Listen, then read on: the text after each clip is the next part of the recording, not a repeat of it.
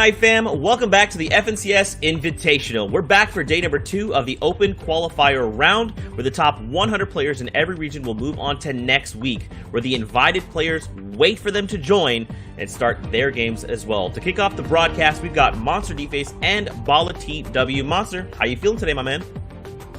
Oh, I'm feeling great. Just got me a fresh cup of coffee. I mean, rehearsals were awesome, so I'm here. I'm fired up. It's game time. Yeah, and if anything, yesterday was an indication of what we're going to see today. It's going to be fire all around, and I can't wait to see how day 2 rolls out. That's right. If yesterday's games were any indication of the games we should expect today, we're in for a treat. Now, for all of you that might be tuning in for the first time today, let's talk through the broadcast and how it's going to be running and what you should expect as a viewer. We'll start with the overall schedule. So it's pretty simple. We're starting in EU today. There's 10 games running today. And keep in mind, everyone at home, this is a fresh start. The points are all reset to 0. MMR, everything is reset to 0. Everyone is starting on a fresh day and hopefully a fresh mindset. We'll be taking a break a little bit later on and rounding out the day with NA East. Now, let's go ahead and talk about the format. It is a little bit different than what you might be used to seeing on typical broadcasts. It is a little bit of an offshoot there from the Cash Cups. Bala, do you maybe want to touch on that? Yeah, it's essentially getting rid of a little bit of thresholds that you might have been used to seeing and expanding how many points you can get for placements all the way down to that 75th place, which a lot of people are kind of thinking in terms of stat games. That might be around where Storm Surge is, but also we're balancing elimination slightly higher here, 4 points per elimination. We saw in EU, in NA East, the ones that we broadcasted, we saw how that impacted the players. People were hungry for those, and Zeke, you said yesterday, like, that extra 4 points makes it so tantalizing to go for. And remember, the points are blanketed out, right? So everyone has an opportunity. This is where the consistency comes into play. And for this weekend's first, I mean, only the points will tell later on when we really get to dissect, like, how good is this format? How, relatable is it for the players? But look at the pricing right here. We have some big numbers. That's right, and keep in mind, this is for all 4 weeks of competition, and we did touch on it yesterday, so we want to do so again. Don't forget, we're trying a new format with added scores across both days of competition.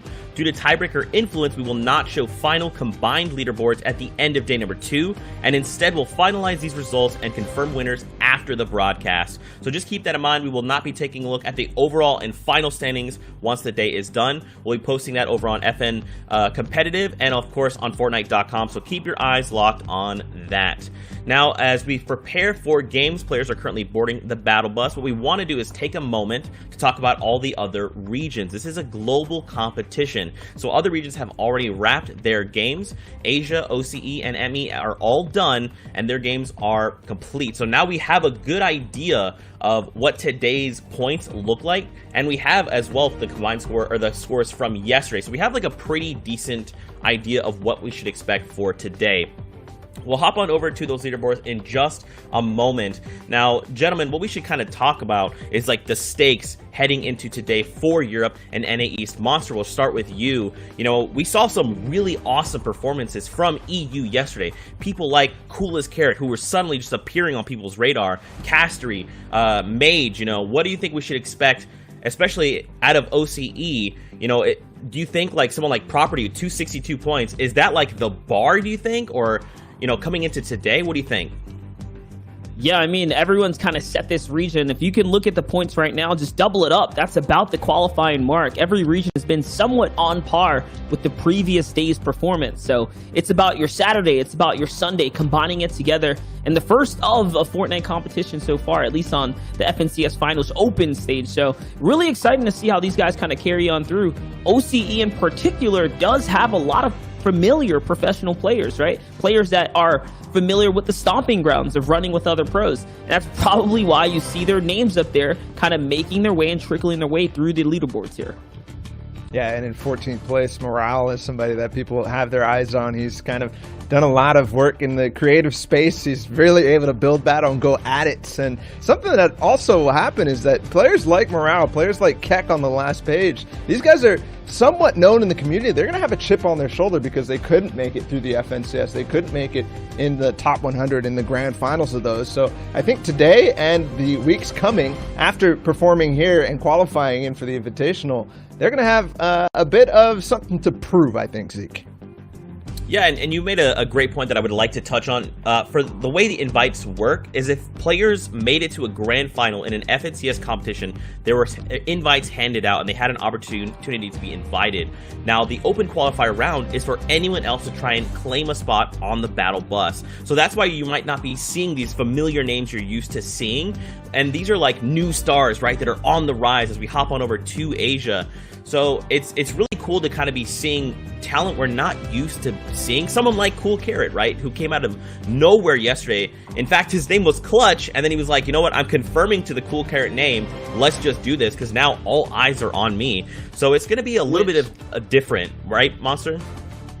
Yeah, I was going to say, which, by the way, I think is a first of its kind. Someone who chose the troll name and then decided to kind of rebrand and just go all out. These are what these breakout performances are all about. This is what the Saturday and Sundays of the Opens are all about. Fortnite always doing their best to give the platform to everyone, the opportunity. And this weekend is a testament to just that. The best players are already kind of, scot-free for next week. This week is about making your name and seeing if you can run with the Wolves. See if you can be a part of that pack for next week.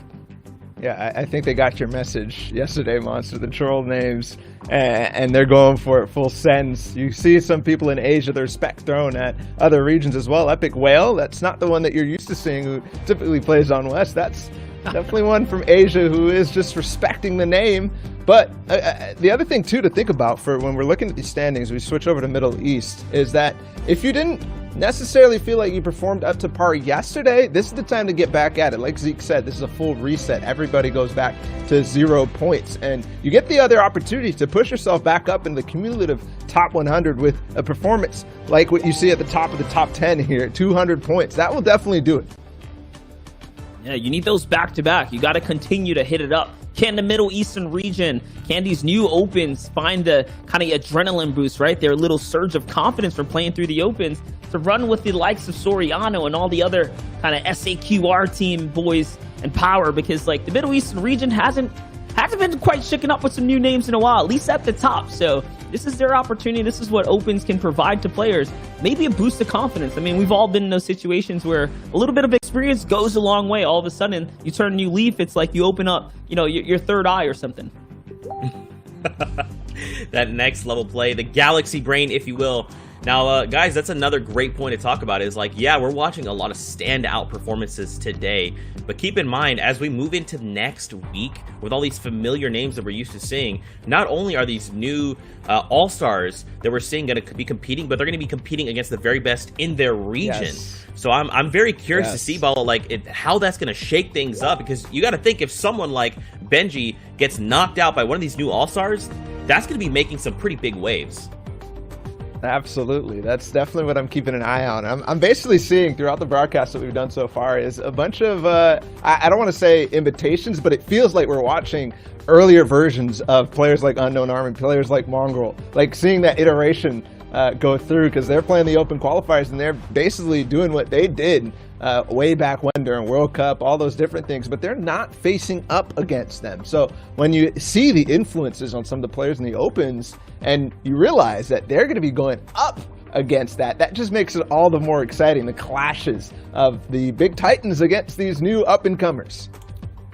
Not only that, that gives me the nostalgic feels of the Twitch vibes, right? TwitchCon vibes back in 2018.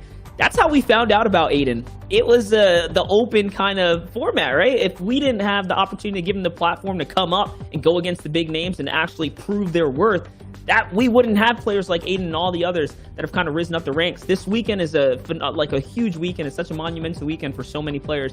I, without a doubt, believe, I believe that we're going to find some new diamonds out there. I sure hope so, man. Now, keep in mind, guys, don't forget to follow FN Competitive over on Twitter for social updates.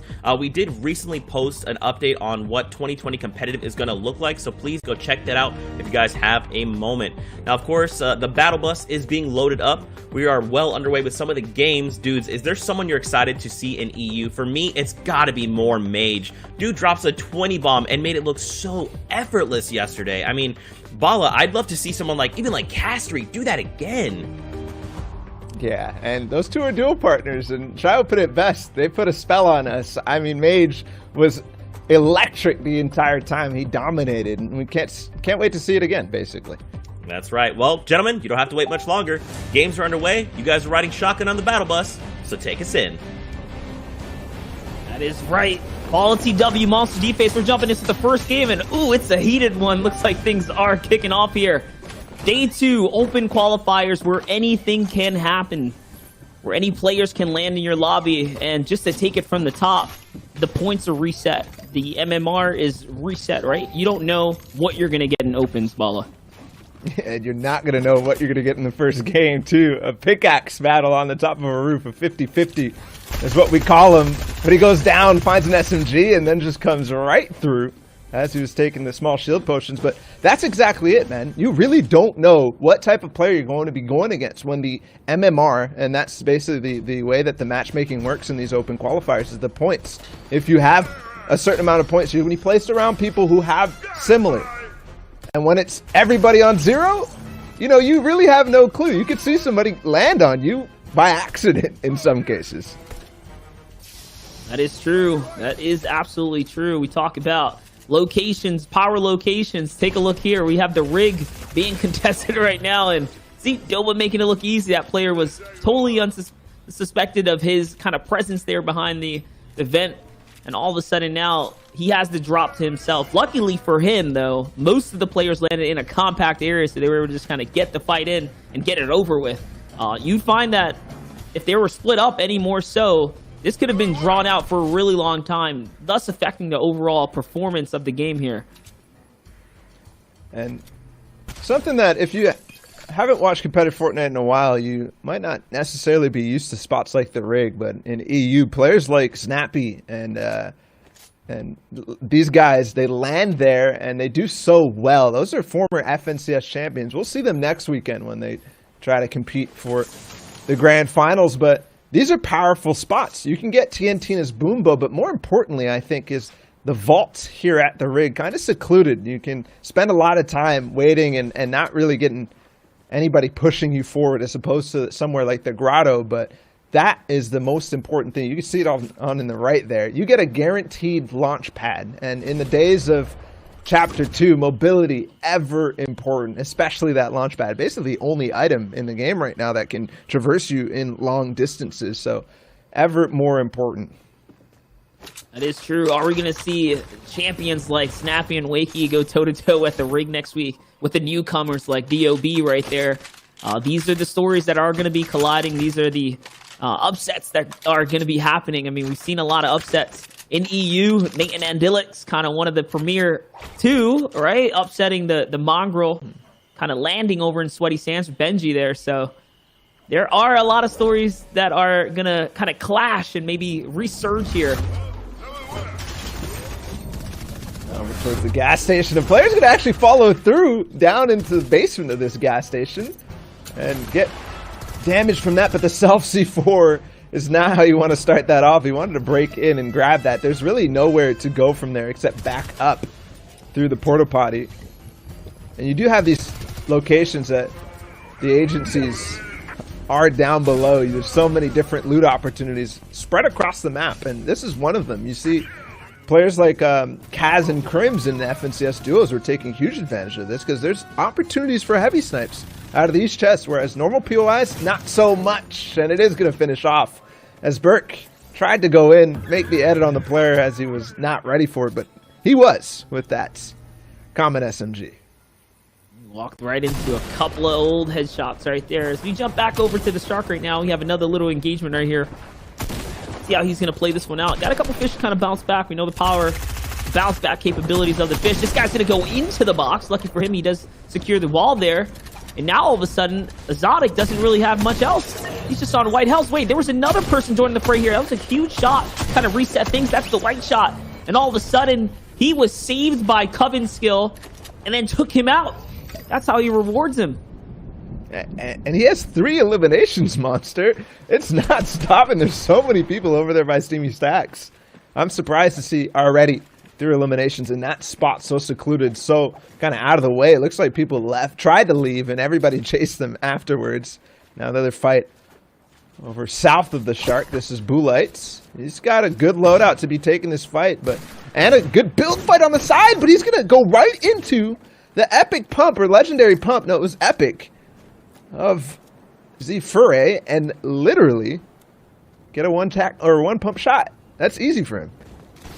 Doesn't matter if you have the grappler going for height. If you get met with a big pump, it's going to hurt. It's going to sting every single time right here. And all of a sudden, Z4A is vibing. He's got the islands to himself right now to bounce back, get his loot together. It's got to be very nice the way to kick off your opens weekend. The grappler, guys, if you didn't know, you can use across the water as well. You can actually hit the seabed. So versatile, so useful. One of the better mythic weapons in solo division. The question today is, will the drum gun be making a huge resurgence? We know we spoke about it all day long yesterday from every region, top to bottom, that we covered here on the main stage. It was a super relevant weapon, to say the least. Yeah, that it was. I mean, how many games did we see where the player with the drum gun not only got tons of eliminations, but also got so many wins, essentially.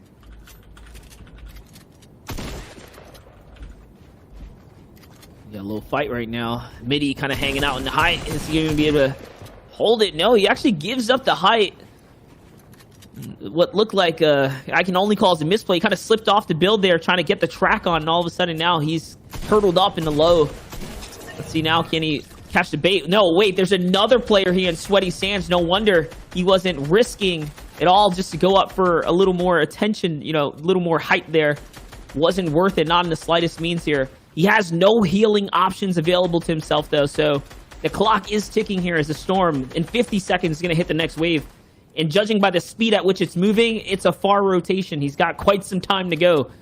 He cannot afford to stick around here for too much longer, Bala. He's got opportunities on the beach.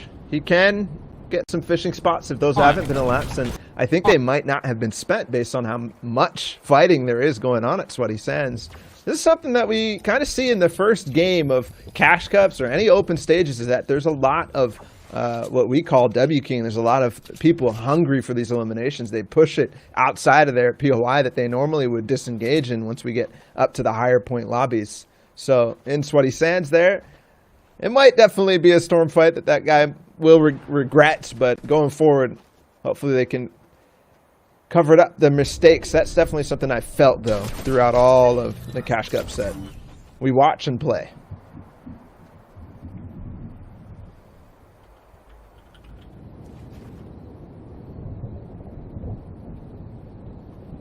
And back over here, it looks like they did go full on to the Storm, waited it all out. I'm wondering if they actually even tried to take the shots at each other, or if this is just kind of a guess that the guys are going to be here. He tries to lurk outs, but Blood Pro up above doesn't even realize. So we'll have to see if they're going to make their escape. I said there's fishing holes. There's definitely spots that they're, you could get the floppers, you can get the small fry, you could get the boat and escape out of Sweaty. I'm expecting those to still be there, but there's always an opportunity for them not to. They're just going to wait it out. This is classic first game of opens. Both of these guys probably thinking to themselves, oh my goodness, why is this guy holding me? But the case is that you guys are both thinking the same thing. One of you has to make the step first. And now looking over towards the lake at Misty Meadows, and Marcinek in a fight.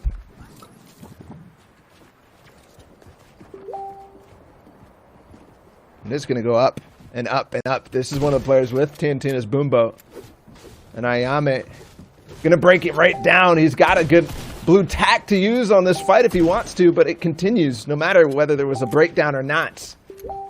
Literally instantly, the other player builds right back up. No opportunity to even tag him.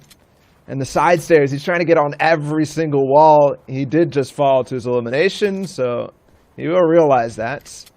And I'm wondering, this Boombo that he has no launch pad, so, and we saw the player at the rig. I'm going to guess that he got the Boombo and left without even opening the vault. That's something that can happen at the rig. Also, one of those POIs where it's pretty much the only place that happens. Blue tack to... And at Risky Reels, as we did lose Monster, don't worry, we'll get him back in a second.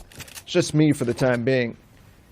Inno, with the 1 elimination, he's in a fight at Risky Reels. He's got a purple pump, but what I'm seeing is no shields. And because of that, he needs to push a fight or possibly go somewhere else where he can find some extra loot.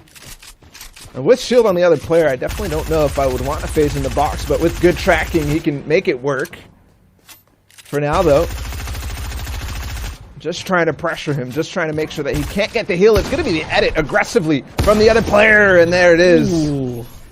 A good shot right there, Bala. And I'm just going to keep a low profile here as things are getting a little bit dodgy on my end. Sorry to kind of trip out there. Regardless of what, though, take a look. Middy's still in the zone here from where we left off over in Sweaty Sands. I can't believe he's still sticking around to fight. I mean, Ring's got some heals, though. This has been going on since before the first zone even closed in on them, and second zone is about to move. I think now, even though I said, like, both of them are probably thinking the same way, I think now it's a grudge match. They're angry at each other, and they're going to go till completion, and it is actually going to be another fall to their elimination. I don't know what we're watching here today, Monster, but open stage is at its finest. I was going to say, Ball, you're watching just that. It's the open stages. You don't know what you're going to get. We're going to definitely get to cast over some interesting moments as the day goes on. But these are the games you still got to appreciate. These are the players you have to appreciate. They'll get it, and they'll see the difference as they make it into next week. But regardless of what, quite interesting nonetheless to have no heals and still prolong the battle for an opening round. Here's Zyfure, who's back with the grappler, the mythic item. Mythic loadouts, the purple pump. See, he's going full on aggro mode right now. Does miss that first pump shotgun. It's going for height now. A little bit of a build off here. Beautiful cones though. A little bit of a retake as well. And all of a sudden, Zyfure has to use the grappler. That's the giveaway. And now he still can't take height though. No, he can't even with the grappler. Sometimes that does not actually give you what you think it could because of the way that people have been build fighting recently in the meta is straight up. And it means that you don't get the opportunities like that, but up to the side and off the build. He gets the grappler shot and a good angle to get the 160 pump and finish that fight off. That's the second time now that we've seen Zyfure in a build fight just like it. And our good friend, Blood Pro, did make it out of zone after all of a said and done, and with 200 HP almost as well. So he's got to be feeling happy about that. Looks like the second zone wasn't too far away. So he wasn't worried about it at all in that case. Oh, he's definitely chilling right now. Lucky for him, he was able to bounce back here. I mean, loot's still decent. He's about halfway through the cap right now. Luckily for him, he does have the metal already maxed out. That's probably the hardest material to gather in the Fortnite world. So finding some brick and some wood along the way shouldn't be too much of a difficult kind of process to handle here. Taking a look over in the distance. Only 30 players, Bala, in this lobby right now. Things are really thinning out. I was thinking of the opportunities that he has on his path out of Sweaty Sands to refarm that wood, refarm that brick, and there's plenty. And with 33 players, like you said, there's not going to be too many people really looking at those spots. I mean, you can see already a couple brick piles that are possible. Zyfure, we know he has that Sky's Assault Rifle and the grappler. And just to ease your minds, guys, Benchy Fishy is definitely already qualified. So you might have seen him on the tower. That's not him. It's an imposter. And Zyfure is going to try to make quick work of him. He goes all the way to the top of the metal base and gets it 100. Oh, what? What? No, not like this. Not like this. You missed the floorboard there. Falls, Bala. You just fell. Monster, you were gone for a little bit, but that is the fourth self-elimination from fall damage that we've watched so far in this game. And now, the imposter Benchy Fishy, not only does he have the fish, but he has Sky's loot too, so maybe he'll put on a real convincing show to prove to us that he actually has what it takes to carry this name. Listen, it looks like players are falling faster than my internet connection here. That's kind of crazy, but now Benchy Fishy's, or the fake Benji here, has the opportunity to go back down, grab all this loot, stack it all up top. He's got the zone in his favor too. Looks like he's chilling right now. An interesting display of skill right now. A little more fall damage there to kind of ice it on the cake there. That grappler, I mean, it's a dangerous weapon. It's a dangerous tool, to say the least. And how did this happen? Exotic, who we saw in Risky Reels earlier in the game, with basically nothing, Now he has 5 eliminations. He has Brutus's minigun. He has a bunch of good loadouts and 6 minis, which I was talking about earlier was what he was lacking. He had no heals available, but now he's fine. Just 1 elimination will get that for you, and we saw him do that out of Risky Reels, but also adding to his kits, that Brutus minigun. I'm wondering, Monster, if you feel that that weapon really has an impact on solo play like it did in duos. I think it could. I think the display of performance in the last day and a half, right? We haven't quite seen it in solos, not at least from the games we've highlighted. It's been more about the drum gun, but I still wholeheartedly believe that the minigun is still devastatingly good, especially when it comes down to end games. You know how, you know, performance and other factors can start all of a sudden impacting the way the high fire rate weapons can put that pressure down. So I think the minigun is still grossly underrated in solos. You know what I can't wait is for Mitro to get his hands on miniguns. You remember back in the days of the pop-up cups, the man 1 versus 1 using a minigun. It's going to be a heavy snipe dive into the box, and he will get the elim. Going back on that though, Mitro was a machine. He was surgical with the thing. Just that good. It's the pressure applier. It's the mat burner. Give it a lot of nicknames if I wanted to. It's just a good weapon all around, well-rounded. Good old Trusty there.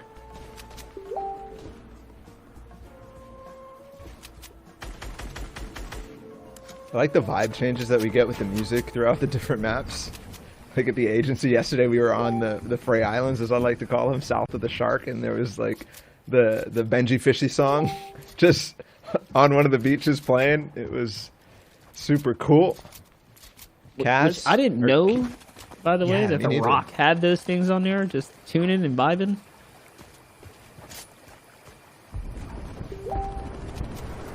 This could be a fight that breaks out between Ion and Kiki. He's going to opt to switch his position and get a full box up, but I'm wondering if that actually bought him anything, because I can't see the zone right now, but I'm going to guess that fit zone has not been revealed. And being in the south corner, where is it going to pull down all the way to the southwest? And there's only 4 players, excuse me, in that. And there's some cases where it pulls to a completely empty location. This is an easy snipe. No, he moves at the last second. And that's the cue for Ion to drop in the box. That's a sign of somebody who's paying close attention to his surroundings. And maybe a reason for him moving above him. Knowing that, okay, if this guy opens up, if he makes an edit, if he takes a snipe shot, that's going to mean that he's not paying attention to the opportunity that I have to dive in on top of you with no cone. That's a free elim for Ion. What a good call, good patience there, like you said, especially with the heavy sniper, one of these slower weapons to swap out from because of the, you know, that slow pullout time. So to have the heavy and time that was really nicely done here. Here's Exotic trying to get his rotation on. He does have that minigun. Last we were just on him, he had 900 ammo. Now he has 600, so looks like he's making it rain just a little bit. A little 300, something light for someone here. And oh yeah, he's in the groove right now. Sometimes, you know, you have a weapon in your loadout, you just forget about it, and then you start using it again. And you're like, oh yeah, I did have an RPG. Oh yeah, I did have a minigun. It seems like he's in tune with his loadout right now. All the time. That's the multitasking ability that you kind of do need, is to know and remember that you have the tools in your inventory to work. How many times have you played a game and you're in endgame, you're like, man, I really need to rotate, and you forget that you have a launch pad, and because of that, you get focused by the entire lobby. It looks like he's getting really close to getting just that, focused by the entire lobby, especially now taking a box fight on the edge of zone. That's the cue for people to be spamming him, but he's barely in. All he needs to do is tunnel forward. There's another player, he might take shots. I think the best thing to do right now would just be to edge your way in, box up in metal, and wait until there's an opportunity that really presents itself, because if you try to box fight on the edge and you start getting sprayed, it becomes so difficult to actually get in. This is a 20-man moving zone ball. Pay close attention to that zone. It is favoring him, so there's no need for him to get kind of over-ambitious to push that player right there. He's kind of chilling right here. He's got about 500 material. Not too bad. Things could be so much worse. Let's see, as he's looking for pop shots, looking for opportunity right now. This is cutting directly over the water. He's one of the few players right now that actually has a landmass to work with. And if he takes advantage of that, he should be A-okay. Now going back to recycle the builds. Beautiful for him. But these other players are not going to be so lucky. Hence the minigun choke point right there. He's now going back into good rotates. himself up a little layer right now. He's A-okay. He is in front of the zone. He is slowly but surely running out of material. No more hard mats for Mbala. And you mentioned the fact that he had the old builds, his old path to use to get in. Ooh, nice minigun spray to get a little damage, and that should pressure this player up and off, or give him the opportunity if he wants to get in that box. But now that there's another player also making a play on the same position, I think it might be more wise to just get up and in. Look at this, 2 builds now, he's gone. He has to go in the water. There's nothing for him to connect to. Nobody looking though, he's actually gonna get all the way back. And I can't believe this, he's hiding underneath. Oh, turns around. And that's Ayame from earlier. Another elimination added to the tally of Exotic, who's got 7. Players all around him right now. You heard the heavy sniper. He's doing such a good job. The only player in the water right now. Can he get another one? He needs this so bad, and it is just enough to keep him in the game right now. Exotic somehow, some way finding it, making all the puzzles pieces connect here right now as the full image is coming to life right now. There's another player nearby. The minigun's gonna rip that player apart. He doesn't have an opportunity right now to grab the actual loot. So even at 9 eliminations, I mean, can he continue to find one? No. But still, it's going to be a great game as he breaks into top 5. And you said it, he didn't have an opportunity to find the loot. That looks like what most people in this lobby right now is. We're in 8th zone, and it's going to be a 1v1v1. 3 players left. Yaz on high ground. Pyko goes down in the final seconds.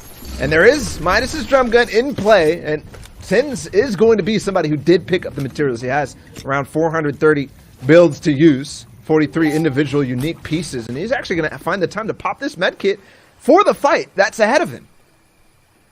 This never happens. You almost rarely see someone pop a med kit in the final zone, especially when we're approaching zone 9 on the moving. 10 full seconds. That's the difference in solo comp, though. A little bit of a lighter lobby right now. Every layer owned and controlled by one player or the other. Yaz has no material on height.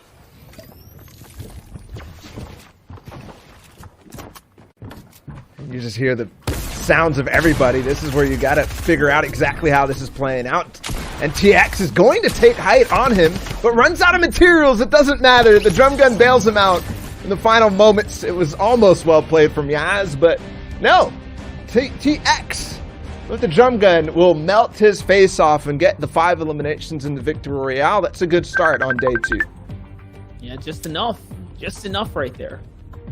Yeah, absolutely, gentlemen. That's interesting that we also had that agency finish, so him being able to land there at agency, just bide his time, let players come to him. He only ended the game with 5 eliminations, but don't forget, 4 points per, so that's already 20 points just from eliminations, another 33 from placement. You like to see it, especially as potentially their first game of the day.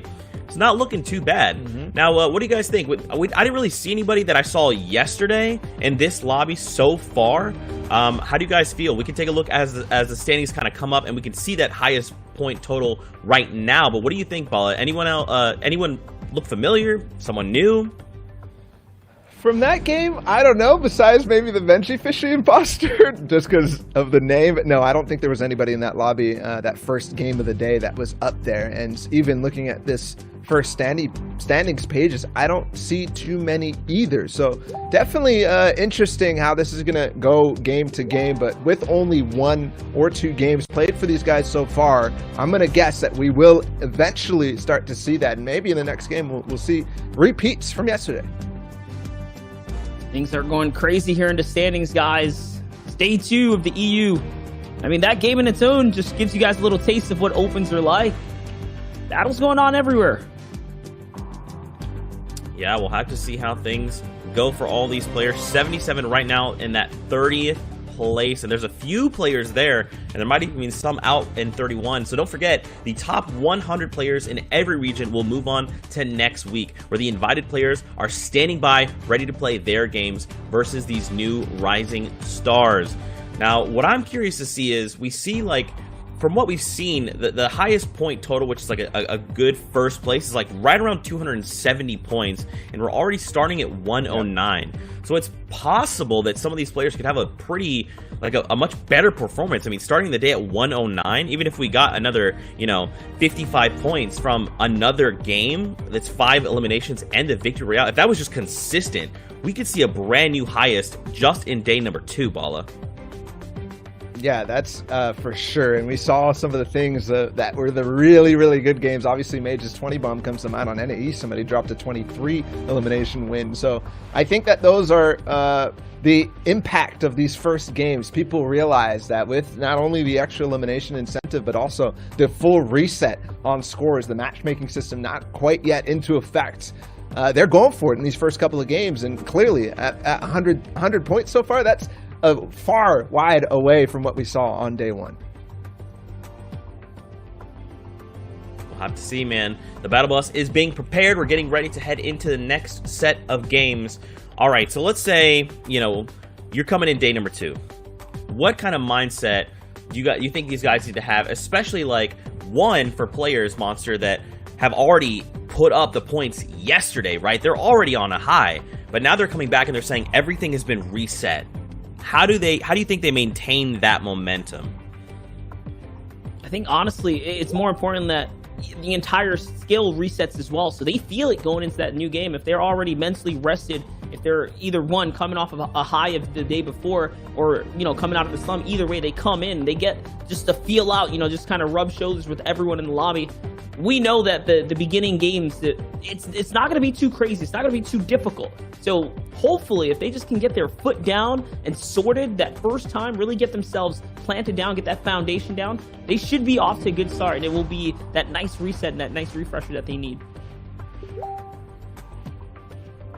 That's right, man. And obviously later on, as we kind of move through the day, we'll start to see these like higher end lobbies, right? Because as these guys are racking up points, they're going to be starting to be paired together. So 109 right now could go up and say like 150. And at that point, we're seeing a bunch of other players that are right around that general point pool. And that's when we're going to start to see things heat up pretty drastically. You know, I'm hoping to see more of people just pushing boxes with Midas's drum gun, more performances like that, you know. But with that, gentlemen, I'm here getting word. The battle bus is ready and launched. So if you guys want, take us into game. All right, we are jumping into the next game here. Day 2 of the open qualifiers. And just to touch on it, EU has the biggest player pool, right? So the points in general will all be up there, hence more players to kind of go toe-to-toe with one another. So I think that the EU lobbies, the EU opens, are probably more in line with, you know, stiffer competition just off of the player pool size. And another early game fight at one of these spots that there's not much here. There's literally, I think, 2 chests available in this vicinity. When you land off a spawn, and another guy coming up as well over top of the mountain. Good thing that Lazzy has a little bit of builds that he can actually get up and high above, but that gives the opportunity for the player down below to actually get the siphon loot, the materials from the elim that he just got. So Lazzy has to make do with what he has. 6 builds total. And he's going to get into this. He can't build a wall on the other side, so he just has to use the stair, and this might be easy damage if he continues to spray through, but there it is. He moves up to the side and gets away from that trouble spot. Ooh, and that was a white tag right there. I mean, he doesn't have a lot of ammunition. He has just enough to make this elim happen, and it is going to connect there, the headshot that he so desperately needed, especially after getting tagged right there. Close call for him. Having someone jump on the siphon rewards is definitely scary, because 150 mats suddenly get generated out of thin air.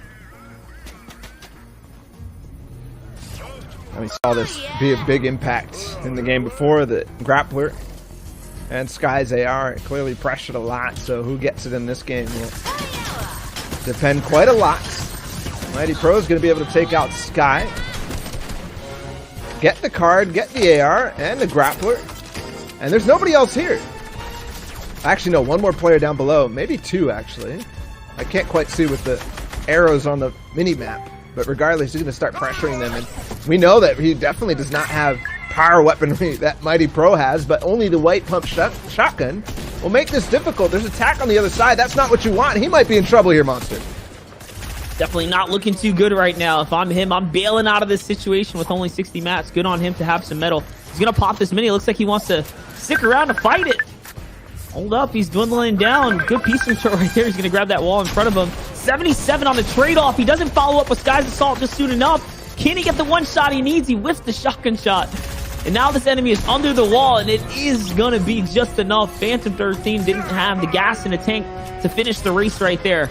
And Mighty Pro wins. even with a gray pump.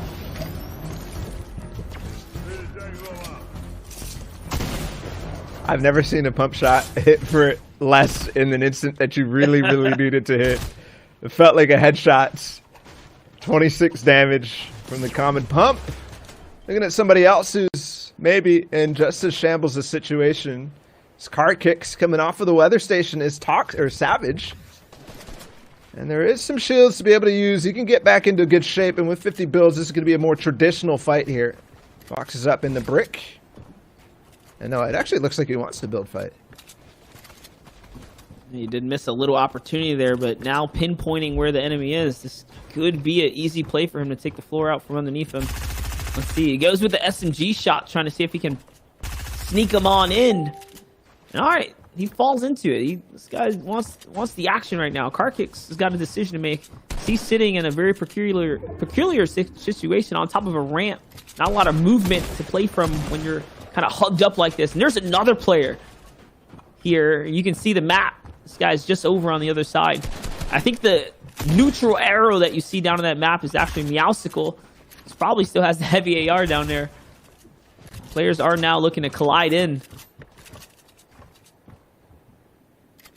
See, there's eyes on every which corner right now. It's so funny, these fights that clearly people are like getting into, and then they're like, wait a second, you actually can build just as well as me. Now I don't know what to do. I'm gonna get in my box and twiddle my fingers. He's right above him, trying to take that cone, but Car Kicks holds on. No, actually, he didn't even bring out that build piece. I'm surprised to see him not editing that cone above and getting in. At least trying to get the floor piece. Gonna randomly blow up the C4. Distraction tactic, maybe? Just grasping at straws here, trying to see if his problems would just fade away. But no, there it is. All right, finally makes the edit. He's gonna hit for 71, not too bad. Still looking for those low ground peaks right now. The cone is gonna stop him dead in his tracks, though. Let's see, is that enough of a hit for him to gain the confidence? It is, and he finds an opportunity right there. That was actually a white tag. That's what he needs right now to say, let's get in the box here. The side wall wasn't open, though, and oh my gosh. Savage is toxic, drops the ball right there. All of a sudden, Car Kicks. He's got just enough time to run away from the zone here. I swear, I thought he was about to fall off and take a bunch of ball damage. It was so close. Ooh, Tabs. Okay, this is interesting. The player comes flying through with the grappler. Tabs hears it, sees him coming, and goes for it. He knows, hey, if I can win this fight, and I have the good kit to actually do it, just because he has Sky's AR, it doesn't mean he has an epic pump shotgun. And he's going to try to make this work, and for good reason. This is a massive reward. Nice cone on the backside as he edits the wall. Now the player's kind of jumping back and forth, not really sure what to do, but did get the stairs in over Tabs. A good reaction makes it so that Tabs has to drop down and does take the wall again. But no follow-up. Tabs has room to breathe and room to really find this one pump shot that he needs. I like this play right here. That was a huge shot as well, by the way. Connected for just over 100, I believe. That shotgun right now. Can he get the rest? Can he get what he needs here? He's in the cone. He's on the low ground. Yup, the body shot, the 72. That finishes up. And now all of a sudden, he's back in the game right here. The mythical loadout. And floppers to go, too. What a huge come up for Tabs. End zone. Plenty of time to really decide what he wants to do going forward. Sweaty Sands is here. And like we saw in the last game, the drum gun coming into effect at the last second because he didn't really have to move from the agency the entire time. It was a full ending there. But I think Tabs wants more. I think Tabs is spotting people who are coming from places that might have a lot less loot, especially now that he has Sky's loadout too. He can start to pressure these people who really don't have a say. They don't have an epic pump, they don't have anything like that, because coming off the castle, which is where this guy's coming from, they won't actually be able to do it. But as I say that, he actually does have a good pump. He has the opportunity love to the make double something. cone too. Yeah, he's fast with it. Double cone on the side, quickly edits both, realizes he's not in that box that he has full control of, and goes again for another wall. Really just controlled the entire pace of that battle right there. I mean, he was confident to fight just with the pump in its own. Now having these mythic weapons, I think there's no looking back. We're probably going to see a full-on aggro plays here. He's just kind of moving back and forth. He has all the movement at his disposal now. Just enough medium bullets as well to carry him all the way through to the end game. He's chilling right now. He's got the beach. He's got all the control in the world here of this entire Sweaty Sands location now. Just take a look at how fast he's able to traverse back and forth. Remember, he left floppers back here. He's probably doing a little recap and reset to cap off what he used material-wise in that last battle. He's in the game. He's going to be someone to keep an eye out. It's going to be Tabs. Not too far away is this player right here, Jekko. I'm not going to try on the rest of it. He is not. He's all the way west of Holly Hedges by himself. Look at how much time he has. 150 builds. He's maxed out on materials. He's got 2 floppers, a couple of shields, but only one in each, both the small shield and the big pot. That's indicative of maybe a mistake breaking out from that. Back to Tabs, though. And he's already on the wall, 138 to start things off. He gets in. That player tried to add it down, but Tabs is too quick. He's got all the control that he needs and takes out another quick one. More options, more loot, more to do here. Now, he's going full offense right here. He drops the 3 big pots, takes the heavy sniper. One more reason for him to be able to get in someone's box. If anything, that is the perfect weapon that you can find to really round out the aggressive loadout. He's grappling on over to the next 1x1 now. He sees the brick just being freshly built. The fact that this player hasn't peeked from the top, it's probably going to be the easy indicator that there's no one up there. And check it. Easy read. He jumps down another layer. He knows he's on it. Gets the floor first and the cone. And now this player knows that he's in deep trouble here. Tabs jumps in the box. It's too quick. He's too clean. Too smooth with the edits right now. The mind games. Take a look at the edit right there. Again, goes for the sidewall. It's a drum gun player. Can he complete the mythic loadout right now? The grappler to the height. Doesn't pause. He's not waiting. Not in the slightest bit. Love the cone play right there. He's going to get stung. He is going to win the shot, though. Careful. And now he has to pause here. Careful, Tabs. He's getting a little too aggressive with the third party now in tow as well. He dropped that big pot from earlier. He's going to continue to get on that wall, and every time he does take it first, he's going to clean it up. But there's an opportunity now, a timing window, before Tabs can get this big pot off for this player to drop in and get in this box. Finish the fight before he can heal. That is what he's going to try to do, but he did pick up the big pot, so now 5 seconds. This is the window. It's going to close. Ooze is not fast enough on taking the top. And because of that, Tabs can even respond to what Uzi was going to do. And I think this might be now ill-advised for Uzi to really get into, knowing what we know about what this fight was. The drum gun, the grappler, every basically best solo mythic weapon is in this. And yes, it is, again, something that you want to push for, but at what risk? Maybe it's only a second game. Maybe he doesn't care, though. This one is, how do you choose? How do you really choose what to pick up right here? He lands another stinger of a shot, and that's going to be another little 30-piece right there, giving him all the more advantage in this fight. The ramp is already set up for the ramp boost. Tabs is looking like he's going to set something up right here. He's got that right camera angle. He's playing it so well. Take a look at Uzi's perspective now, as he is the one on defense right here. The grappler comes out the height, and that's not his wall either.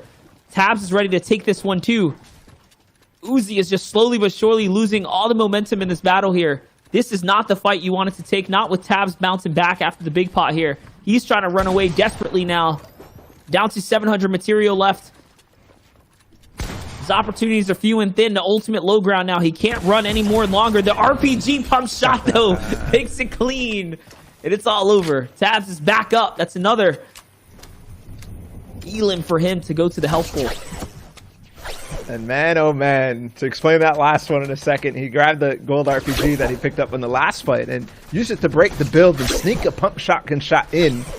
Wow, basically you have no way to know exactly where the shot is going to come from, which side. He tries it again. It doesn't work that time, but it does get him right in the box. Another 100. Tabs doesn't stop. It's not a drum gun. It's a mythic AR, and it still works just the same way. Get in the box and finish off the fight. That's 7 now for Tabs. He's just control firing. Tap, tap, breaks the ramp, but waits for just enough time for him to get through it, get through the phase. When he knows he's in front, the tracking was too easy. He hears the bush. He's a reactive shot right there. It's the 100. Beautiful hold right there. Look at how he took all the walls as well. Oh my gosh, Tabs a cut above the rest here. He knows all the tricks, Monster. He's been watching your videos, man. He knows all the tricks and tips, the RPG uses. I mean, that was another clinical one that you could do with the RPG. Shoot it on the side and then hold your turbo build on where you want to take the ball. Take it and get in. Grab everything in combination with that. Tabs. Showing how to use the RPG to great effect when you're W King just like this. If I could rely on Twitch chat now to tell me who Tab's duo was during the other weekend qualifiers. I know he's a competitive veteran, but it just slips my mind right now. My gosh, he's just going in here. Another pump shot is just clearly above the cut of the lobby right now. This stat one doesn't matter. The 37s that are connect in succession. There was 4 in a row. The fire rate too fast to respond to. You can't go toe to toe with it. It's about as bad as going against the drum gun out in the open. He's got the momentum here. How many is he going to end on, man? 24 elims. I mean, sorry, 24 players left, 9 elims. That's an opportunity for a lot more, and when you do things like this, start off the fight with a nice tag. It's actually going to slow down as the third party comes in over the side. He's going to spray this, but that player escapes, and now there's a lot of people in this vicinity. I wonder if he's actually going to be able to get away with some of the stuff that he has been, because he hasn't been fully box fighting. He hasn't been protecting himself all the time. It's mostly been quick fights where he doesn't have to worry about that, but now he does because there's 4 people looking straight at this. It's only getting more and more risky to do this kind of stuff that he's doing, but it doesn't matter if he ends it that quick.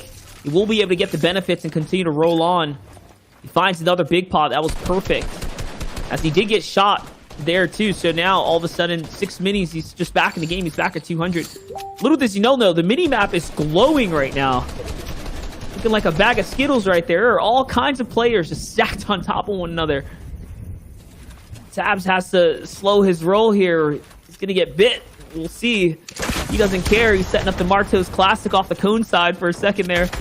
Let's see what he's gonna do. Great cone again. 50 shot. That's a white, and just enough to finish up. Smooth with it. Now 11, and I'm sure he's collected a number of launch pads if he needs to use them later on. I see 7. It's, yeah, possibly 7. I can't quite see with the quality of my feed, but I don't always trust that number either. Maybe it is trustworthy right now. Regardless, he definitely has enough elimination to make it 7. And again, starting things off strong. Almost gets the wall there, but the elevation makes it difficult for him to actually grab that. He's going to go on the side with another player spraying. It might be an easy wall take. He doesn't even care about the wall take. He's just going to get in with this guy's AR because he knew he was low. How he started that whole thing off was a couple of tags. Now up to 12, and I'm pretty sure he's gotten every elim in the past 5 of this entire lobby. We switch over to a different side. There's car kicks that we saw earlier. Jekko as well, who was running by himself, has basically improved his loadout a little bit with some extra small shield potions. Car kicks goes down to K Pasa. And look at this. Everybody hiding in Sweaty Sands who was using the houses, using the hotel, using the parking garage to block off is now in a little trouble as they wait till zone line to move. And because of that, that means everybody in is going to be looking back, but seeing what I'm seeing right now, it looks like they all got free passes in. Just looking at Jekko here, it looks like he's playing a totally different game. He's going to get eaten alive by Raphael's ammunition right there. He's out the game, out of the running. Let's take a look at what's left in the lobby here. Off in the distance, your star Tabs on height right now. Once again, he has the grappler, so he can set up and prop up on top of any player that he chooses. He has enough launch pads as well to cut across the field any given time. Fall-off damage there from the mythic weapon. Still pretty respectable. 24 each tap. Basically the equivalent of getting hit for a mini shield there. So let's see now. Someone heavy snipes in his direction and wasn't successful, though. And I love it. He's going to set up on another base here. He's eating away at his material, though. That was a little too soon on that move right there. I was thinking the same thing, but I think at the same time, he doesn't really care because you know what he's going to keep doing. He's going to keep trying to get into boxes. He's going to keep pressuring just like this. Tries to sneak the RPG in again. It's reminding me of Aspect, the way that he's using this time and time after each other.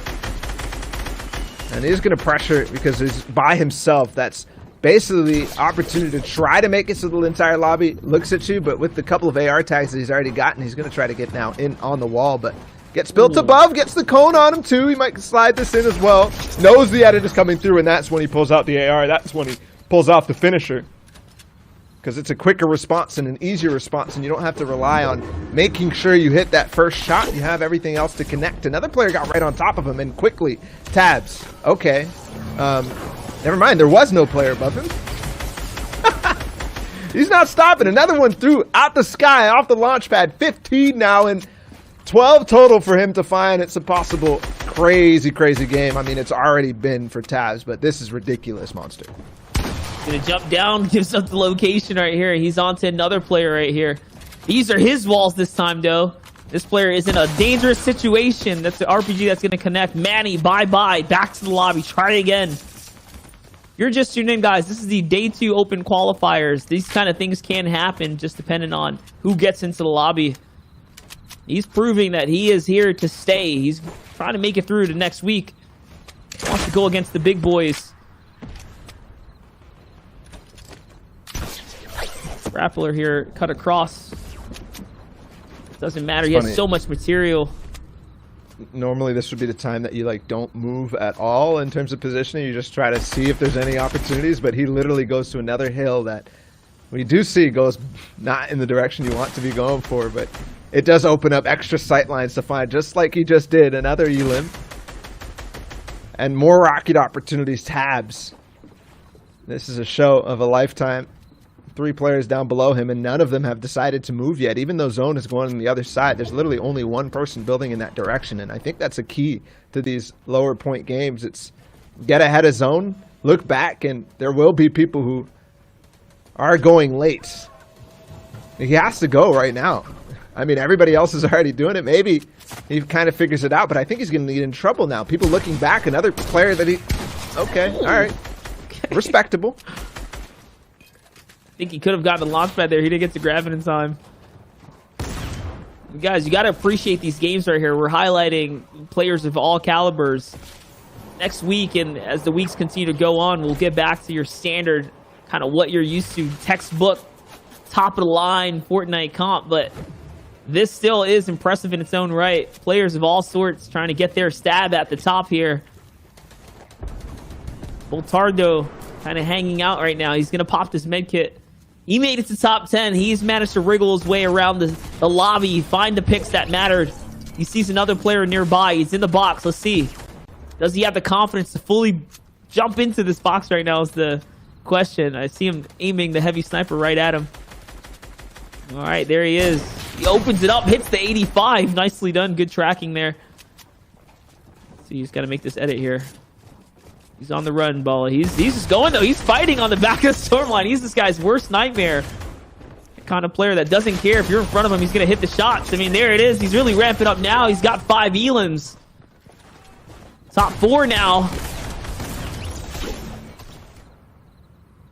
Tabs is going to be on the mid ground. Somebody did take it from him, but instantly responds back, and it's been quiet in the last couple of zones here for Tabs. Oh my goodness, that rocket was so close, but he makes it work regardless. There's pieces to connect. That rocket just knocks him down, and only a brief setback for Tabs as he looks to end this game in the 8th zone. Another RPG pushed through.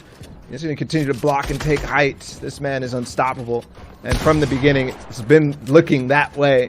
With the zone now moving, makes it difficult for anybody to really fight back because they have to continue forward and get away. Another pump shot. Rocket try it. Doesn't connect. Gives more space, and Tabs is looking for 19 plus the win right now, looking to break 100 in one game.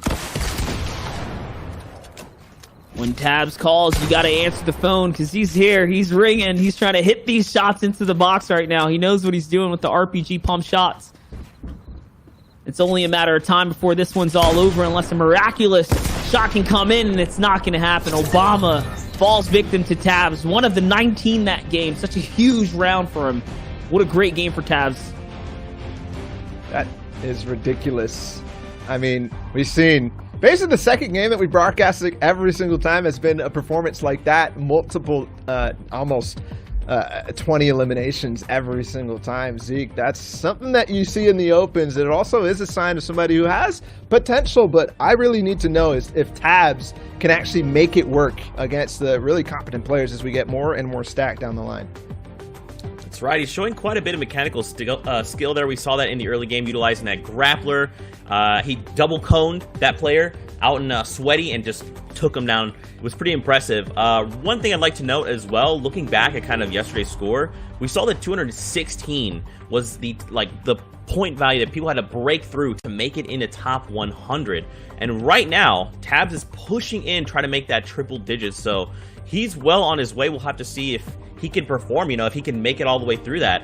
Do you guys think, Monster, that performance was pretty telling? Do you think maybe that was just that initial first few games? Because this does tend to happen, The first few games for some players are just outstanding, and then they kind of slow down as they make it into those higher top point value lobbies. Yeah, I think he's found his spark. I think he's on fire. I think he's well past the proving point here. If that game right there in its own was a telling of what his yesterday was like, I'm sure we'll be seeing him next week. But these games, these stomp outs are not what we're going to see as the weeks continue to go on. So that's why I emphasize, really appreciate the fun kind of lightheartedness of these weekends. These are things that don't get kind of showcased and highlighted too often. So, I mean, you got to appreciate it. Next week, and as things kind of go on, it's going to really ramp up. That's right. Well, Fortnite fam, we are going to go to a break. When we return, we'll have more games from the FNCS Invitational. Stay tuned. We'll see you guys after this.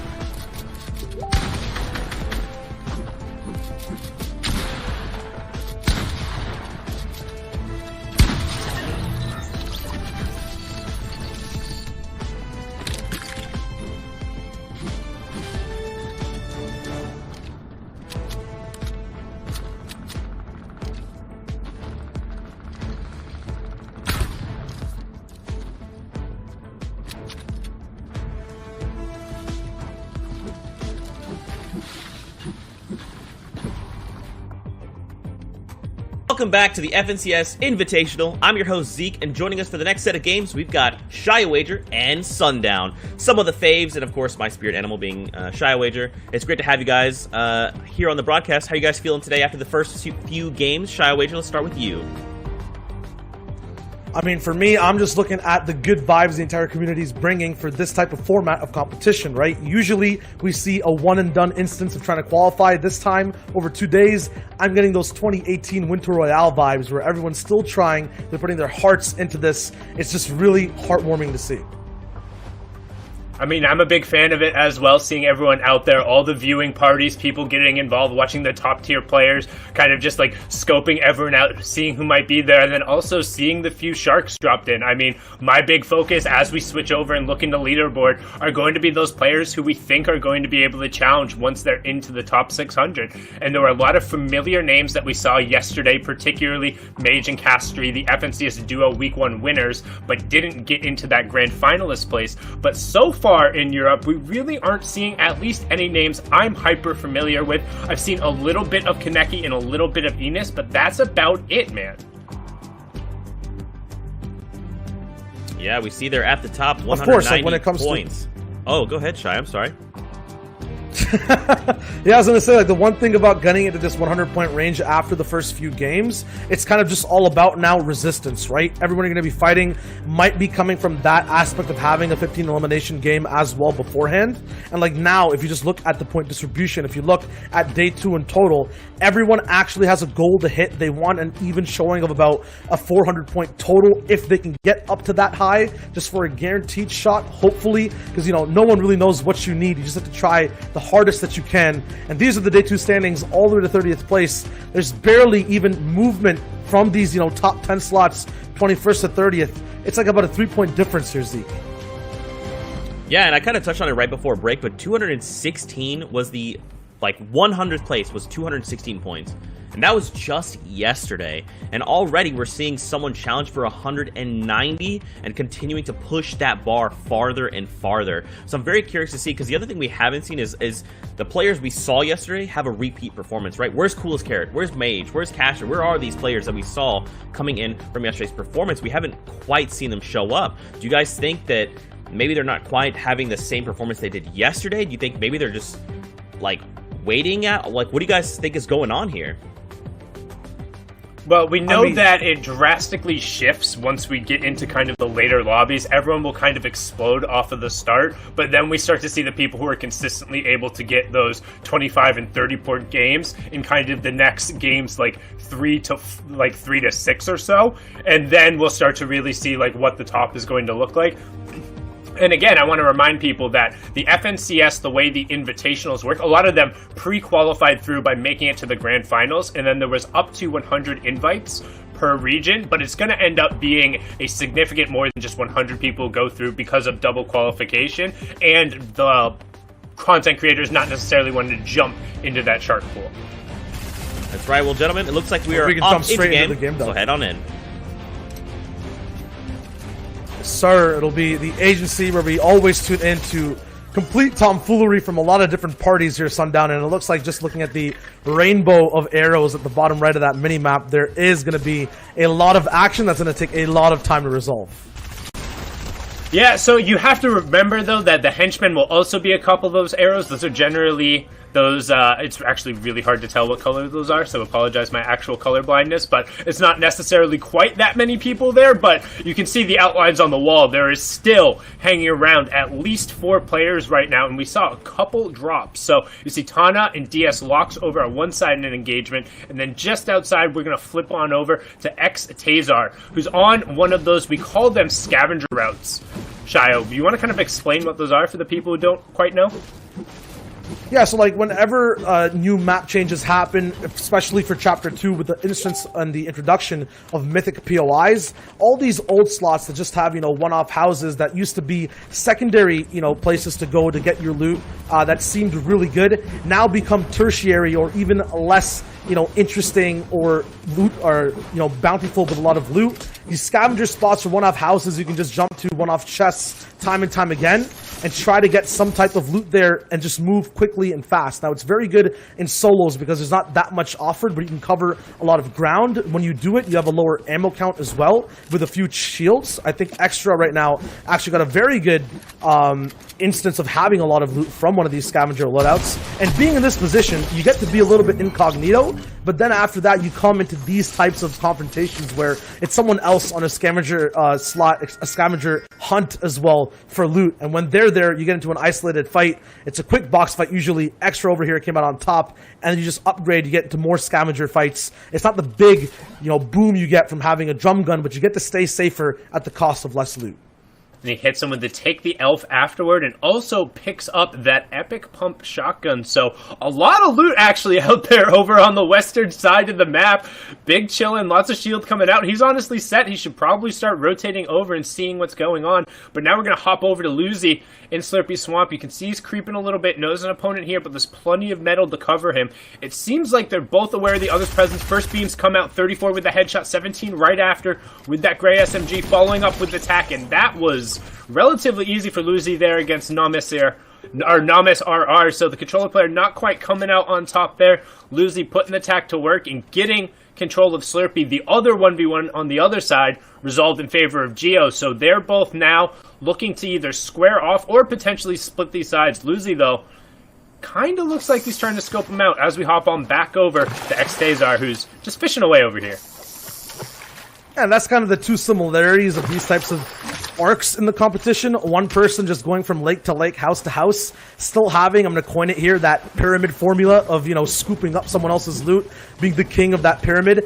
In Slurpy as well, we had two base structures of one-on-one fights, then get elevated to another layer of that pyramid, then someone will be on top of that. Then suddenly, these two bases of a scavenger loadout versus a POI loadout come together, and we have another king of that pyramid. So these types of fights, these types of correlations and relationships will go on through the entire match, and you'll see the effects of it, because although Extra has really good loot right now, that Slurpy team, or the Slurpy solos that are fighting against each other, they're going to have this loot faster and then get to move out faster as well, covering a little bit more of that map at the cost of kind of, getting into a few more fights. Yeah, and to be fair, that's kind of the aspect of what Battle Royale is. You try and get as many resources as you can, and then you fight off against another opponent, and then you end up in a situation where the loadouts come together because one of the players gets eliminated. However, I will say Xtazar, for an outside the map, he's gotten pretty much everything he wanted. He had the 3 big pots, the 4 minis, as we pop on over here to Pirka Kiriachi 32. Little shout out to Kiriachi himself, one of the stronger Russian players who's done incredibly well. Of course, already qualified into the grand finals. We've seen Pirka been playing pretty well so far today, though. And he's going to look for a fight here, possibly a third party, but this is one of the effects of fighting in a POI like Retail Row, a point of interest, a place that everyone knows loot is going to be. You'll have these big fights break out, people trying to hold their ground, and even if you are careful spectating from the outside, you can have people in the fight slow down, look right back at you. Now Pirka will look back at the own person right next to him, try to get that quick elimination down, then move on afterwards. But it's all about time in the early game. You spend a little bit too much, and then it's over, but I think this man right here will have just enough to move out, but there are fights breaking out all around the island. Yeah, so everyone just is actually getting the time to take their isolated 1v1s. Good job on Pirka to take advantage of that low opponent there. And Hansel got pushed. Fighting around that tree kind of gave him an initial advantage, but nope, here comes the third party again. You can see in that bottom right-hand corner, 3 of those arrows converging with the 4th coming in. Takiso gets picked up. That was the original 1v1. Hansel picks up Pirka as he tries to collapse in on that, and now he's going to be the king of all of that loot, but he needs to quickly apply the shields because another player is closing in quickly, and I have no idea what name that is, so I am not even going to remotely attempt. I was going to say it's the Dynamo skin. Yeah, Dynamo's rocking in. We have coined this person a new name here. So, little Dynamo girl is going to be looking for this fight. And once again, when it comes to that early game, just mentioned it a little bit before, you want to make sure you're going to be efficient with that time. Every shot you take, every wall you try to replace, there's got to be something you get out of it. A little bit of damage, a little bit of positioning, some pressure. And right now, this Dynamo skin is dropping just that. But Hansel's there to kind of relieve it just a little bit. Now both players are going to have to shield up once again. This fight's not over at all, Sundown. And just lots of long early game engagements, lots of people going down, only 39 left in the lobby, so plenty of placement points have been going over. Again, we talk about it, it's top 75 and then top 50, and then it goes down into increments of 10 until it gets into kind of an exponentially higher rate at the top end. So you want to play as much as you can for top 5, but even just staying on the island this long is going to net you a certain amount of points. However, a lot of people right now, they're just getting really thirsty for the eliminations, and it's allowing some people to really capitalize and push farther up the board, but also some players who are consistent are probably going to be able to qualify into that top 600 just by waiting out the bloodthirstiness of everyone else. Yeah, but we saw yesterday that even if you end up waiting out, you just get a win with maybe 3 eliminations. It's never enough. So everyone's trying to emulate and replicate this formula of trying to get into boxes, trying to finish fights time and time again. That being said, people are starting to learn defense, just like Hansel here, to counteract that playstyle. So they can wait in the shadows, then still take these fights, be involved in getting eliminations all the way to the top. Maybe not being hunted, or not being the hunter, but waiting to get hunted and then clapping back. Right now, Maestro might be in that type of situation as well. Luz is going for it right now, but now a third party is in the way as well. Central map, not in zone yet, so this fight can't last forever. But if it does, they're not too far. I'm going to challenge you on the fact that placements aren't just enough, because I do a lot of like going through, watching VODs, looking at the Fortnite competitive Reddit. One player brought it up today as that fight ends up resolving in Luz's favor. That Ace PGH was 101st in NA East yesterday, which roughly in NA East, we know there are double qualifiers in the number of invites. There's going to be, I would say, top 200 in every, I don't want to say every region, but the major regions is pretty much going to get you in, qualified between the two, just based off of the double qualifiers and number of invited players. But Ace PGH had the least amount of kills in the top 200. He had a combined total of 14 kills over his 9 games. However, his placements, 15th, 1st, 6th, 87th and 100th, where he gets no points during either of those, and then 9th, 6th, and 2nd. So was able to get to 202 points with only 14, which is then 64 of your points, 54 of your points coming from elimination, so like a 75% placement threshold. And if he is able to repeat a similar placement-based performance tomorrow, then he's going to be playing in that top 600 group. So I wouldn't say it's necessarily not enough, but I would agree that it's not enough to get you up to the top, as we saw from Coolest Carrot yesterday, who was, I think, 200-something elimination-based points. And it was like almost a 2/3, 1/3 split there. I mean, I'll accept the challenge, especially if you mention the name Ace PGH, because I've actually been tuned in to his performance over time, as well as, you know, getting a few VOD reviews done exactly of how he used to play way back in the early days.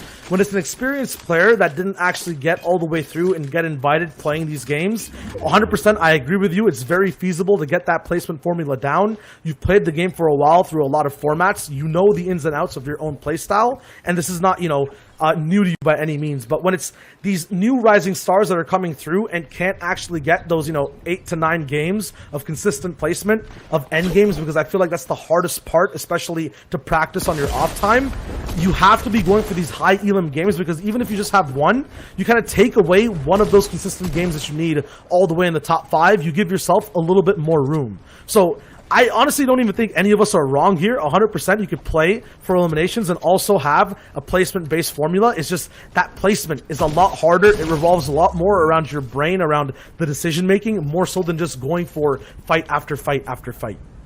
Oh, I completely agree with you, and I think that's the beauty of solos, and particularly why I prefer both casting and playing solos myself. We've kind of had this conversation before, but I consider myself a walking 50 pot in any mode that isn't solos, because I like to try and explore different types of gameplay. And I like to play kind of like a rat, like I'll hide around a corner, like I'll beta trust, like I'll drop a mini in a house so you think it's free. I'll like wait all the super late in the zone and play for floppers, then like launch pad back through, whatever it takes to make sure I'm getting as many points as possible, because I know for a fact I'm not anywhere near as these guys were seeing on the mainstream mainstream consistently dropping these 5, 6, 7, 8 kill elimination mid games and just running at people and just showing that, like, hey, I have this raw amount of skill. But you're right, the ability to kind of express your skill in different ways, I think, is one of the beauties of Fortnite, and I think it comes out significantly stronger in solos because you are able to, there is such a like small degree of error for when you're actually still in the game.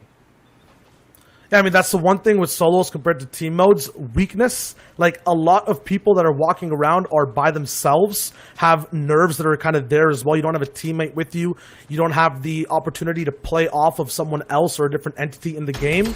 Like right here, this moment with Geo, you don't get this in a duo type situation. You don't get an instant elimination ever that just translates into points. In solos, you can move around, get a little bit, as you said, snaky, rat-style gameplay moments where you're playing off of all the other entities, of all the blind spots of people. You can pinpoint, you know, if you see someone, that's someone separate. There's not a partner coming by from any angle or any other direction.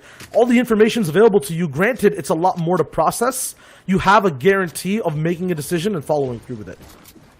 Yeah, and you can see there, Geo made an interesting decision of opting to keep his purple AR in the third slot there, rather than picking up the mythic Meowscles rifle, which definitely hits harder, pushes right in through that door. Will he be able to find it? Oh, Lord! 13 HP, but he gets through. Walters missing everything after that first initial burst. Felt like he had enough damage. He could have swapped through his pickaxe and clipped him right there on the mainstream, but instead gets countered out, and he has enough utility to get back in. As we hop over with Luz, 16 points from eliminations so far this game. Had about, I think it's 8 from placement so far, or he's getting closer to that next large threshold, but he's in a decent spot.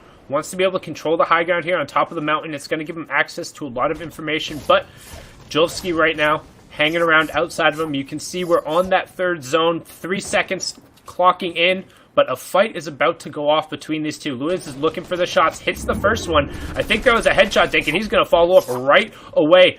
Julski trying to do something about it as he's the one who's now back up on the high ground. Luz slid down a little bit lower. It should give him enough time. No, gonna take some fall damage. Desperately wants to get the shield up. Phases up into the cone. Doesn't really quite get it down, but Luz goes down. Julski hits the shots when he needs to. And now he's gonna get some... Oh no, as I say that, a rocket comes in right away, but honestly, that's not really too threatening. It's more just checking out what's there, as he's gonna pop his heals up and get up to 183 HP. Still, being all the way on this side of the map, especially on the side of a mountain, it's a fight of elevation. And if we stay here, I think Julski knows, especially after that last fight, if you're going to be the person at the bottom, it's going to be very difficult for you to have a say to move up time and time again. I'm not going to say that he got lucky, but getting that little bit of a scoop up into his floor to dodge that wall edit, maybe confuse Luz. It happened, and he capitalized off of it, got the 2-tap. And Nulfi knows exactly where he is now, although he has a lot of builds to work with and a launch pad actually to use, which he does. It's going to be him using a legendary heavy AR to follow through. Doesn't actually get all the tags that he wanted. A lot of damage down, though. Gets to stay on some of the loot. Chooses not to even go for floppers. Denied so good. A launch pad, too. But he's in a, yup, he had the choice. Invest in the only one he has to chase this elimination all the way to the edges of the earth on this map. Nulfi is looking for his 4th point right here, so or 4th greedy. elimination to make it 16, and he's still going for it. I mean, this is what happens when you have a little bit of a lighter lobby. You talk about difficulties, you'll have people aggressing on you even at the later portions of the game, and this fight is so isolated here, Sundown, that he's allowed to do it with no consequences.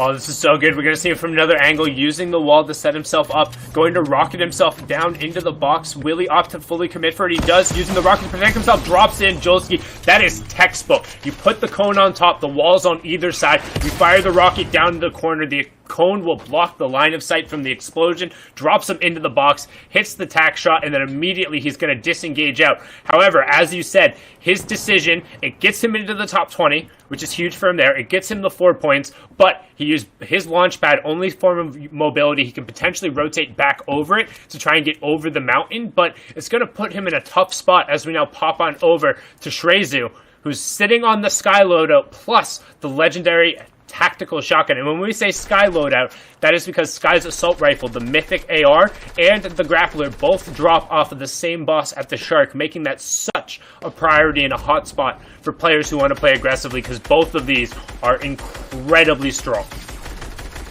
Yeah, I mean, that's one of the other things with the relationship of loot and solos and even the pushes that we've seen so far. To every single solution, there's going to be another problem. Yes, you have Sky's loadout, but when you use it, people hear the fire rate of that AR because it is faster than any other in the game. They hear the grappler be used and then focus you or block you off and know exactly where you are at all times. Even what we saw at the side of the mountain, the fights there, using a launch pad to, close the distance, be in that situation. Although, yes, you get another elimination point, you now have a new problem of moving into zone all the way past the mountain into retail row. So now Shrezu is going to use that grappler. The entire community knows where he is and what is up, although he's going to be in a very good base here, fully built with metal. Everyone now's around him. Tana, I think, is in the most problematic situation with less HP, but there's time here. People can just wait things out. There are less than 20 people alive right now, so every single fight will be a huge swing in how the server's playing out. We have to be patient. We have to wait for when the next 5th zone comes in that splits the lobby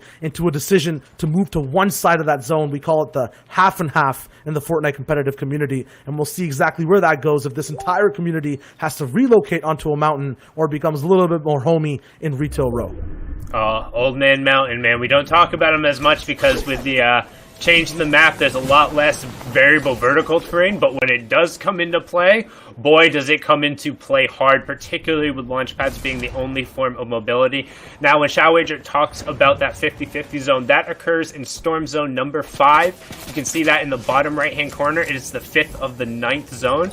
And then every zone from that point outward is a complete moving zone. What we mean from that is the next safe circle goes completely outside of where the current safe circle is. It forces the players to move, and it's often where we get kind of the most eliminations and players being sent back to lobby, as well as some of the most exciting moments in Fortnite history occurring during these moving zones.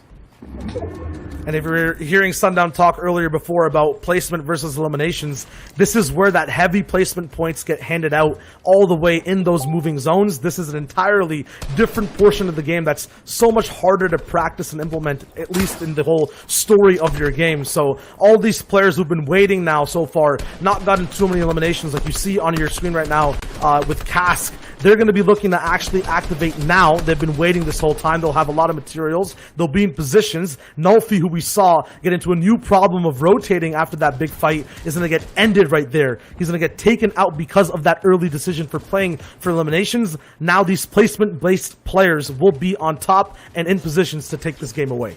And notice how the two players who we were watching taking those mid-game fights both got picked off there in the elimination feed, and now we're seeing the players who weren't taking the early action, the ones who are focusing on rotating. All of them are already in the zone. However, they're going to be getting more placement points. We talked about how it's kind of exponentially raised towards the win and towards that top 5, but as you keep getting in these thresholds, you get more and more opportunities to also eliminate players with kind of less risk involved. You can see sometimes it's more just catching somebody rotating. It's about where you look, what angles you peek, and how well you cover yourself. And different players thrive in different parts of these games. And right now we're seeing Cask set up incredibly well for success here to catch people rotating. Between that legendary burst in his first slot, which he has out now, and the mythic boom bow that you get from the rig over on the side, and then the launch pad to be able to go far, as we see right away. He's going to go to the far side of the zone, box himself up. Oh no, he's going to cycle another launch pad and then go to the far side of the zone.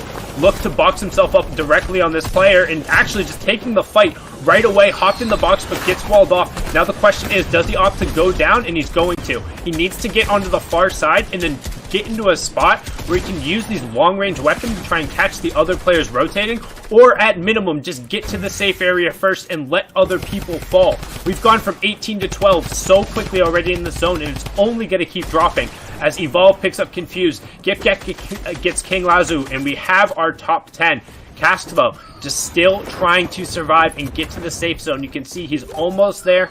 Let's take a look at the rest of the lobby now, Shai.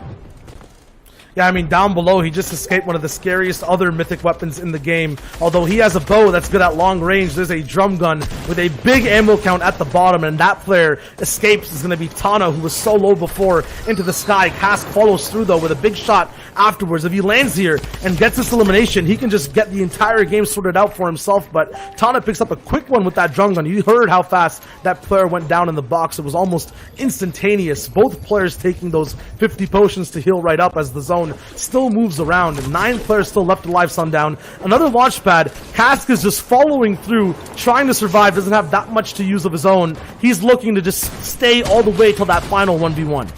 He just wants to get in the zone, but he needs to be careful here. You need to be hard anchored to that mountain because Cobras, who's up on the high ground, has an RPG. If you're just playing Billy Goat over on the side, he's going to be able to knock you down and send you into the abyss. Look at how awkward this zone is. We talked about the moving zone. You are quite literally moving over a vertical slant. That is a 70-degree angle. You have to use builds here. Everyone is going to be burning through their materials.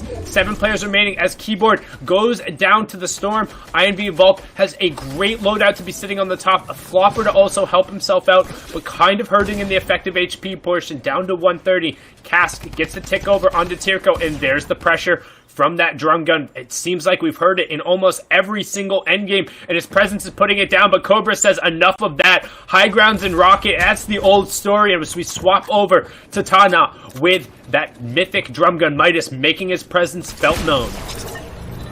Yep, this is the new story, at least, of this competition. It's been the most prominent weapon in performance, and he goes for some damage, gets it down, but never gets to pick up that elimination. Cask, we followed out before, is now removed a 1v1 of vertical proportions, and the grappler can make it so easy to traverse and actually fix out. It's going to be a big grab up top and gets high ground. Yes, Tana is up there with 2 of the most powerful weapons in the game, and he finds damage on the back of Cobra, who gets stricken down to fall afterwards. No mats to use. Tana has the firepower, and he makes it known with the celebration dance. And it seemed like he was honestly going to get caught. Like, it was so close there at the end, but then ultimately going down to pick up the grappler, like, that was the smart move, Zeke, and it gave him everything he needed. Yeah, it worked out in the end there. Again, Midas and that grappler, I mean, it's really coming through for a lot of these players, especially kind of at that current level. Now, I actually want to ask you guys, as we get ready for the next set of games, how do you guys feel about these mythic weapons? Do you guys feel like there is, you know, mythic weapon equal success 100% of the time? Do you think it's just like when we move on to next week and you're looking at the best of the best, Shio, is it not going to be that cut and dry? Like, what do you think? Okay, so we have the power of looking at one POV at all times and see one person accrue a lot of points. While there is a drum gun operating on one side of the map, on one layer, there's stuff going on everywhere else too. There are other weapons still active, taking shots, getting points, sometimes as much as that, you know, drum gun as well, or the boom bow, or a minigun too. Yes, they provide a lot of power, but it's power at a very specific spot that gives other people room to actually survive and then go for points as well. So while one person's rising, you know, and others fall, there's a third party that you can't really see that's rising at the same speed as well. And the one thing I'll definitely say to that point is I think the larger change, similar to the heavy sniper, is the change from duos to solos. When you're able to, one, duos allow you to alpha up on a point much easier. Like 2 players who are like at the top of the game can force somebody else off of the spot, as we saw in so many times, Europe, NA, the Battle of the Grotto, the absolute Heat 1, just... I mean, it was a clown fiesta, to say the least. But then we've seen now in solos that there's kind of a disparity between the strengths in the different mythic weapons particularly. The drum gun is making it to the end game every single time because the player who has it is often pushing into boxes, and whether or not they win that fight, it seems to be, in the mentality of the players, a must carry. So they pick it up. And that means it's always going to transfer over because you're either eliminating players or you're going to pick it up. Very similar thing with the grappler. We've seen people opt out of Sky's assault rifle in some circumstances, but if the grappler is there, people grab it. On the flip side of that, we talked about yesterday how I don't think the miniguns are that strong in solos. I think they have too many vulnerabilities, and when the SMGs are so strong, just run an SMG instead. So a lot of people opt out of Brutus's minigun, and we saw in the last game, people are opting out of Meowskill's Pow Pow rifle just because they don't like the heavy rifle as much. Yeah, I mean, when it comes to like instances of these mythic items, like as Sundown talked about, the option of picking out that drum gun is always like an easy replacement for an SMG. Even though he said the grappler is also a must-have, and sometimes it's very easy to pick it up, as we saw Tana do in that game. When you're right beside the zone, it's sometimes a hard option of what to replace when you have shields and everything working out for you, and possibly even a drum gun already ready in your inventory. So as Zeke said, these items are strong. You still have to take into account what you're replacing in your inventory a lot of the time when you have the option of picking them up, and it's almost an instantaneous decision you have to make. I think the drum gun's the only thing right now from the agency, from Midas, that's a must-have. Everything else, including Sky's loadout sometimes, can be a little bit dicey on should I pick it up, should I keep my shields. It's kind of a player-to-player basis analyzation.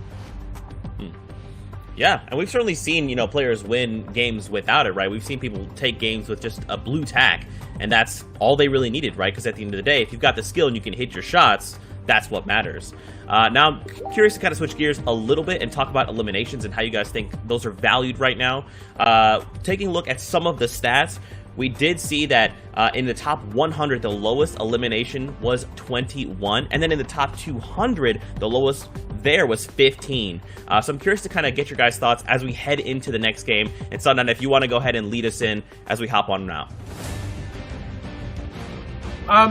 I think that elimination is definitely, it's the larger issue here. Again, we talked about it, is the skill disparity aspect between the, like, how big it is in the larger regions. When you talk about a fully open competition, the number of people who are playing is absolutely staggering. Like, the people who are able to get in and get involved, and then you look at these players like Mage, like Castry, like Leo, these guys who are able to kind of consistently play on a little bit of a higher level. Actually, I apologize, I don't think that this is the same Leo I'm normally talking about. But when you put them against that initial, like, opening level, they're going to be able to drop 10 plus elimination games, which make them seem massive. However, we know that then falls off a little bit afterward, as X Sandy actually gets taken down there. That's another name I haven't seen in a very, very, very long time on the Fortnite stream. So cool to see a lot of old players coming back and kind of getting their feet wet. And you see already there was at least 5 or 6 players contesting towards the agency. So starting to feel kind of that halo effect of needing to go for that drum gun. Yeah, I mean, it's one of the things about solos. It's the most approachable competition. You don't need that much setup when it comes to finding a team. You can just hop in, go pick a place. Hey, the agency looks good. Hope no one really drops here. I mean, if Leo's thinking that, he's in trouble, in deep, very big trouble, because Flo comes in, picks him right up. Maybe that's one of the reasons why we see maybe in this open competition, if there's nowhere else to go, if, you know, Tilted is not in the game anymore and you're looking for a central POI, the agency must be the spot to drop. It is big enough to hold a lot of people, but at the same time, very fast when it comes down to finally finding a few chests. On the other side of the things, at the Shark, it's that much more competitive when it comes to getting this entire POI switched out. You have to learn it again, you have to adapt, you have to find the next way to play it in the most possible, most efficient way. Zani will try that over here, but now this entire POI being a lot more vertical, it separates fights. It actually makes them longer than they were before, and a little bit more tactical, Sundown, wouldn't you say? Honestly, vertical fights are so difficult because it's like you really want to fight from top down in a lot of circumstances, but you also want to end up being safe. You can see a big shot coming out there from Zani. Slender, actually, also another Cypher player picking that one up. So Zani trying to get a shot in, trying to get some pressure over there, will pick it up, boxing himself up, see if he's able to get the loadout. What will he opt to do from this situation now? But betrayal! Great flank coming out from Slender. Knew he wanted to get the loot. Heard him going through. So what does he do? Pushes through the edit on the other side. Takes him out. He's saying, this is my Shark. You can queue back up. I'm the king of this drop spot. And possibly king of the org as well, because he's going to be the only one to survive. He's going to move on here. A little bit of action, unfortunately, on the same lines. And we'll see exactly where he swims from. But there's going to be so many of these instances happening at so many different POIs. Fights that get creative. You get people not just going box to box, but baiting and switching loot that's dropped down. Innovative ways to just find a solution to a problem immediately. Sensei right now, once again, is not going to be directly going in for just one of those, you know, wall take fights as well. He's going to wait for this player to move out first, and even resisting taking that first shot. Wants this headshot to be a guarantee. Goes for it. Actually misses. Only gets one tag, and I was forced to switch gears and go for the action, box to box. Doesn't actually find much right now, but owns the pyramid above this one, so it's going to be difficult to escape. He goes for that big tack shot and has a purple one. Misses so many, Sensei. Not in practice, at least in this martial art of accuracy. I'm pretty sure his opponent's out of builds. I'm pretty sure his opponent is out of builds based off of how he was playing. He's just riding around the old ones. Like, it looked like he tried to quick reset the wall there. He does have the harpoon gun to be able to put a little bit of pressure, and also the two epic weapons there in the tactical shotgun and the burst in his 2 and 3 slot, but this is going to get awkward real fast. As you see in the bottom right hand corner, another player is coming down from the meadows on that high ground looking to get involved. Burst shots coming across. It does have 42 more builds, so looks like his opponent was able to at least get some builds off of that tree, and now he's just working back through his old ones. Again, I'm convinced that Press has no builds. Faxax trying to come down from the top, but Sensei is going to be able to clean that up. Yep, you can see there, he only picked up the 15 additional builds, so now Sensei's in the awkward position as the rocket's going to come through and not give him time to pop up that big pot. He has to take this fight with 81 HP, and he just gets cleaned up. And that's the problem with getting bogged down in these early game fights. And now Faxax, he's set. If he can take all the materials away from this fight, he's super close to cap, just needs a little bit more wood and then find a metal supply. And then you can head towards center zone or continue W-keying people. Your choice. Yeah, I mean, the two different play styles, it's all up to him, but he might just actually continue third-partying people, which is that third elusive choice of just waiting for these fights to start. Leo might be in this position as well once he hears these shots, and it looks like he's coming right over. We'll see Senior over here go for a quick tag and a quick finish, but at the same time, there's that third party, once again, a theme that we see in this game, and another one to follow right afterwards, too. I think there's going to be another person coming right through. And although there's a lot of builds here, I don't think this fight and this protection will last that much longer. No, they really, this is going to devolve down super quickly. You can see trying to get that SMG spray, getting control of the wall right there. He was able to just spray through his last opponent as well, so probably going to stick with that, considering that uncommon pump in his 2 slot is super not effective. You have to be very, very, very accurate if you're going to lay down a significant amount of damage, and even then a headshot will not fully close out an opponent. So opting right now to stick more so with his AR and the spray to just kind of maintain and keep piece control. Again, when we talk about piece control, that's about just the initial builds around you and around your opponent. Goes for the face through, hits the 64 with the big pump, and then swaps right on over to that rare SMG and closes it out. And you see right away, Shio, what did he do? He got rid of that green pump. He says, get me a shotgun that I feel is actually going to hit some people. Let me be a little effective here with this, because the margin of error with the gray and the green pumps and just the reward you get from actually hitting that higher end shot can often lead you in a tough spot, particularly in solos. Yeah, I mean, you have to have the guarantee of a follow-up because there is not a teammate to help you at all. It's just all you by yourself. The tactical shotgun will be the preference, the choice that a lot of players will make 100%. That being said, though, if anyone does have a pump, especially early on, it's sometimes nowadays, at least in this meta, a big surprise because it hits for so much harder when it finally connects, especially in places like these. I thought we had a little bit of a freeze there, but it's just Benit looking for a chance to move in first, maybe a doorbell at his house distracting him. He's going to wait and go vertically once again, top down, as Sundown was talking about before, an advantageous position in this fight. Has an SMG, has the pump, and if he does show it out, and this player does have a tactical shotgun, he can force that 50-50, get into the box first, get those shots down consecutively, and be at a better position no matter his verticality. But this fight taking a long time is going to be isolated. No third party will come here, so it'll be both these skill sets against each other, basically. Yep, and this is just a strain clean 1v1 right now. This is what you see when players are kind of stuck right around a building. Additionally, they want to try and harvest out as much as they can. As you can see, Ben8 has quite literally 0 builds. So he's just looking to try and pressure and get a refresh, because if the fight leaves this area, he's not really going to have a whole lot he can do.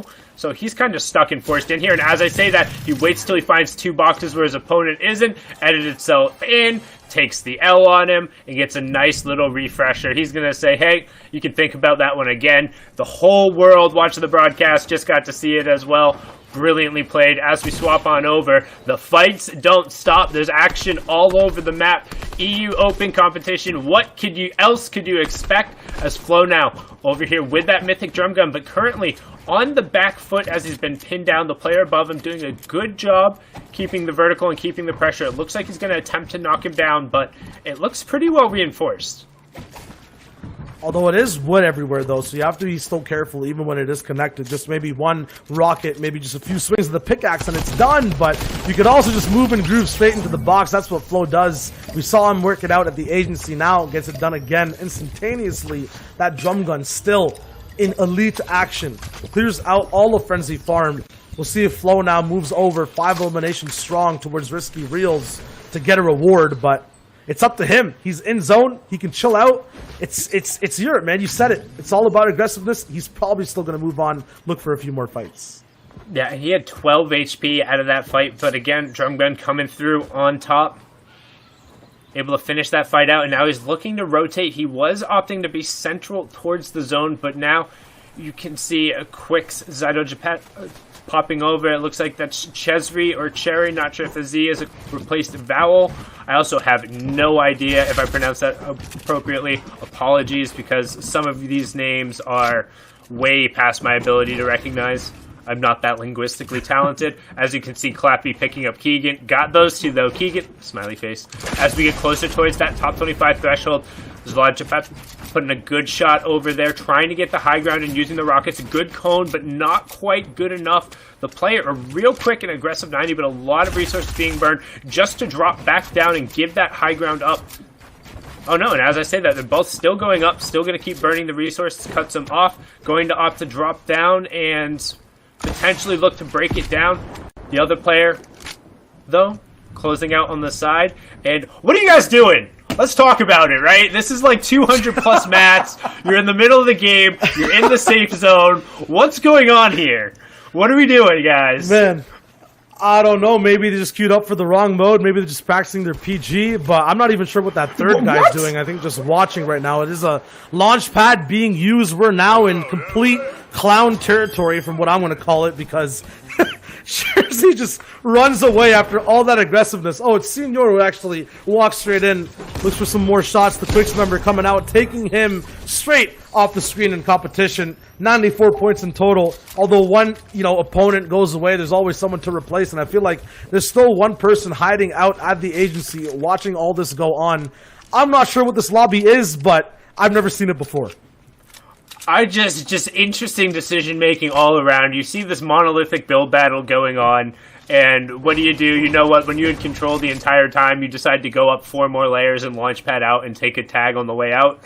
But then instead, the player who's behind gets an upgrade into a legendary tac shotgun. Like, I don't know. It's just weird going on right now. Storm Circle 2, 22 players left.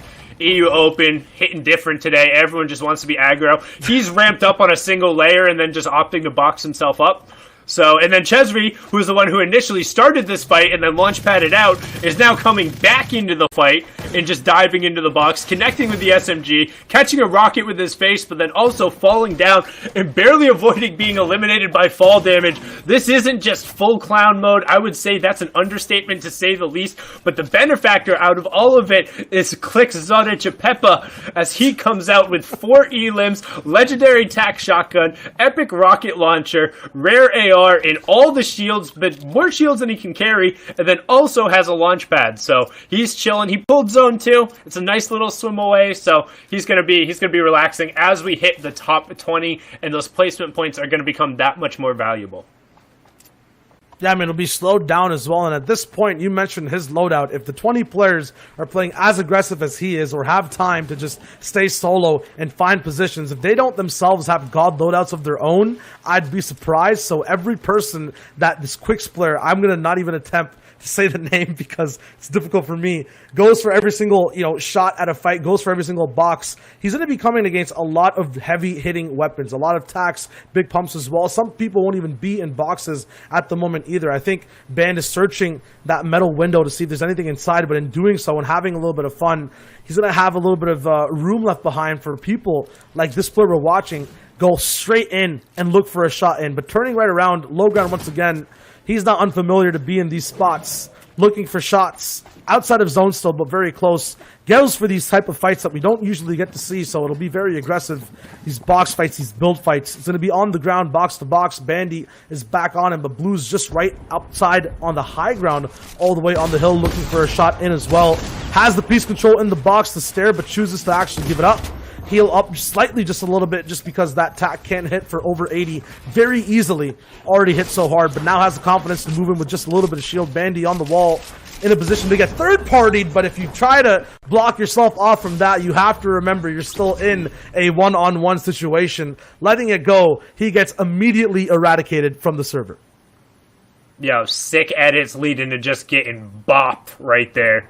Zlatan Japepa getting all the screen time, all the elims, just people pushing into him, no problem. Has the option to pick up a Boombo as well as an epic burst AR there. So he really, we'll see what options he decides to go with, because he's honestly just had his pick of people bringing him loot. It's just like loot fairies all around just coming over and then forgetting he's there and letting him get these ridiculous one pumps or quick little sprays onto him. As we have 14 people left going into Storm Circle 3.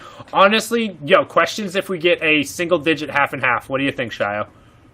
Single digit half and half? I don't think I've seen that one in a very That's long what I'm talking time. about. My NA East Arena games are better than that, man. Come on. Oh man, Europe is something else today. They're just looking for these points as fast as possible. The question being too, should you just try to just run at as many people as you see? Blue, although not active in the server eliminations, has the potential, because that was a sick, I would say, Goomba stomp straight down on that man's head. 180 damage, and he's looking hot.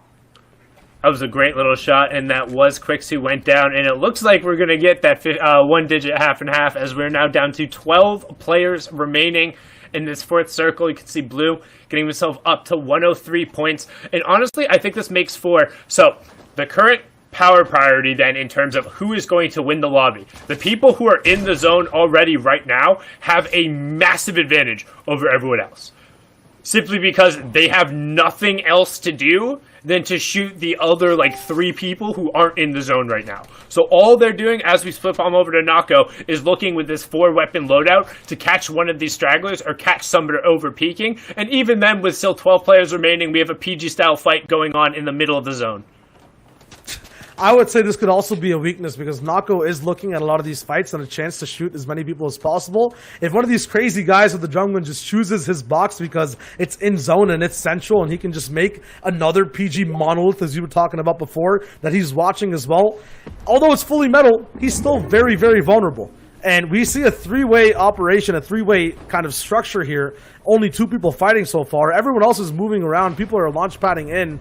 It's kind of calm before the storm, but any one of these boxes is privy to an instant fight that can break out in a matter of seconds. And they honestly, everyone should just be hanging out right now and waiting till they're in the top 10 and going for additional placement points from there. The top 5 that we end up going through will have more points. Like, everyone just wants to be in a spot where they don't get chosen. Nako trying to kind of influence that right now with Brutus's minigun coming out of the grotto. Will he be able to get some shots there? Did take a 37 tag on the way out, and he's going to say, hey, I got 5 seconds. I'll burn a big pot for that. No problem there.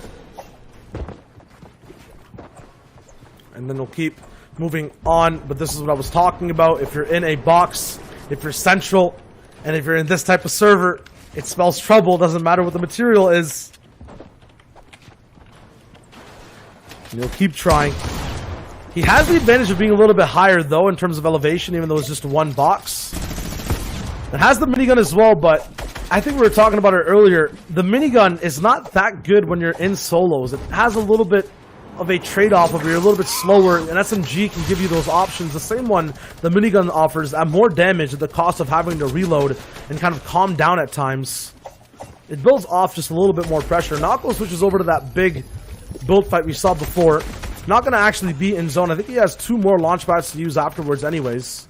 We're still not in top 10, so this kind of does matter overall for points for these people trying to qualify. Surviving in this lobby could be definitely still a difficult operation and a difficult feat because of how different, of how weird this endgame actually is. A lot of people aren't in zone either. The lobby's so aggressive as well. Anything can literally happen. This is unpredictable. Like I said, this is a lot more similar to a kind of typical like higher ranked arena game right now, which honestly, Probably, I don't know how many of these players play in like a typical scrim versus tournament environment versus just play arena on a regular basis. So some of them might have a lot of experience in these circumstances. Some might be used to just getting in the zone and kind of waiting out those who are a little bit slower. As you can see right now, there's 4 or 5 people kind of stacked all on top of each other in that main little group. And everyone else is now being kind of forced to rotate and dictate around that as we now get our top 10 and we get into the single digits before half and half finishes. Slender gets chosen by the rest of the lobby as Xenos picks that one up. Burn also over on the side there, desperately trying to make it out through the storm as this entire stack is just not allowing that to happen. Launchpad goes up. Who will win the game of Duck Hunt? He's up in the sky. Will he get taken down? Who gets the elimination credit? We didn't see it tick over, unfortunately, but I was super curious to see who got that one now, as we have only 8 players remaining and we have our first full moving zone here. I hope these players are still moving because I haven't seen Jock, though, who's in a wood box by himself, make a even micro adjustment to where he's looking for the past 2 zones. So I hope these guys are here to play out the end of this game at least. Although Benny has a classical endgame loadout right now, I don't think it matters too much. He'll have a say on exactly where he wants to go. There he is. He's finally awake. Jack is moving just a little bit, looking at where to go. Xenos getting beamed. Now that moving zone starts. There's only about 1 or 2 people at the other side of it.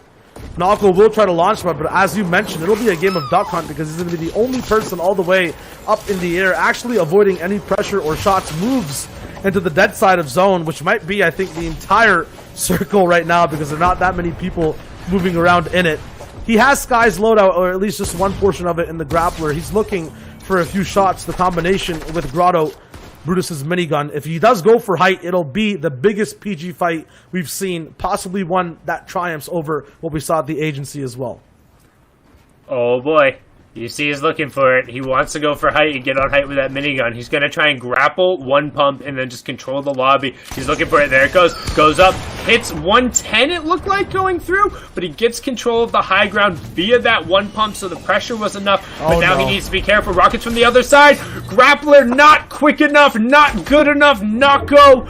Back to lobby you go. Well done from Pandemic. Prim on the high ground on the other side, maintaining the control as we get closer to our top 5. Blue ticking down there, but gets his big shield off. And Prim honestly has pretty easy control over this lobby as we get into some semblance of a late game now with 6 players in zone number 7.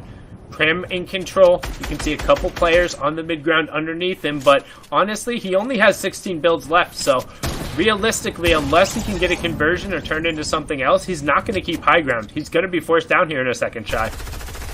Yeah, like it's very similar, as you said, to a traditional endgame. The difference being is what you mentioned as well. Those opportunities to get a refresh, to get more mats into your inventory because there's people around you getting eliminated, is not going to be a possibility with just the same 6 people surviving.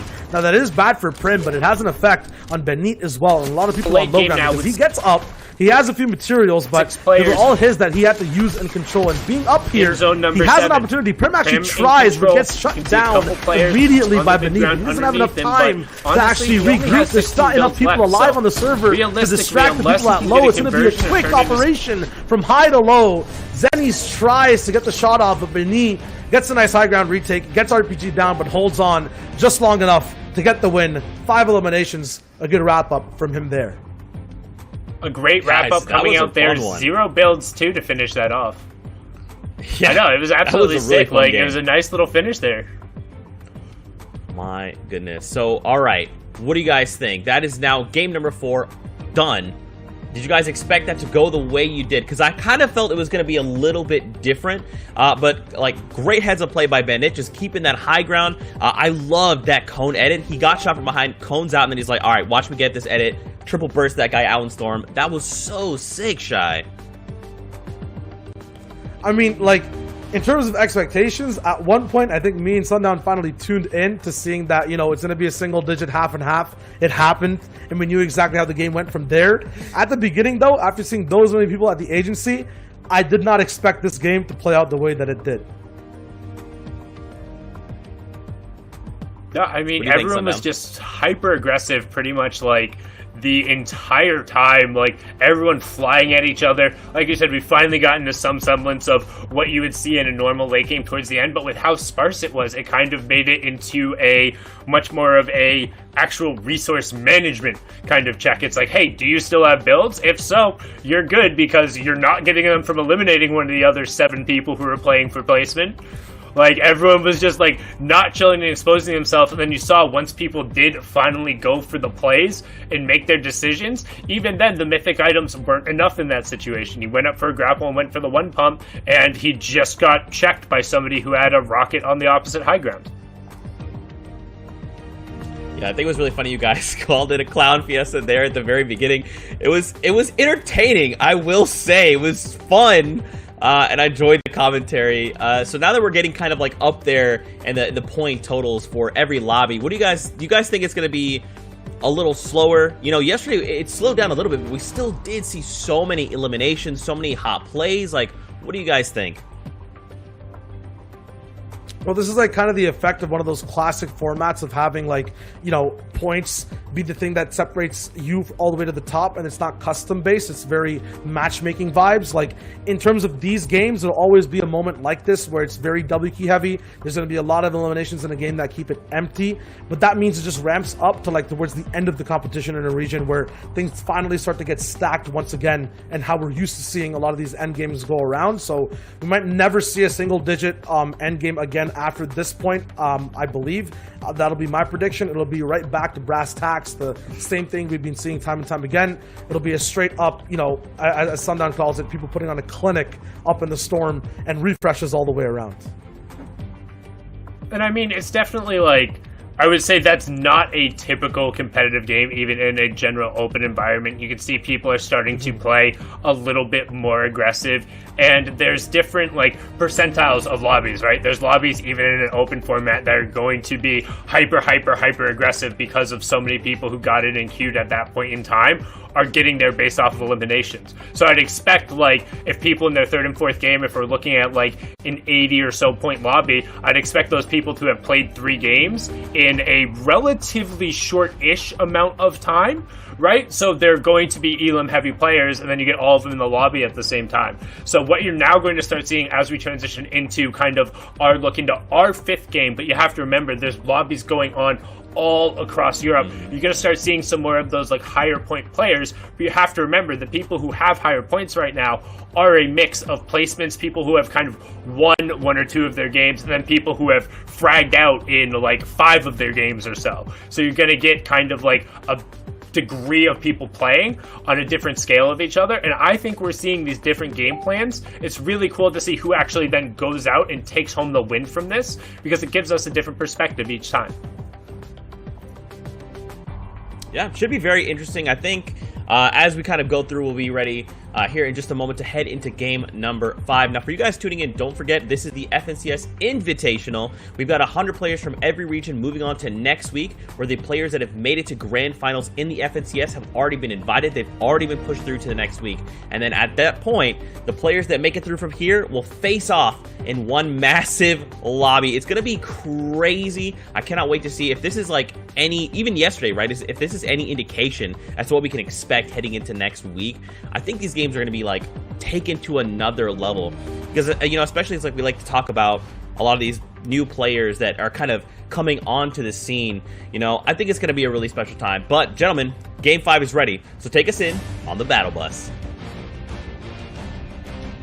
Beep, beep, here we go, and all of a sudden, we look again. Look at the number of triangles at the agency. My God. Everyone feeling the drum gun effect. Accused Nico getting hit right away for 230 tags. We're going to pop those right back to get up to 90 effective HP. Already 7 players down in the lobby. We see it going 98 to 91. How many of those are in the agency? You can see him desperately trying to get whatever effective HP he can. Nice little push up the top. This other player not paying attention at all. A quick little triple dink onto Marcinic, and another triple dink right away onto Controller V2.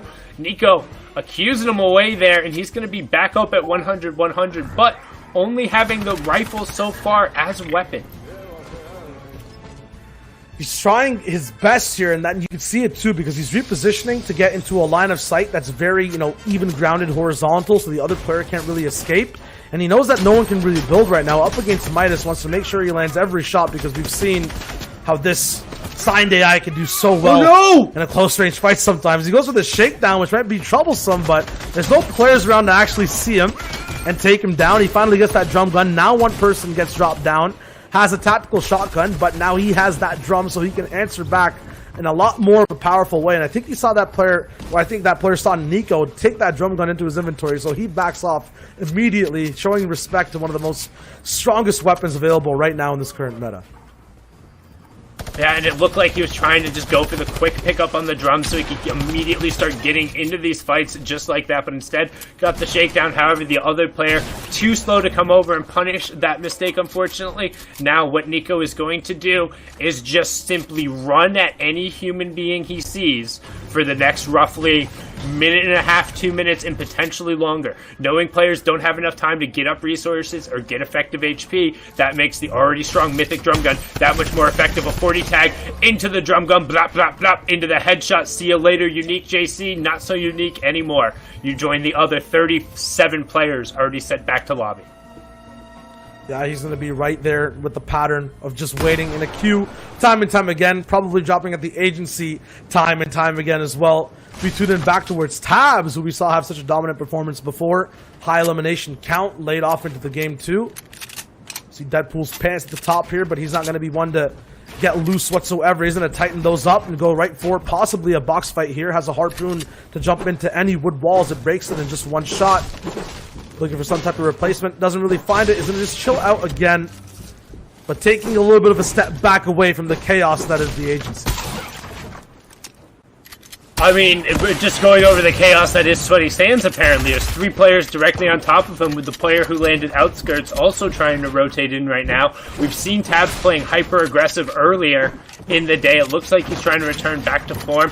Something we've seen consistent across his loadouts, though, has been the harpoon gun, using it aggressively to break builds and not just using it for fishing. So it's interesting to see kind of the consistencies we can come out when we watch players from game to game. And also another thing we've seen from Tabs before, knowing when he needs to disengage out of a tight decision and being able to re-aggress. He wanted to get out of there because he heard the other player walking over, knew that wasn't the one he currently fighting. He's like, all right, let me back up, let me reassess the situation. I have less than 50 builds. If I get 1v2'd right now, I'm not getting out of here, so let me create a little more space. That's a really good play by him. Yeah, I mean, he's one of the people early game. I think you commented on it last time. People are using like 200 mats for every single fight. When it comes to Tabs, he tries to always stay above and not use too many, always recycling as well after the fact when he is in that low ground position as much as he can, at least without making too much noise. But that's one of the things that's going to separate his aggressive playstyle from everyone else's. Still right now, he's in a position to fight it out. And I bet as soon as this player goes for this replay, he'll have an instant edit afterwards to look for a shot in. Denies the actual angle the other player could have, edits his stare out as well, so it's a little bit more in a favorable position for him. RPG's there with a tactical shotgun combination, not going to land. He's going to go straight for that 50-50. Now, it might seem like that's an even ground shot taken, but if Tabs has the edit first and he expects the shots coming, he'll have a slightly faster fire rate compared to his other opponent who starts shooting slightly later, gets that third shot off, in an instance faster right there as you saw, and gets out with his life. Yeah, why is Nico just pushing with the vault card? Did he just steal it to deny it? It doesn't look like there's anybody else over at the agency, but instead, sprinting over into this group of 4 arrows, does again have that drum gun on the wall, gets control of the wall, swaps over, pumps through to take out the code, and then instantly, blap, blap, blap, blap, blap, blap, blap. Why are you still pushing in? Why are you pushing that gun? What result do you expect?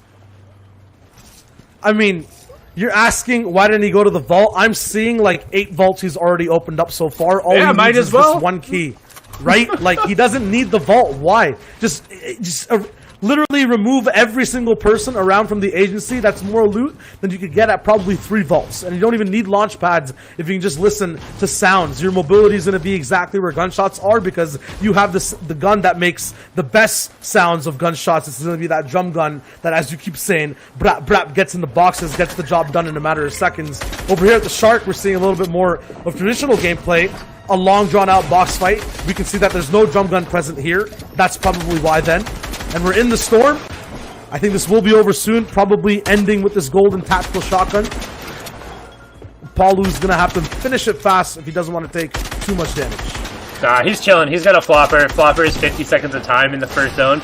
And also, I want to be clear, like, you can absolutely, like, he could have disengaged from that situation against the drum gun. He's just, why are you spraying a burst rifle when you know the drum gun is in there? Like, he has a window to just come sprint at you. Like, at minimum, if you're going to push there, you need to spray the wall once and then swap over to a shotgun and be able to respond. If he had done that, it's a realistic situation. He 200 pumps him there. That's where we've seen the drum gun change hands. And I think, again, one of the reasons you see it so often, let's talk about what the drum gun doesn't do well. It doesn't have first shot accuracy, and it's not able really to hit people from the medium and long range. However, people don't use it for that. People use it to close the distance, use it when you're in boxes, and they use it when they're covered around the sides, which means your only real solution in that circumstance is either spraying better with it, which is good luck unless you're somebody who is hyper accurate with an SMG, or 200 pumping him in the face, or trading out very quickly with the tac. And honestly, I think the tac loses more often than the pump does in those situations. So it's weird to see people opting into an aggressive engagement against such a strong mythic weapon, or honestly, any mythic weapon, without at least an ideal situation. Like, why would you push that without a pump? I don't know, it's a little weird. But again, in that circumstance, 4 people flying at each other in the first zone right outside agency, that's a little weird too.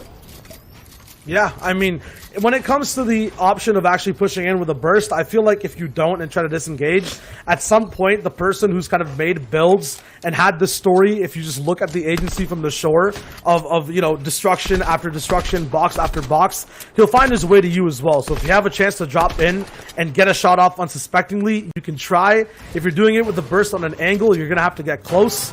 If you don't land it, you either follow through or, you know, die trying. And that's exactly what happens. He falls, gets eliminated over here as well. Lofito, it's kind of like fighting in the storm, right? At low health, you have to go for the final shot and give it your all. When you're up against a drum gun, you're in that situation. You either have to give your best effort in that box or just expect to get chased down to the end of the earths. And still, Nico's at agency, 8 eliminations strong, and pushing any fight he can hear. He hears one not next to the zone.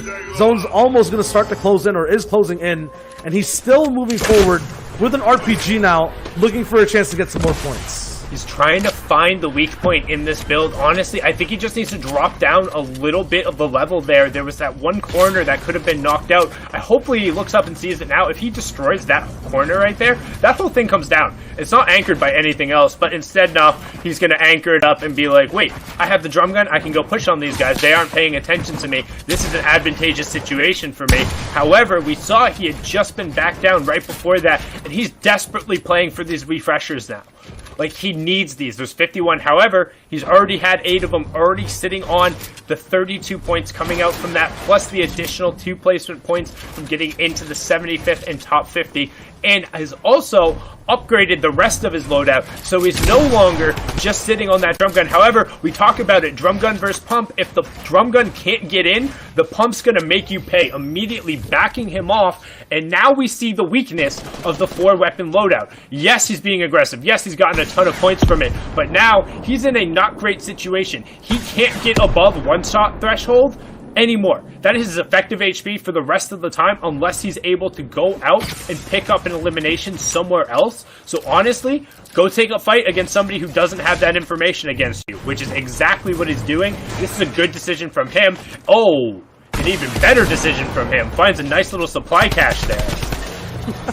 And supply HP refresh from someone else who was down below, as you said, not as adept as the opponent he was fighting before. Now on similar grounds, though, he finally closes the distance, baits the opponent who had that pump earlier on. It wasn't even a big purple one all the way up top that was stopping him, to his own lair, into his own world, and then just takes him out and sends him back to so many like other people, I think 10 so far, to the lobby where they have to wait as a result of his dominance. Now Lofito once again is up against another fight. This time we see the minigun in action. It might be Brutus's, it might be a regular one. Either way, at a distance, it can provide a lot of pressure. At the same time, though, if you're landing these tacks like Mysterious is, it'll be as damaging, and if you are on high ground, a third party will be there to be able to see you and keep people like Mysterious in the shadows, ready to land some more shots. Yeah, and you can see the AR spray actually putting down a decent amount of pressure. The other opponent who was looking over has now stopped looking away. Mysterious trying to get that nice little phase jump through the wall that we've seen so much out of Booga and Clicks and Mage and Castery doing yesterday as well. Holding forward as much as he can, gets the Kuna edit, flips it backwards, but Lofito says, hit your shots, kid! Good job there, closing it out. 46 HP plus the Siphon and the Minis and the Big Shield are going to give him more than enough. He'll top up to that 196, just below effective HP. Might as well be the same thing. I've never seen this much loot, all these floppers just scattered around and unseen and unpaid attention to in a game before, and in a series of games as well, because although this is not a 22-man second or first zone, 34 is still a little bit on that lighter side, and it's because of players like Nico, like Mysterious, getting into these early game fights. They're just kind of lessening that lobby size, getting their points higher, and giving other people placement. It is still changing a lot. It's leaving a lot of extra things on the ground. It's not something you see every single day. But honestly, he's doing a good job of being aggressive. And again, we could talk about the point that he only is at 48 points total. So this is one of his, this is one of the early W key games we say pop off. It'll be interesting to see if he ends up being anywhere higher up on that leaderboard once we see multiple aspects of his game.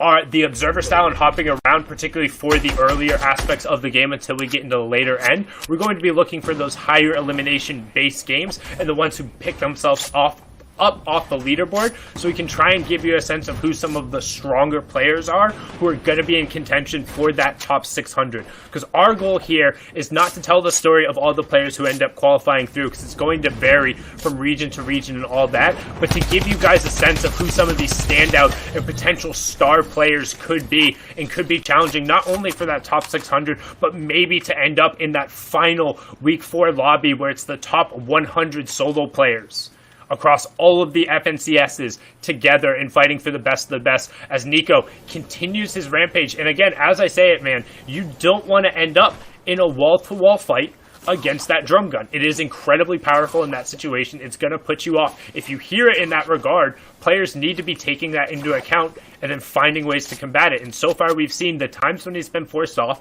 is when players are rifling in on him when they try and see him pressuring from the sides, and when he's been able to push into a pump and the player has been accurate. Otherwise, he's going to continue to have the success going over because he was the one who alphaed up at agency and got the control over it. So he's just going to continue to run this lobby. But right now, we see John McCartney with a K getting a 126 shot out off. Not quite enough to turn it over. Don't forget, those heavy snipers were recently tampered with. Those darn ghost agents affecting him as much as they can. And now he's going to try and push in and capitalize on whatever damage he was able to do.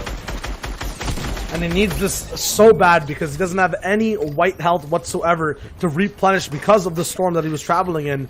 And although he did get traded out just a little bit, he can get the shields back up. So overall, a net positive. Now, you said something, Sundown, earlier, which is you don't want to be on the one side of that drum gun when it's on the aggressive. I'm going to actually counterpoint that as well and say you don't want to be on the other too often, because although we have people like Nico who are abusing it in a sense and getting big points on the board, when it comes to actually qualifying and getting through this process, this might actually be a hindrance, because although he's good vibes right now, running around the box, playing with the drum gun, only one player a lobby is allowed to do this. If you rely on it so much, you don't get the practice in, you don't have a play style aside from this, and you rely on the agency so much. When it comes to those weeks where it's one of all the top players, when it comes to grand finals, and you don't have access to this weapon, how else are you going to play? How will these players end up adapting? Well, and that's one of the things that, I'm really interested to see play out, because, again, this is our first look into what solos look like in this regard. We talked about going into it. We were curious the impact the mythic weapons would have, but I also don't want people to assume that this is the overall impact that the mythic weapons have at the highest level of play. Because you have to remember that upwards of 500 plus sharks have been pulled out. Yes, there are double qualifications in that regard, but when we talk about the FNCS Invitational, effectively a lot of those shots were pre-qualifications through by making the grand finals in FNCS Season X, FNCS Chapter 1 Season 1, and then FNCS Chapter 1 Season 2 on the Xbox or console and platform side, as well as the PC side. So a lot of high-level players aren't in this pool right now. If Accused Nico is dropping agency typically in solos right now, I'm not sure who's there actually in Europe, but I know it's 3 or 4 players who you don't want to be going with and 50-50ing with off spawn on a consistent basis. I'm not sure he wins those fights all the time. So the bigger thing I'm interested in is how often do they change hands? Which one do we think our players think are priorities? And so far we've seen the drum gun and the grappler as well as Sky's assault rifle have been the highest priorities. Meowskill's Piao Piao rifle has been relatively strong, but players have also opted out of grabbing it. Every player who's picked up the boom bow we've seen and flipped over to has had 3 or 4 eliminations, so they're leaving Rig and possibly picking up one more as well, but we don't see it carried into the end game that often. And honestly, the weakest of the bunch seems to be Brutus's minigun and Deadpool's guns, neither of which are prioritized pretty much at all, which honestly seems about right in solos, as Nico continuing to just go through and get in the box. If you're able to get in the box, then you're going to blow people up. And then again, we talk about kind of weapons and how you're able to alleviate the weakness of them, and the drum gun with playstyle changes is one of the ones that you can kind of lift up the weaker aspects of just by with other parts of your loadout. The heavy sniper lets you in the box, which makes the spray that much easier. Carrying an additional AR gives you a first shot accuracy gun, and you don't really need to kind of carry a light ammo there. So then the only really limiting factor in that regard is your medium ammo.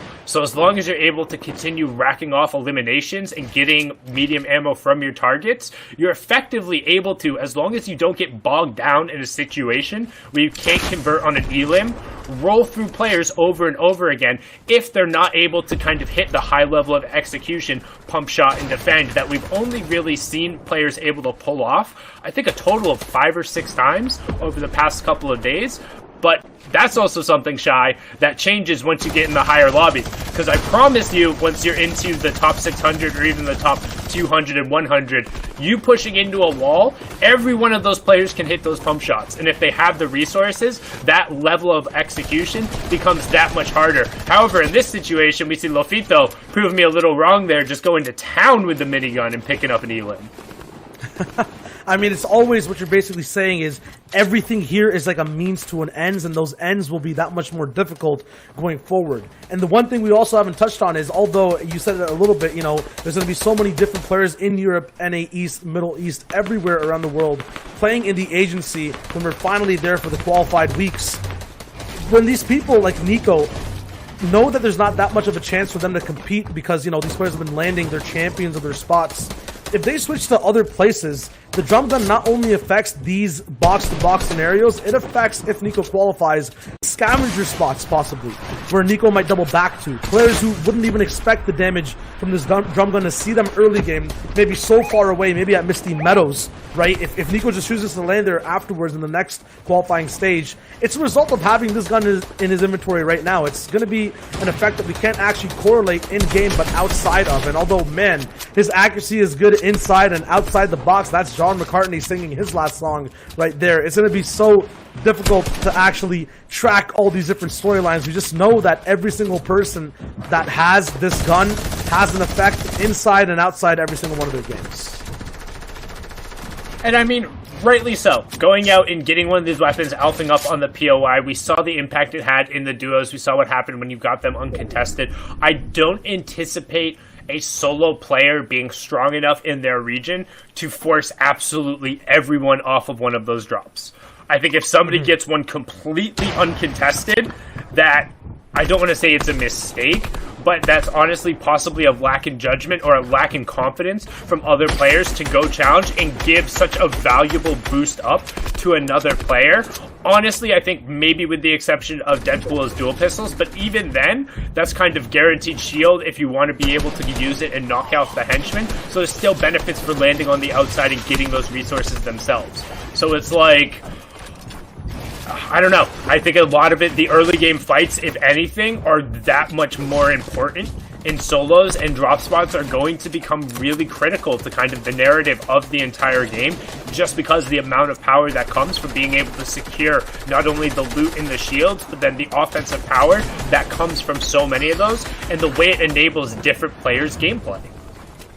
Yeah, I mean, we'll see that gameplay happen right now with Nico. Once again, the classic combination, the hook shot coming straight in the box off the heavy sniper is going to be Clem going down. As this server finally starts to wake up in the end game, although there's 13 people alive, the effectiveness of all these weapons shooting together, all these layers conforming towards each other, makes things that much more chaotic and intense. It feels like there's double the amount of players alive right now just trying to control their own layer, their own box. And there's going to be Nico, one of them, with 15 eliminations, looking for his next one. Up top on a floor, tries to go for it. It's going to be Nick down there looking for a chance to try to survive. Joker going to be dodging an RPG that Mask and Maze actually both get hit by. And now Nico moves forward. A lot of bills in hand. Some of the most firepower boom weapons available right now in the entire map. Not finding any success of landing too much pressure right now. He's just trying to survive. Yeah, and you see Tabs up there in the Elam feed also picking up another elimination. We saw him towards the top of the leaderboard. Nico right now rocking out with his 15 Elams. That kicks the one up on the high ground. Joker just a tier below him. That drum gun going to work, going to steal that one away from whoever fired the RPG on the side. You're a minigun there. Rocket pump combo comes out, but Nico covers himself well. We have the top 8 and some good tunneling coming through here. So not just the pusher, he's able to execute through this late game very well so far. Rat-tat-tat takes that one down. Quick target acquisition takes the second down as well. Not even bothering. These guys are also low health. The drum gun ripping through them faster than even normal, going on for 18 Elams. The question is, can he match the 23 we saw of Waz? No, as Tabs gets taken down by Buck Maze, and we have our top 4 shot. The drum gun finally gets to, what? 1, 2, 3, everyone going down. Maze gets Nico, Zerko gets Maze, and Lofito gets Zerko, all in the space of 2 seconds. Brutus's minigun taking it out for the end. That was a really quick, I almost missed that.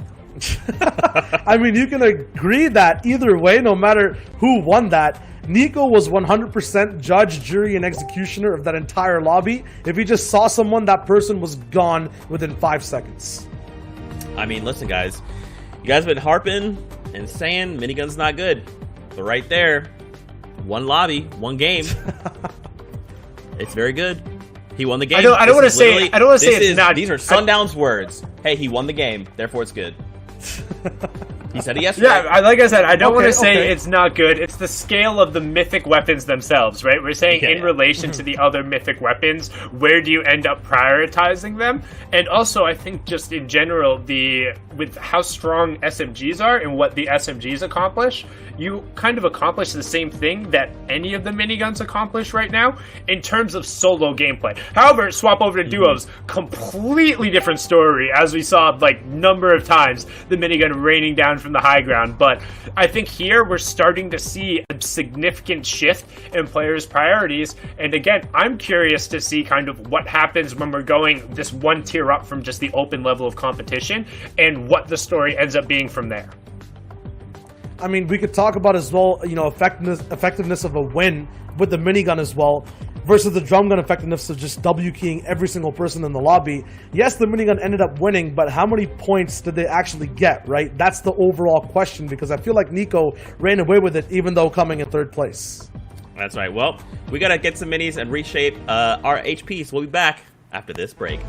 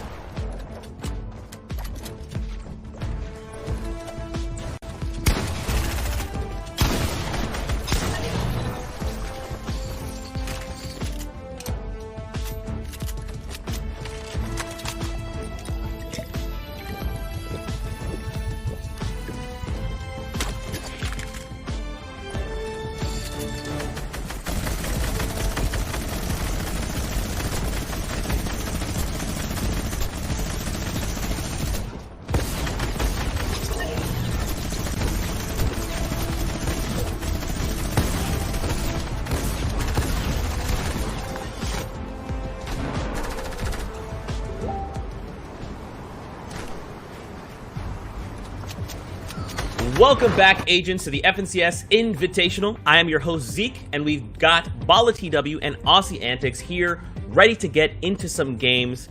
Now, this is it, gentlemen. These are the last few games here. The queues are pretty much closed up or right there on the cusp. How are you guys feeling about the games so far? Bala, let's start with you. We're seeing a little bit of the same as yesterday for a lot of the high tier performances, but at the same time, we're seeing people get looser, man. These games, they're getting down to, 30 once we get to half in, half out. We're getting people playing so aggressive, and they're feeling, I guess, there's two reasons for this. There's people who maybe are starting to be a little concerned, a little bit more desperate to try to get these final points in the final push. But you're also seeing people who have definitely made it up into the top 100 in qualifying who have a little bit less, pressure all up on. Yeah, definitely. I mean, it's kind of interesting at the moment where, like, those people with a 2-day format, 10 games yesterday, 10 games today, people maybe have a feeling, oh, I'm pretty safe or I'm up there, but you don't 100% know. There's people dropping 20 bombs in here. Their points will change drastically very quickly. One of those being Tabs. We watched earlier today, he dropped a very high elimination game. He's now up in a second. He could have had a very poor day yesterday. We won't know, or his enemies won't know unless they're checking those leaderboards. So it changes up the dynamic. We haven't seen this 2-day format before. There at the top, we see 248 points. And Tabs, we saw one of his games. What a legendary player.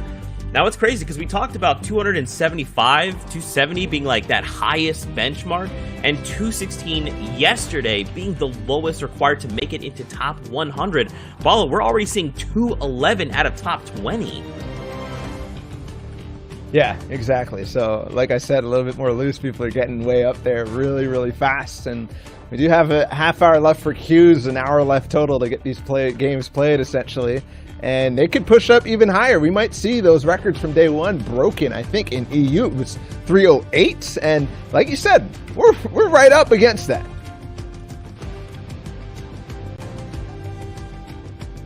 Man, take a look at the spread here. All right, so Aussie, you got that galaxy brain. What have you been observing, all right? So what do you think these players are doing differently than yesterday? Like, because I think Ball is right, man. People are getting way more loose. We're seeing a lot more people just say, you know what? I'm just going to jump in your box. Let's just play. Why do you think that's different coming from yesterday?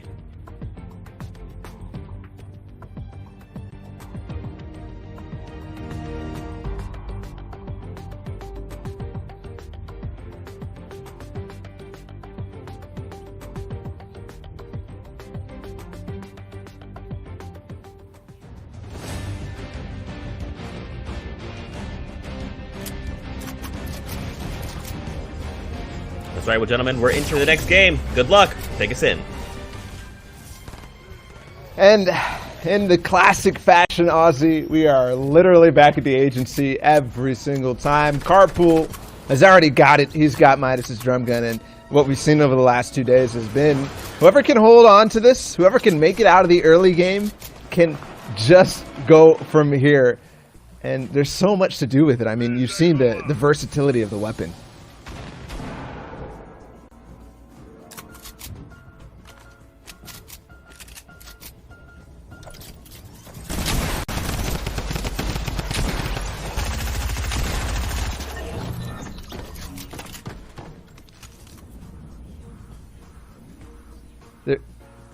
There's so much. I'm back over to Steamy Stacks. That's definitely not Lecce. I'm pretty sure Lecce has qualified through the... Actually, maybe not. I'm thinking back to squads, thinking back to duos. They had a rough go-through, so it's possible that he might be in there. Regardless, over at Steamy Stacks, got somebody who has the power, possibly the mind tricks, to make people disappear. Or at least push away. I think Aussie did disconnect for a brief moment, so it's just going to be me for a little bit until he can get back in. No worries on that. There's 4 people here. Fury, Rungzi, Boombot, and Lav, and that fight up above is going to finish quickly. Fury, for good reason, too. Now that he finishes that one out, he can focus on the next 1v1, and seeing what I'm seeing at the bottom of this, it's going to be one that's not going to be interested in fighting. Hopefully he can just get away. And now Fury, yeah, he already went up to the top of the stacks. Maybe he's going to take some shots now. That could be awkward. And yes, he does. Boombot with a great reposition from down below in the structure, then up on high. That's the dynamicism that you see at the Steamy stacks, but also one of the reasons why only the best can really play here. You see players like Tfue drop in here like Refscar, like Scram in the duos FNCS. Yeah, it's an interesting drop spot. He takes him down at the end. Green tack, hitting hard there, gets the elimination. Steamy tack stacks is an interesting drop. It's also caused a lot of issues around it too. A lot of people wanting to go that yacht drop. Great to get the vault there. Not the most powerful mythic gun to walk away from, but depending on how Steamy plays out, it has a massive impact on the rest of the map around it. If there's no one at Steamy or they end that fight quickly, they can very quickly rotate through the stack and go almost anywhere they want around it for these aggressive games. See the decoys coming out. Absolute beam here from Wave Pusher. We tuned into him yesterday.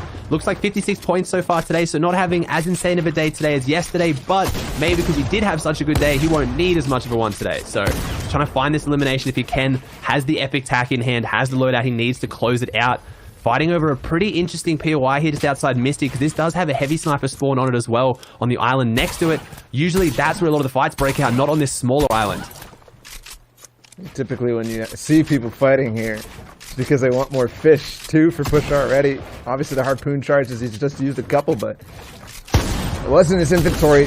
So well done from Pusher on a lot of different levels to start the fight off, but also right now when he's actually in it. He's given himself the room to work with, but gets in the box and responds no matter what. Even when he's on the back foot, when the edit is played on him, he still has the response to finish it out. And there it is, has the fish and the heavy snipe. Definitely worth the elimination. He's got a really, really good loadout to now push it through. Can't see many other people on the minimap. He has one player in Misty Meadows, looking like that person's chilling out. Looks like he might be able to go into mid-game safely, but with the games we've seen play out right now, he could just be hunting for more people. He could be trying to find them just to spot something on the map that he can push for. And he's not too far away from where we go on next. It's Lazy Lake. I see a couple of different builds off in the distance, and with Artumio, he's got one elimination and nobody in sight. I think I saw a launch pad there too, so clearly he's done something here at Lazy Lake to force the issue, but his loot's still not looking that good. Still a lot of chests available for him to get, so maybe it's just that he ends up on the good circumstance that Lazy Lake is uncontested and even gets a super chest that guarantees you an epic or legendary weapon.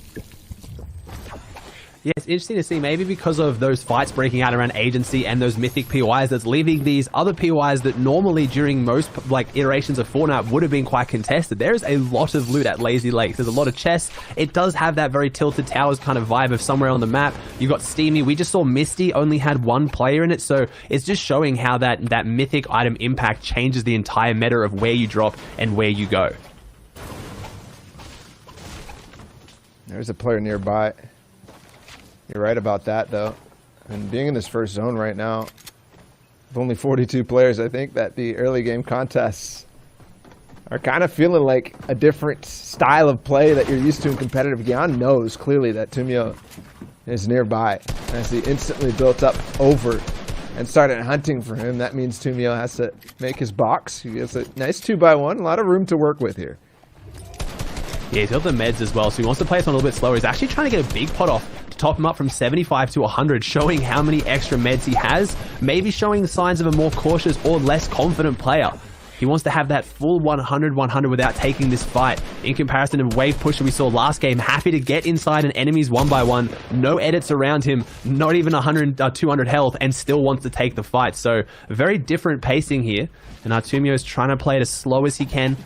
Very methodical. You can see he is not making a play to be aggressive whatsoever. Maybe hoping this player will disengage. But in these lobbies, Sundown's been talking about earlier with sharks. When you got sharks in the water, you have to bite back. And there it comes. Jumps around the side. 240 tags. No. Takes him down on the high ground. Gets the elimination. Gets even more materials. Gets to upgrade a little bit. Drops that grey SMG. Managing to pick up an AR. And now he's got Lazy Lakes to himself again. And he's got a couple of upgrades, like you mentioned, over to another fight.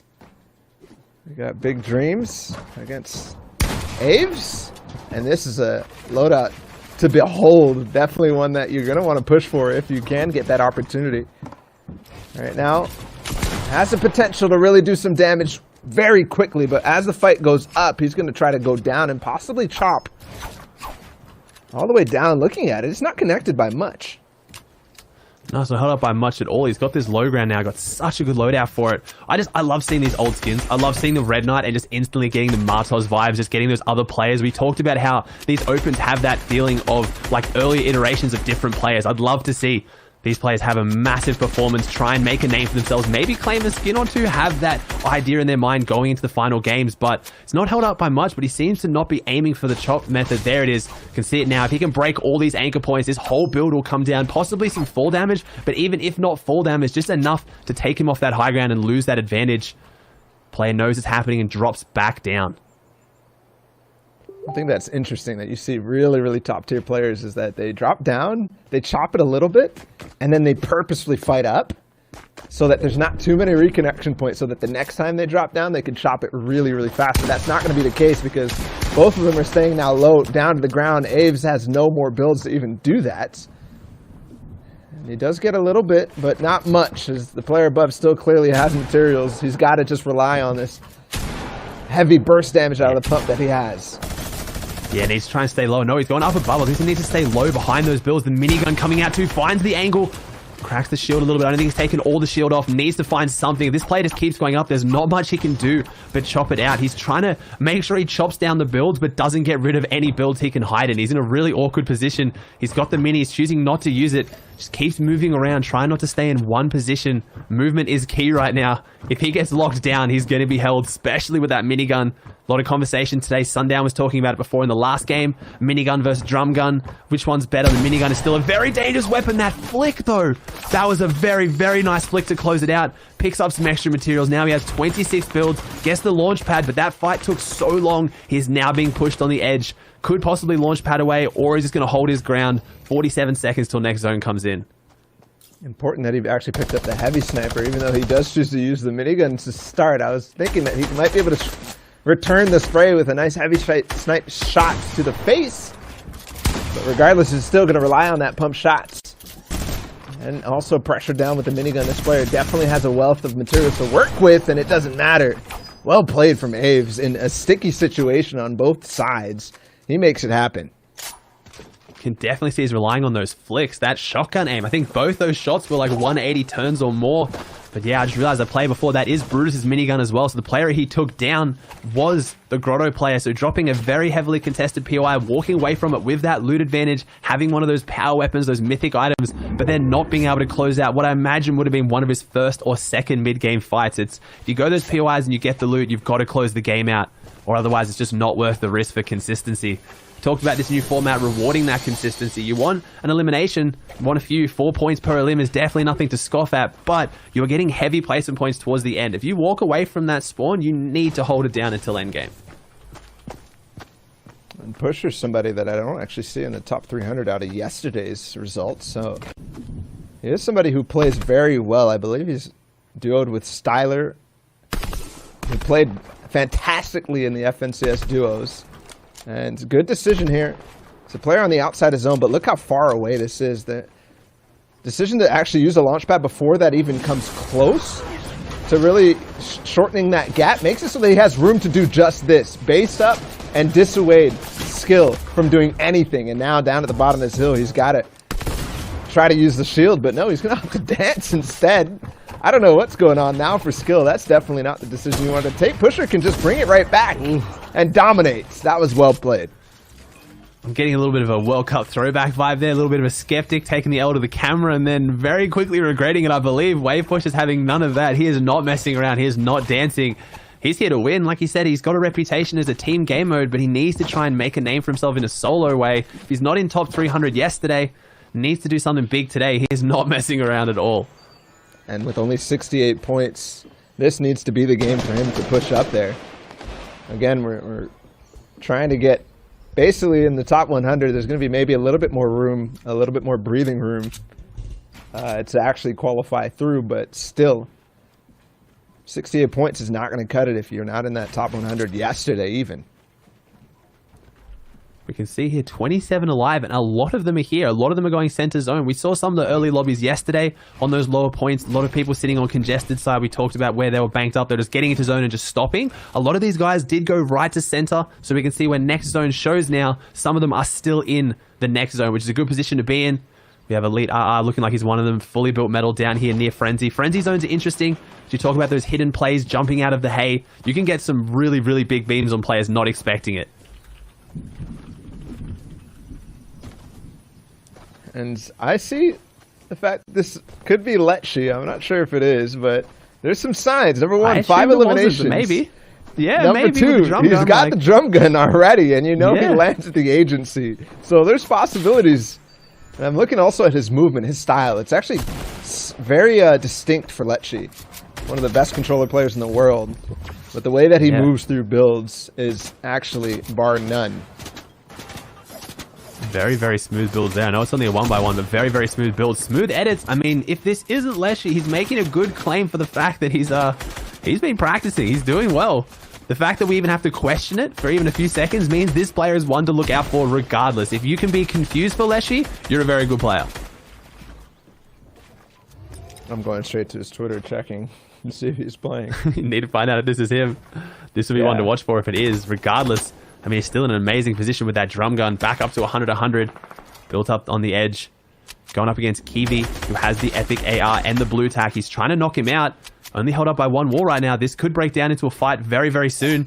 He's pushing forward. There it is. Talked about earlier with the chopping. He's going for it. Really smart plays by Kiwi to anchor to his own build to the edge. Shots come out, and the drum gun trumping the blue tack there. He goes straight down. If it is Lecce, he picks up another elimination. That's 6 now. Gets a mat refresh too.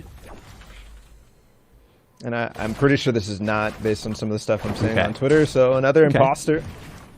But still, clearly one, compared to the earlier imposter that we saw from Benji Fishy, I think that this guy is showing that he has much more chops and could actually be somebody we might need to pay attention to, but you got no recognition right now because we have no clue who you are.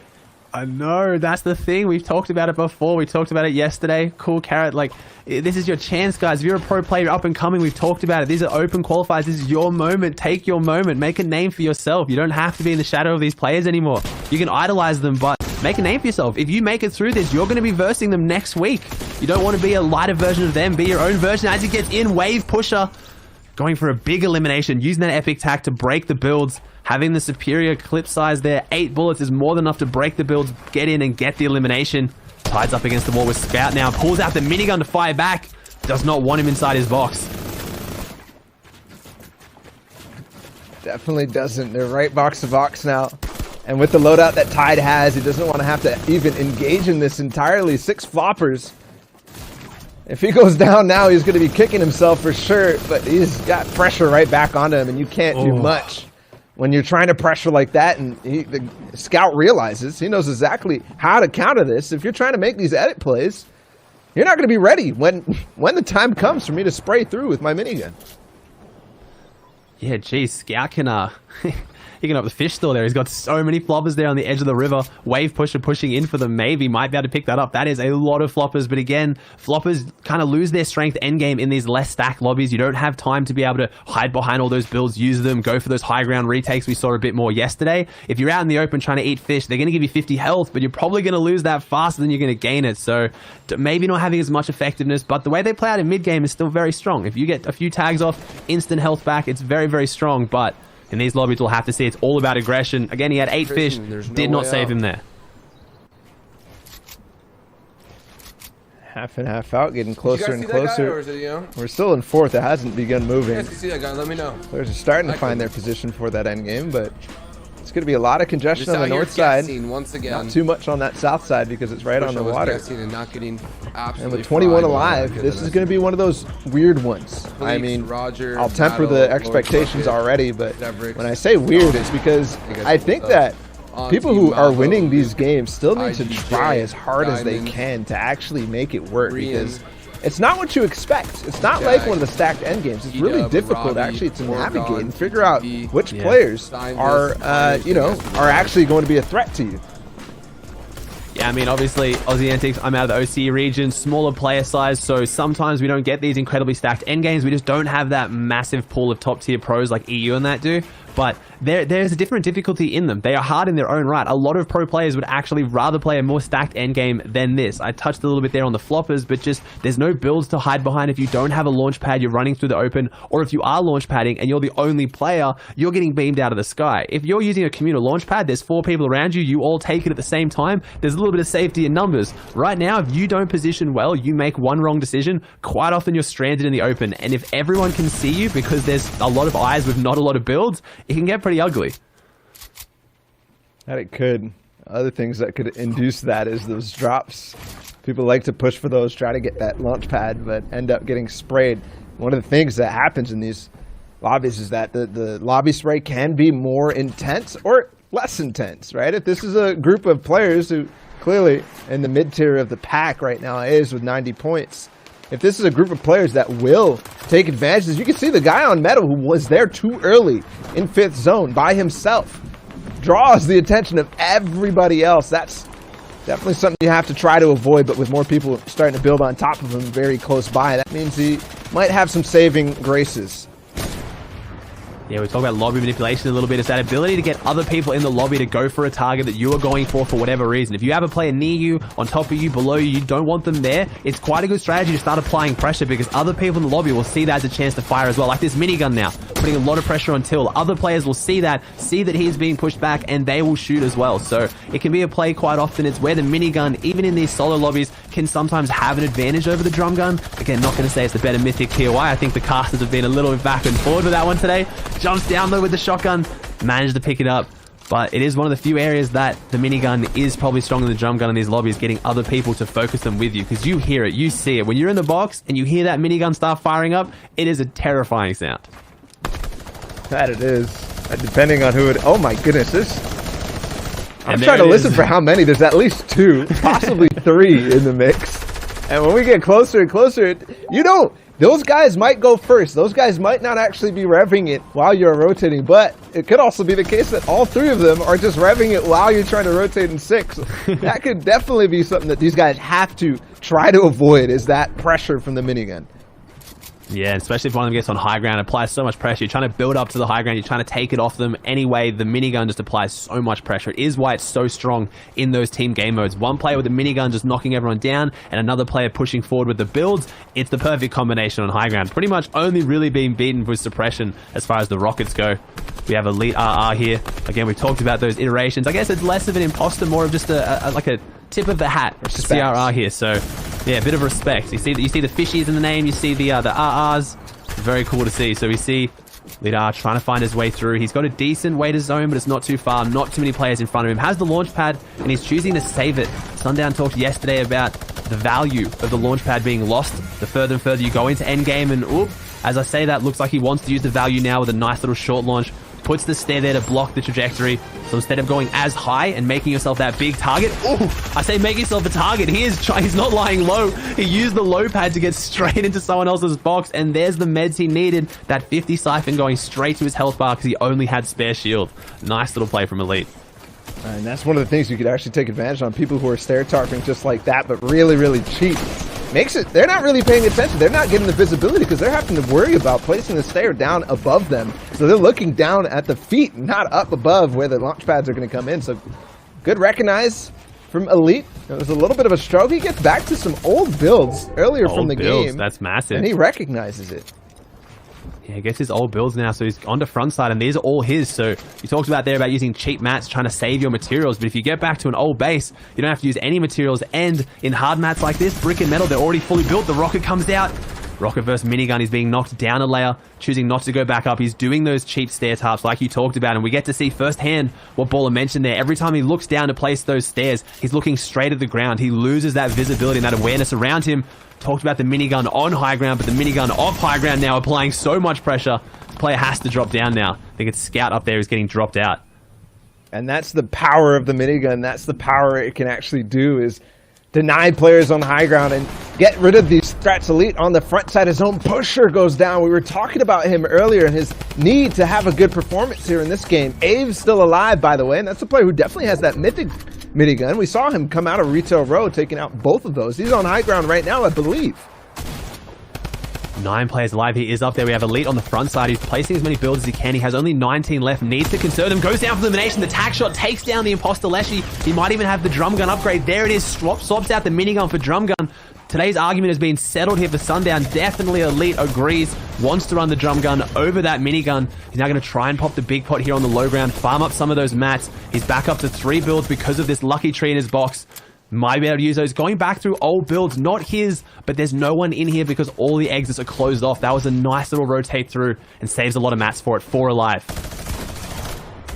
He almost decided to go down on ultimate low, but no. One thing I loved about this play, Elite, yes, this is the reason. He heard the drum gun and instantly was like, this is the player I want to take out. This is the guy that's going to decide this game for me right here.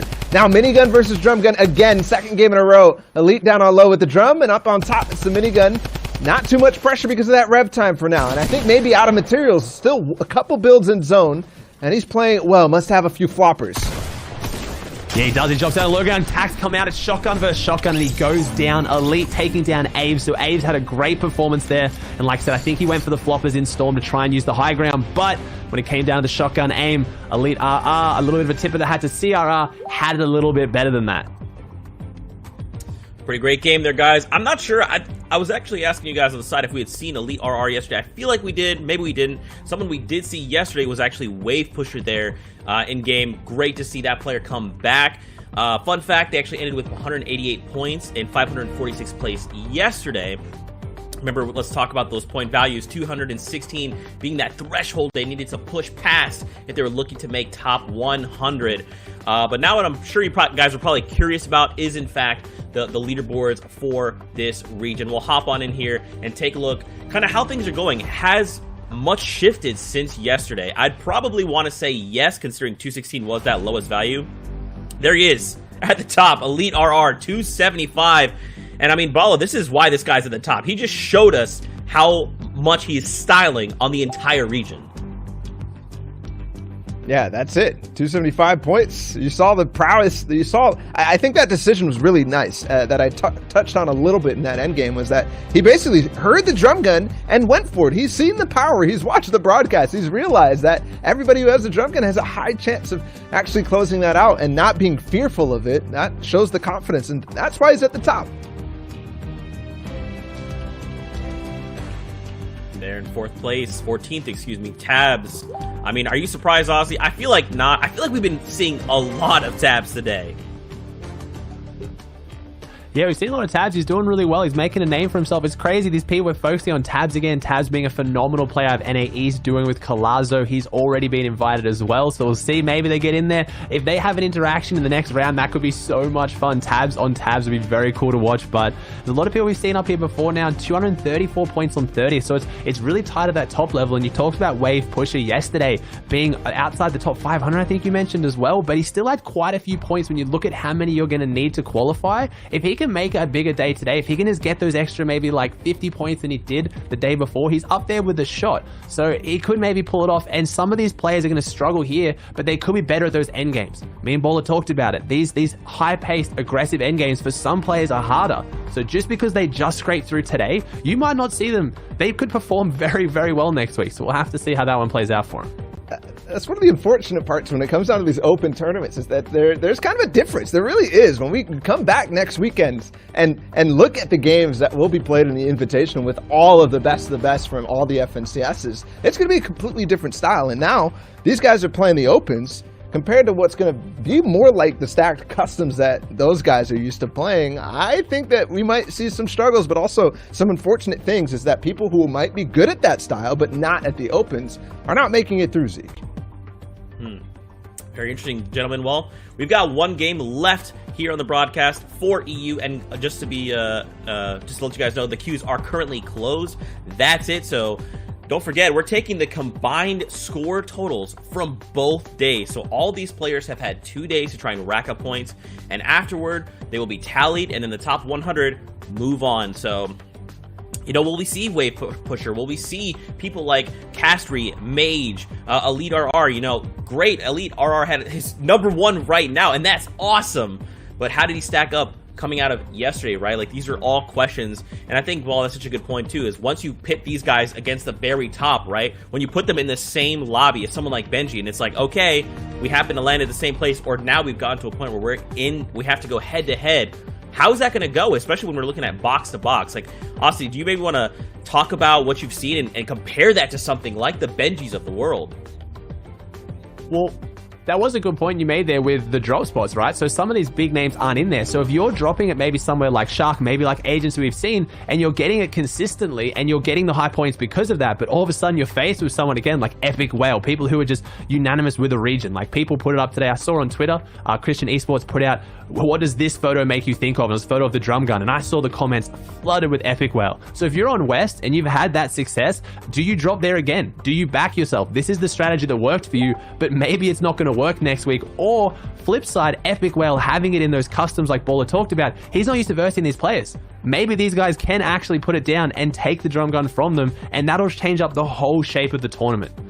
That's another dynamic entirely, right? Is not only the drop spots, but how do people... It was kind of something that we were talking about leading into the World Cup, right? It was all these different regions colliding, all the different play styles, right? And I think there definitely was some effect of, oh, we're just not used to the style of play that these guys are bringing. And that caused trouble. I know Unknown Army specifically, that was somebody that a lot of people had difficulties dealing with at the start of his rise, at the start when he qualified through the World Cup.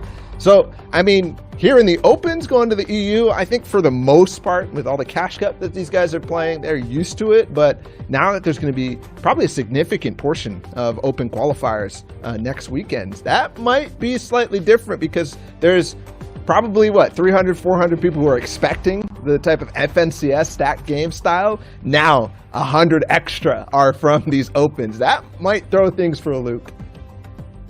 Yeah, dude. I'd love to see someone like Elite just roll up and actually go toe-to-toe with Benji, right? Because, yeah, you know, someone like Benji, Epic Whale, all these guys are incredible, and we've known them. We've known them for so long.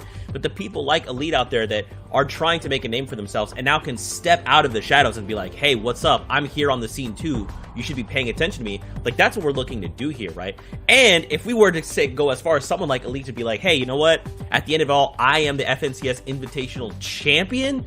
That would just change everything, Bala.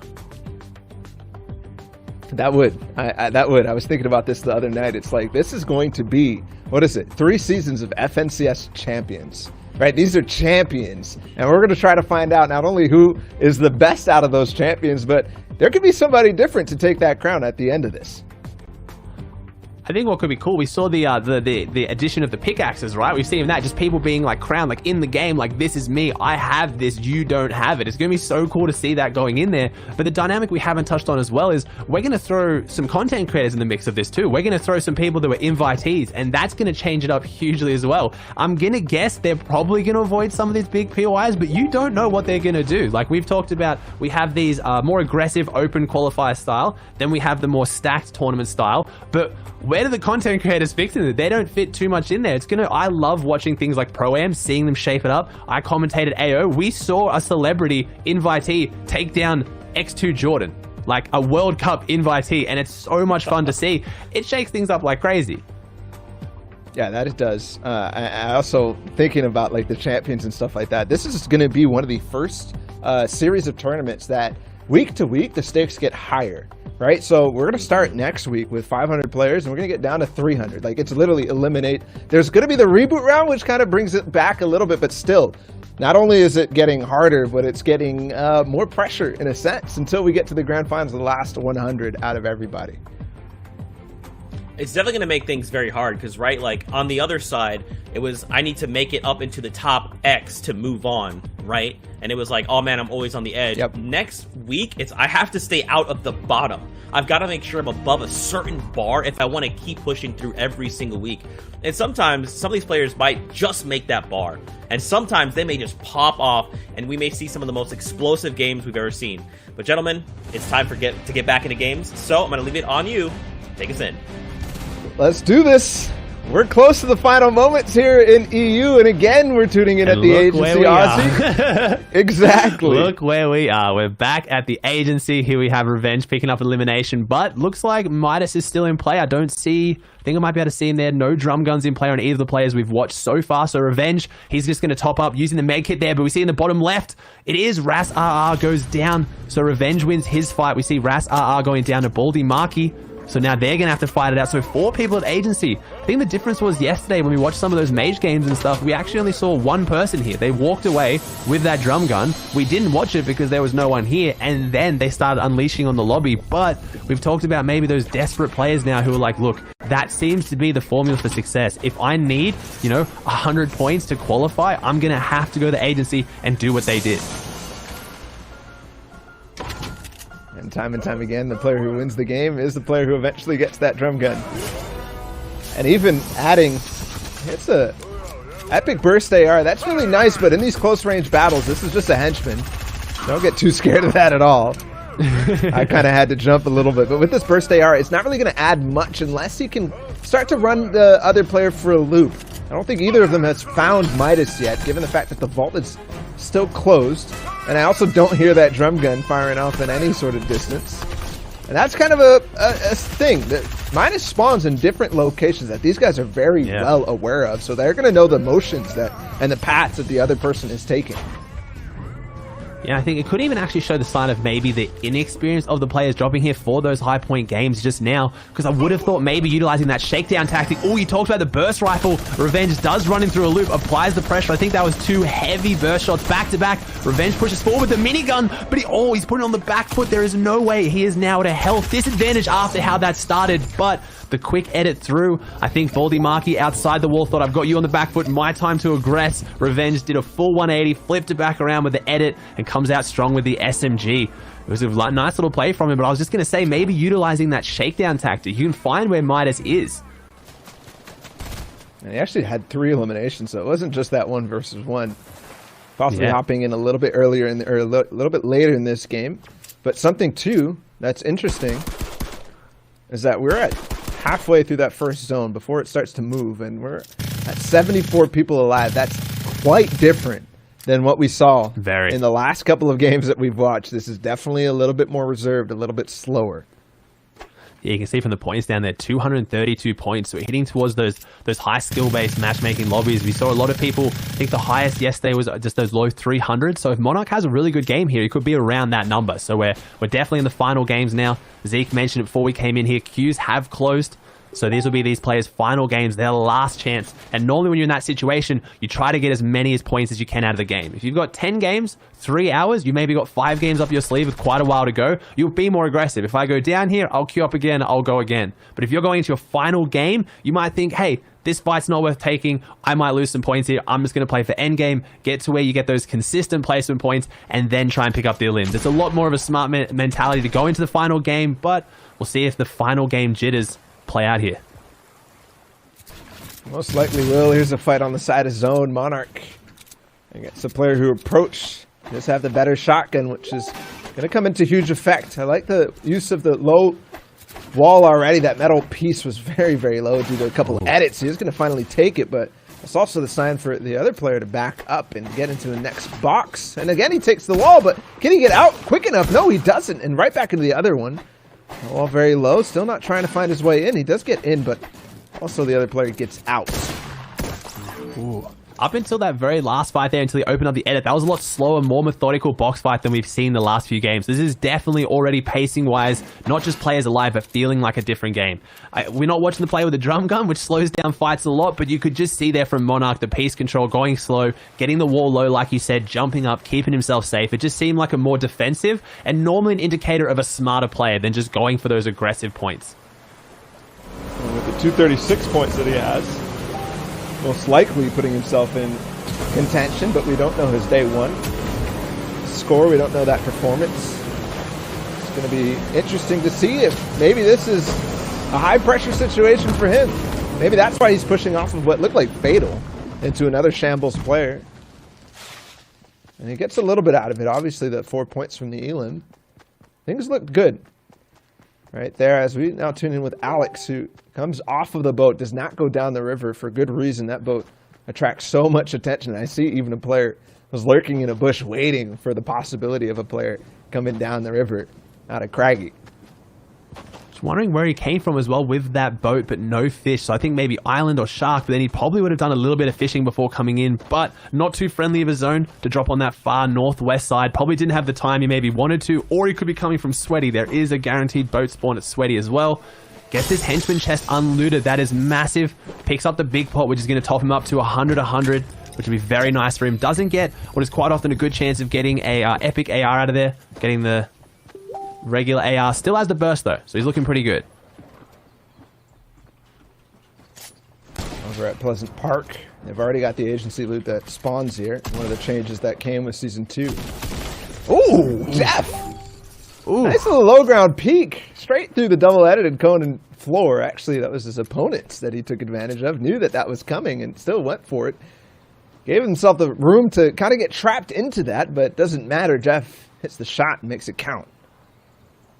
Yeah, it's an interesting way to play it, obviously. When you go for that edit, you're in control. You have the pace control we talk so much about. But if you're the one who opens the edit, there is that split second where they can shoot before you can. You have to edit and then pull out your weapon. It's why we see a lot of people doing their wall replacing with weapons, tacking the wall, getting it low, and then hitting it with the shotgun to then take it so they don't ever pull out the pickaxe or their editing plans. But there we see, jumps up from the low ground shot while his player has got nothing in his hands. He's just went for the edit thinking he's going to have the drop on him, and it gets switched on him very quickly. 145 points for Jeff. So we have those people in the lobby that are, you know, maybe 90 points lower than some of the others. So they're the ones who are going to be aggressive, trying to get them more, and maybe Monarchy is just trying to hold on to what he has.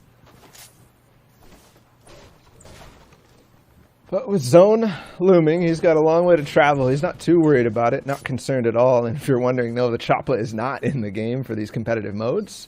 So you can't just hop in it and scoot his way over to Zone. He's got to hoof it. Once he gets to the agency location, the river will start to be in his favor, so he doesn't have to worry too much about that. But for now, Jeff with 145 points. He's got to make a statement in this game. He started off strong, and he's got to load out to do it. I love when I see extra shield in the inventory, not because that's a decision that he has to make, but just because that shows that the potential is there to outlast no matter what happens. And another storm fight. Philcheck gets the first pump, and the second one is quick onto Brown.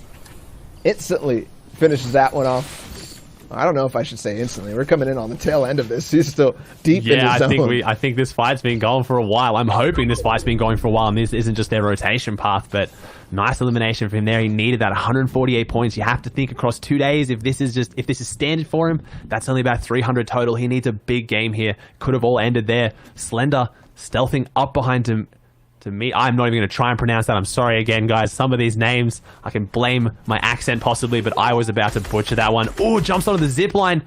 An epic AR being put to use. The zip line giving you very predictable movement. You're going in one straight line. It's very easy to hit a beam, and he jumps straight in. That was such a nice little way down. He just jumps straight in, hits the floor right before he hits it, carries the momentum all the way in, and of course, since he jumped off the zip line, he doesn't take full damage. So it's a very, not just a very good elimination, a very cool looking elimination as well. That was really nice from Slender, actually. The way that he pressured with the AR continuously down on the way, and he jumped off the zip line, made it so that the player didn't realize that it was going to be a full spray. So while he was trying to pop those small shield potions, while he was trying to get back into fighting shape, he was lapsing on holding his floor, holding his cone. He said, oh, I might be able to pull this off. So that small pause for Slender made it so that that could happen. He falls right in the box. And he gets the two clean pump shots and wins the game. So, now we're watching Slink in another storm fight at Slurpy Swamps. This one a little bit less risky because of the natural healing from Slurpy, also the barrels all around and the fishing potential. Slink in this fight dropped down above him. You see a lot of fights end up in Slurpy continuously in the zone. One of the things that led to Kiriachi and Letwick's success in duos was how much they stuck into zone. Not going to be able to pop the medkit, but does pop into the box. Ramp over, he does phase through and finishes it off. And with the medkit, he has plenty of time. Look at that, 3 floppers, 2 slurpfish. Not only is this good for the end game, but it's just good for him to get out of here in general.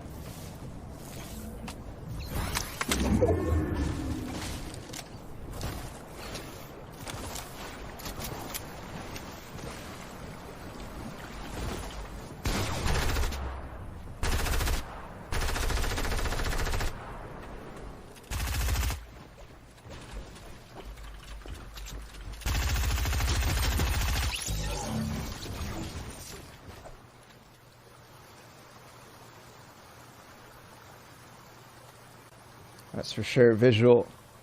Let's clean up that fight.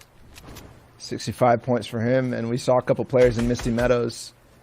And talking about Fish, this game is definitely going to be a little bit more stacked for a little while. 47 players up in this one. Those Fish could definitely come into play if this game gets more and more stacked. We've seen time and time again the end game retakes on Heights, not only in the beginning of Chapter 2, but Season 2 too. There's a lot of different things that you could do with those Fish, and he sees another build fight, he spots it, and he's ready to take right onto that. But I think right here is the spot where you don't want to really be engaging. You want to get as far in as possible because these mountains make it difficult. But no, he's going to choose to go straight for this fight. Visual does not stop. He's off a hot streak, finds one, feeling himself right now, trying to take the wall, but does not actually manage to do that. And after that, he actually backs off a little bit. But another player coming in from the backside, and he realizes this. Yeah, we can see the one thing I'm noticing straight away is that, again, is those points, 65. So he is versing some players who have upwards of almost quadruple his points. So maybe the way he's playing, it's going to be a little bit different, going more aggressive. Possibly he's had a rough day today, and this is it. It's just go big or go home. Pushing up onto the mountain. I say that, but he is disengaging. I was going to say one of the few disengages we've seen, but he turns back around. Maybe he was just baiting the edit, knowing he has that superior AR, has the aim to just fire back and win it. And we see another Storm fight breaking out here, and he's trying to get involved with that if he can. Sitting in Storm a little bit better. He's still got the flopper if he needs to. Sitting back there, and it's Scout on top of San here. Both out of wood in not the best spot at all. Not only are they now in Storm, these other players who are on the edge of zone, I can see 2 of them in the bottom right there, possibly 3 or 4 who have eyes on them. So if they win this fight, they then still have to get into zone. But he has 3 of those fish, so he has effective 150 white heals if he needs it, or a little bit of shield from that slow fish too. He's trying to disengage and push back. Blue tack in hand, can he try and do it? He's playing defensively, but soon he needs to fire back because he is getting pressured, not just by the player on top of him, but by the lobby that's already in Storm. This is not where you want to be. Flipping the stairs to give him an extra layer of defense, and Scout is on that wall, maybe not realizing that now because of those fish, San has the health advantage, and they're inside the fight, and Scout closes it out. He wins the fight, has the medkit and the fish now, so he can out-heal Storm, but he can't out-heal those bullets that are still coming from him from that yellow marker we can see on the bottom right, that other player. He's got the launch pad though, so I think he might be okay. But if this zone does close, I don't think it's moving just yet. If he spends too long, it could end up being a 5-tick, which would spell disaster for him getting out of that no matter what you have. Unless it's fish, you're not going to be making it out. If you're close, it's possible. Now we're watching Adsa. He gets on the backside of this wall. A nice quick transition to the side that he wasn't expecting, but the turbo build hold is there. It doesn't matter. Takes it anyways and tries to get the shot, but misses. The SMG spray makes him pause for a moment, and now he edits down into the box below and has a little bit of time. At least he's bought himself just that. Yeah, he's trying to find his way back in now if he can. Trying to push forward. He has such a good loadout to do this with. The other player, not on the back foot, edits out. If he hit those shots, that would have been a very clean little play. He phases in, gets the stare above his head, and jumps at the perfect time as he breaks the wall. It pushes him through, even if the other player's holding it. So this is the sign of an aggressive player. Being able to do a phase trick that quickly, you know he is used to getting inside the box. Blizz is on the back foot here, trying to open up the edit with that stronger shotgun, but there's a lot of clean movement here. There's a lot of shots breaking out. They're not hitting each other, holding their angle as well, though. But Blizz here is inside the box. He is not on the back foot. He's on the front foot, but the heavy pump comes back. That, oh my gosh, absolute tit for tat. It just went backwards and forwards, and in the end, Adza with the epic pump is able to take it out over the blue tack. That was a very backwards and forward fight. That it was. And one of the reasons, though, was because Adsa was actually making the same edit over and over. The peanut butter, as it's called in the community, the slice up the top right where you can get the right shoulder peak and also get the pixel peak basically jumping up over that. And because of that, you can kind of expect it, and you can adjust for it. You can move in certain directions that will make that angle harder to actually hit anything from, and that's what did actually happen. Finally, though, it kind of switched up, and he went quickly onto the wall once he fell down. He's still chasing. He's still hunting. There's a player on the side of zone. I think he knows that the situation for him could be dire. That's why he's trying to take advantage of it and get any tags he can and get information on whether that player is low HP.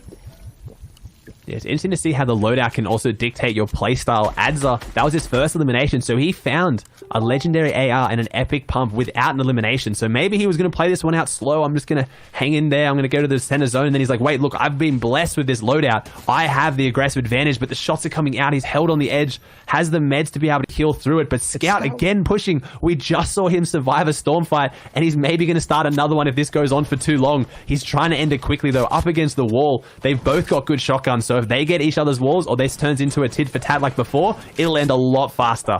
He's positioning himself on the wall with Storm at his back, which means no one's there. Edits the stair and he comes in. There it is. Scout backing himself to end it quickly, and he takes both those weapons, and he's going to walk away with it looking very good. And I'm wondering there, I think Scout, while he did win that, I think this might have been a miss, maybe a little bit too aggressive just because he thinks he's low on any potential to win the game, but maybe he's just an aggressive person in general. I mean, we've seen him in a storm fight, and he's hunting another one. Player trying to rotate, and yes, it's a path that's going to be possible. You see, is this guy's like, are you going to shoot me? Is this real? Are you really going to do this right now? As he backs away, and it is real, man. Scout right underneath. He gets him to the stairs. It's a full-on build fight. I thought maybe he was pushing to try to get him to build, but no, he actually just wants this. I can only imagine what his comms are like. Like he said, like, are you really doing this, man? Like, I need this game right now. I want to qualify. Please don't do this. But there is no communicating with him. There is nothing going through Scout's mind except for forward. I want to go forward. But instead of going forward to zone, I'm going forward through you. And there it is. Stair phase straight in with the purple pump. 140 shot. He is just going forward, but he doesn't like going forward to zone. He wants to keep going forward to people. But now he's seeing the backside of it as the lobby gets closer and closer. We said this is one of the more stacked lobbies we've watched today from EU. They're going to make you pay for this. You're now very far away with a lot of eyes on you, and you have to go to them.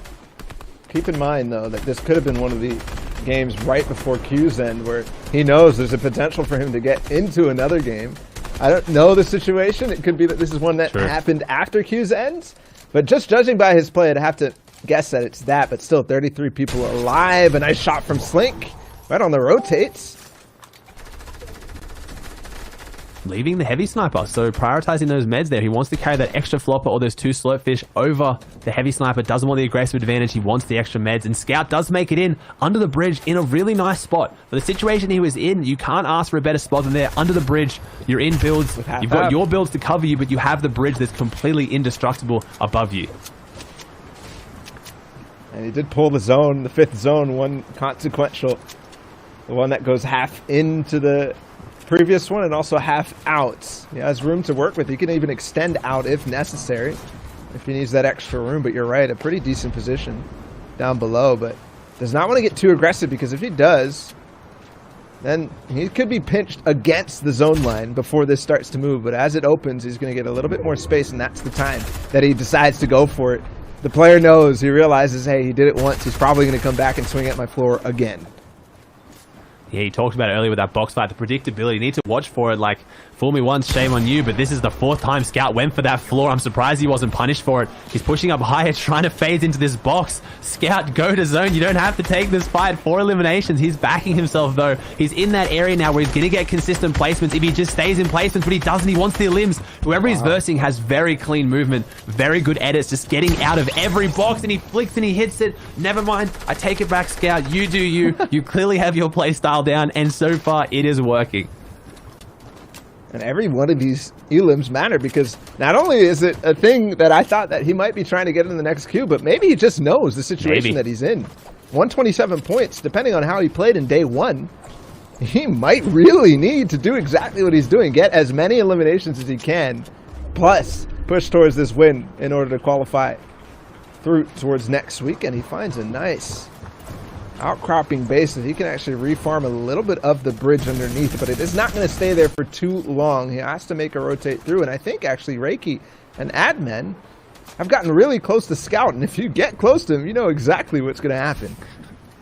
Maybe they don't know yet, but we definitely know what's going to happen to him. He's under this bridge, and he's just lurking on top of those builds, keeping himself in such a nice little spot that people wouldn't expect him to. And he's only got 79 builds, and he's saving all of them. He's either using their builds for cover, or he's just lurking and hunting them down.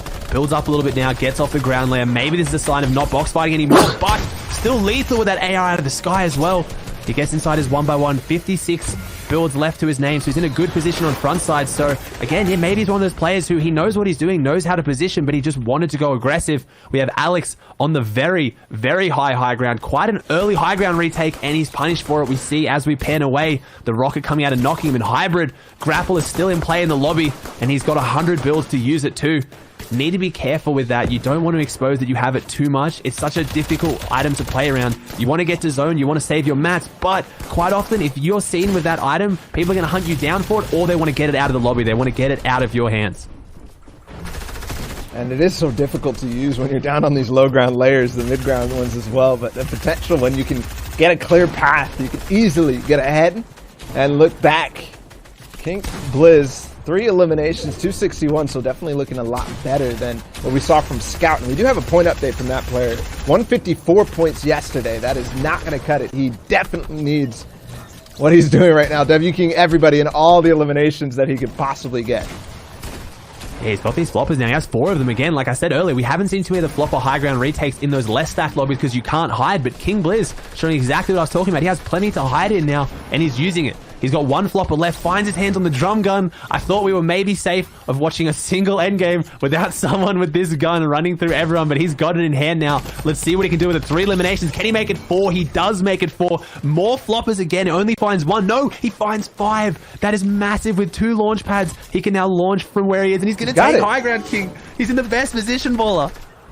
No way did he just come out of zone with the launch pad right on the height. That player unaware that there's still builds to land on behind him, and that audio cue was not fat. Like, you actually have to pay attention when there is something above to land on. There's always the potential not only to land on it, but to come through with floppers. King Blizz with the drum gun down from on a high. 1v1v1, still a player very much in mid ground, all the way down on low. He beams him out. And this 1v1 could get very extended, Ozzy. This could drag out. He's got the floppers forward with the... Oh, never mind. With the rocket and a drum gun is not going to drag out. Breaking the builds. King Blizz going aggressive. He's going back up onto the high ground. It's turning into a build fight. It's a very big build fight. You don't often see these endgame because normally don't have the mats for it, but he still has 59 builds left. He's very high up. The grapple comes up right in front of him. They both land their shots. He's going around trying to get these floppers off. He has the superior meds, and there it is. King Blizz takes down a hybrid on the last attempt to grapple up. He grapples up and he can't find the angle that he found the first time. King Blizz winning that one in spectacular fashion. And we've seen it. Mythic Weapon against Mythic Weapon in the previous games, and this time it's Mythic Grappler versus Mythic Drum Gun. And again, it's going to be that Drum Gun reigning supreme no matter what. It doesn't matter if you got a Grappler or not, Zeke. Yeah, very interesting to see the Mythic Weapons finally face off there. You know, I wasn't quite sure how that was going to go, but in the end, King made it all work in his favor. Now, of course, Ozzy is disappeared because he's all the way out there in Australia, so we're just going to swap it up so we can at least hear his voice. Now, of course, Fortnite fam, we are going to be going to a little break here. Now, before we go, Ball, do you maybe have any quick thoughts before we take this next break? Yes, I do. I mean, the EU is done now. We kind of will know who it is going to be once those scores are tallied, once the tiebreakers are gone through. We'll know who we're going to see in week 2 of the Invitational, Zeke, and I could not be more excited to look at that player list, start looking at the analysts and all the drop spots that are going to go down, because we're going to have a really nice treat next week. That's right, man. For those of you just tuning in, maybe you weren't sure how this runs, this is the FNCS Invitational. Players that have made it to an FNCS Grand Finals were invited, and they're waiting next week to start their games. This weekend was an open qualifier round where players could compete, and the top 100 or so players from every region will move on to join the invitees. Now, Fortnite fam, that pretty much wraps up the EU portion. The games are done. Now, a couple things to keep in mind before we go ahead and head out. The first thing is, don't forget, the combined totals will be posted after broadcast. We want to go in, tally every single tiebreaker, and make sure everything is exactly the way it needs to be. The other thing is, we are going to take a little bit of a break. When we return, we'll have more NA East games to go through. There was 10 games that happened yesterday for every single region. There'll be 10 more that happen today, and it's going to be pretty good time. We have a bunch of casters that will be here. Bala is one of them. Aussie, I don't know if you're still here or not, but he is more. And of course, you know, any final thoughts, Bala? I'm curious, you know, now that we are going to be done with EU and we're heading in, actually, you know, Ball, I'm just getting word. We're actually going to break. So I'll get this on the way back. Fortnite fam, we'll see you guys after this break.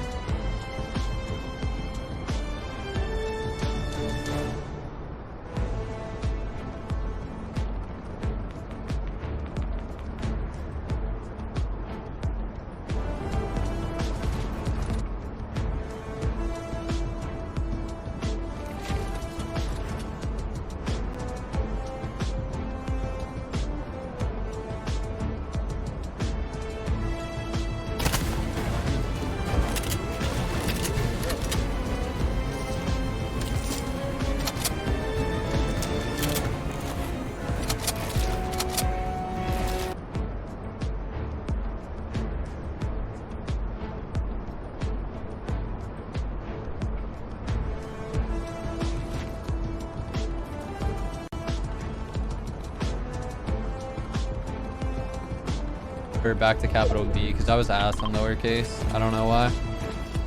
Should I put that in trios?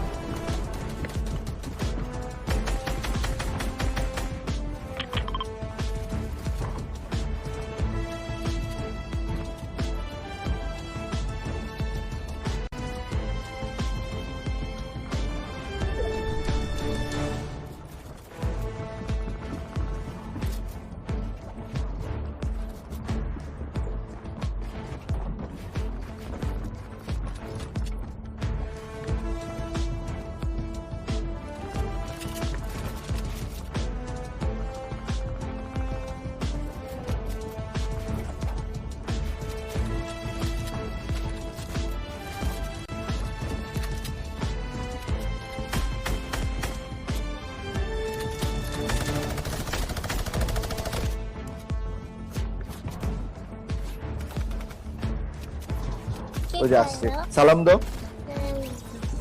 আসসালামু আলাইকুম। Hello বাবা কথা কেমন বলতে আছো? তুমি কেমন আছো? জিজ্ঞেস করতেছে। কেমন আছো? উনি জিজ্ঞেস করছে আমি কেমন আছো, ভালো। তুমি কেমন আছো? ভালো। মাশাআল্লাহ, তুমি তো অনেক বড় হয়ে গেছো। মাশাআল্লাহ। রিয়াদ চাচ্চু, রিয়াদ চাচ্চু ওনার নাম। রিয়াদ চাচ্চু, তুমি কি এখন ঘুমিয়ে পড়বে? তুমি কি এখন ঘুমিয়ে পড়বে? আর না, হেডফোন আমার কাছে তো শুনতে পারতেছে না। আচ্ছা আরহান, তুমি কি এখন ঘুমিয়ে পড়বে? হ্যাঁ। ও আচ্ছা, মাশাআল্লাহ, গুড। ঠিক আছে বাবা, বাই বাই বলো তো, সালাম দিই। Bye bye. বাই বাই, আল্লাহ হাফেজ। যা যতটুকু পারছি আপনাদের সাথে শেয়ার করার চেষ্টা করছি। একটা জিনিস মনে রাখবেন, উনি আমার আবার একটু বয়সে বড়, তো ওনার সাথে অনেক চাইলে অনেক কিছু ফাইজলামি করা যায় না, তো সম্মানটা রেখে কথা বলতে অনেক সময়। আরেকটা যে জিনিস হলো, আমি মাস্টারের সাথে কথা বলছি কালকে আমার সাথে লাইভে এরকম একটা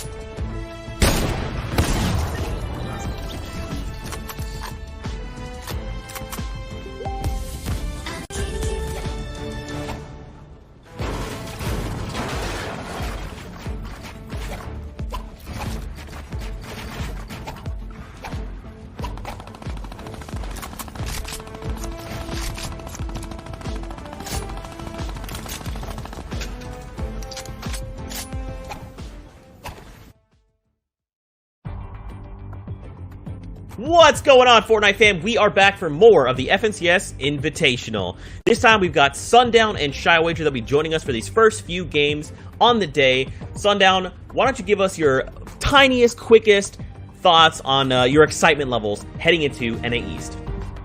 I mean, I'm excited to see. Yesterday was a lot of fun. Honestly, I want to see if any of those names who are able to kind of crop up are able to do it again today, because of course, everything resets. You go back down to 0, MMR goes back to 0, and then we go right back at it. It's a fresh start. We'll combine the two afterward and people go on, but there's a lot to play for today. Lots of spots on the line. That is right. Now, of course, EU wrapped, so let's go ahead and take a look at the standings. Mr. Fresh Swedish, a nod there to Mr. Fresh Asian there in that number 1 spot, Shio, 324 points. That's crazy. I will say he had 16 elims in his 4th game, 14 elims in game number 8, and 4 of his games were top 10 finishes, and 2 additional ones were in top 20. Mr. Fresh Swedish was on it. Yeah, I mean, I didn't want to skip over the fact that we know that this level of the competition is all about that aggression, no matter what region you're looking at. So right now, we can clearly see that everyone in this top 20 is fighting with that playstyle. Obviously, Mr. Fresh Swedish is the captain of it so far, all the way up top, 20 points almost ahead of the competition. But you can just look at the point tallies, the point totals. So many ties broken. It's a neck-and-neck race all the way across the leaderboard.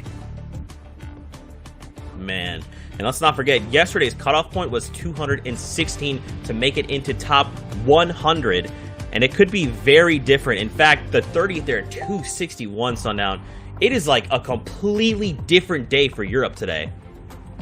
Seemed like there were a lot more sharks out in the water. We were seeing a lot more of those higher elimination games, which means points are going to be funneled kind of into the top percentile a little bit more. It'll be interesting to see if that carries over for True today in NA East, and whether or not that type of aggression will pay out. Because honestly, I think people are realizing that there is such a large skill disparity from the top to the bottom, and players are going to have have their foot on the gas a little bit more, because if they're not doing it, someone else is, as we've seen over and over again. The player who will go and grab that drum gun or grab the boom bow or get control of one of those mythic POIs, grab a weapon, and then just go start running at people. Yeah, dude. Well, obviously, the FNCS Invitational has been super fun, but we want to take a moment and talk about limited time test events. And to do that, we're going to go back over to Sundown to give us the lowdown. Yeah, so one thing we want to talk about, in continuing with our trend of our updates from the roadmap from FN Competitive, you guys can drop us a follow there at FN Competitive on Twitter, are limited test events. These competition focus on testing new tournament ideas and game modes and further defining what is possible for the future of Fortnite competitive events. We've already seen during the Love and War event, Search and Destroy, as well as Operation Knockout, have events ran in tournaments that were played for them that had a lot of participation, including players who had never engaged with the tournament before. In the future, we plan to continue trying out these modes and other modes, such as box fights and capture the flag. Is there something that you want to see checking out in your competitive vision? Build it in creative. Your feedback can influence our approach to the futures of events, and we want to hear from you, so make sure you give us your feedback.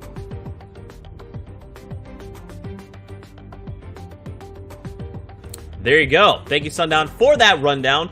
Now, of course, for everyone tuning in, we probably want to go ahead and detail how the broadcast is going to be run in case you're tuning in for the first time.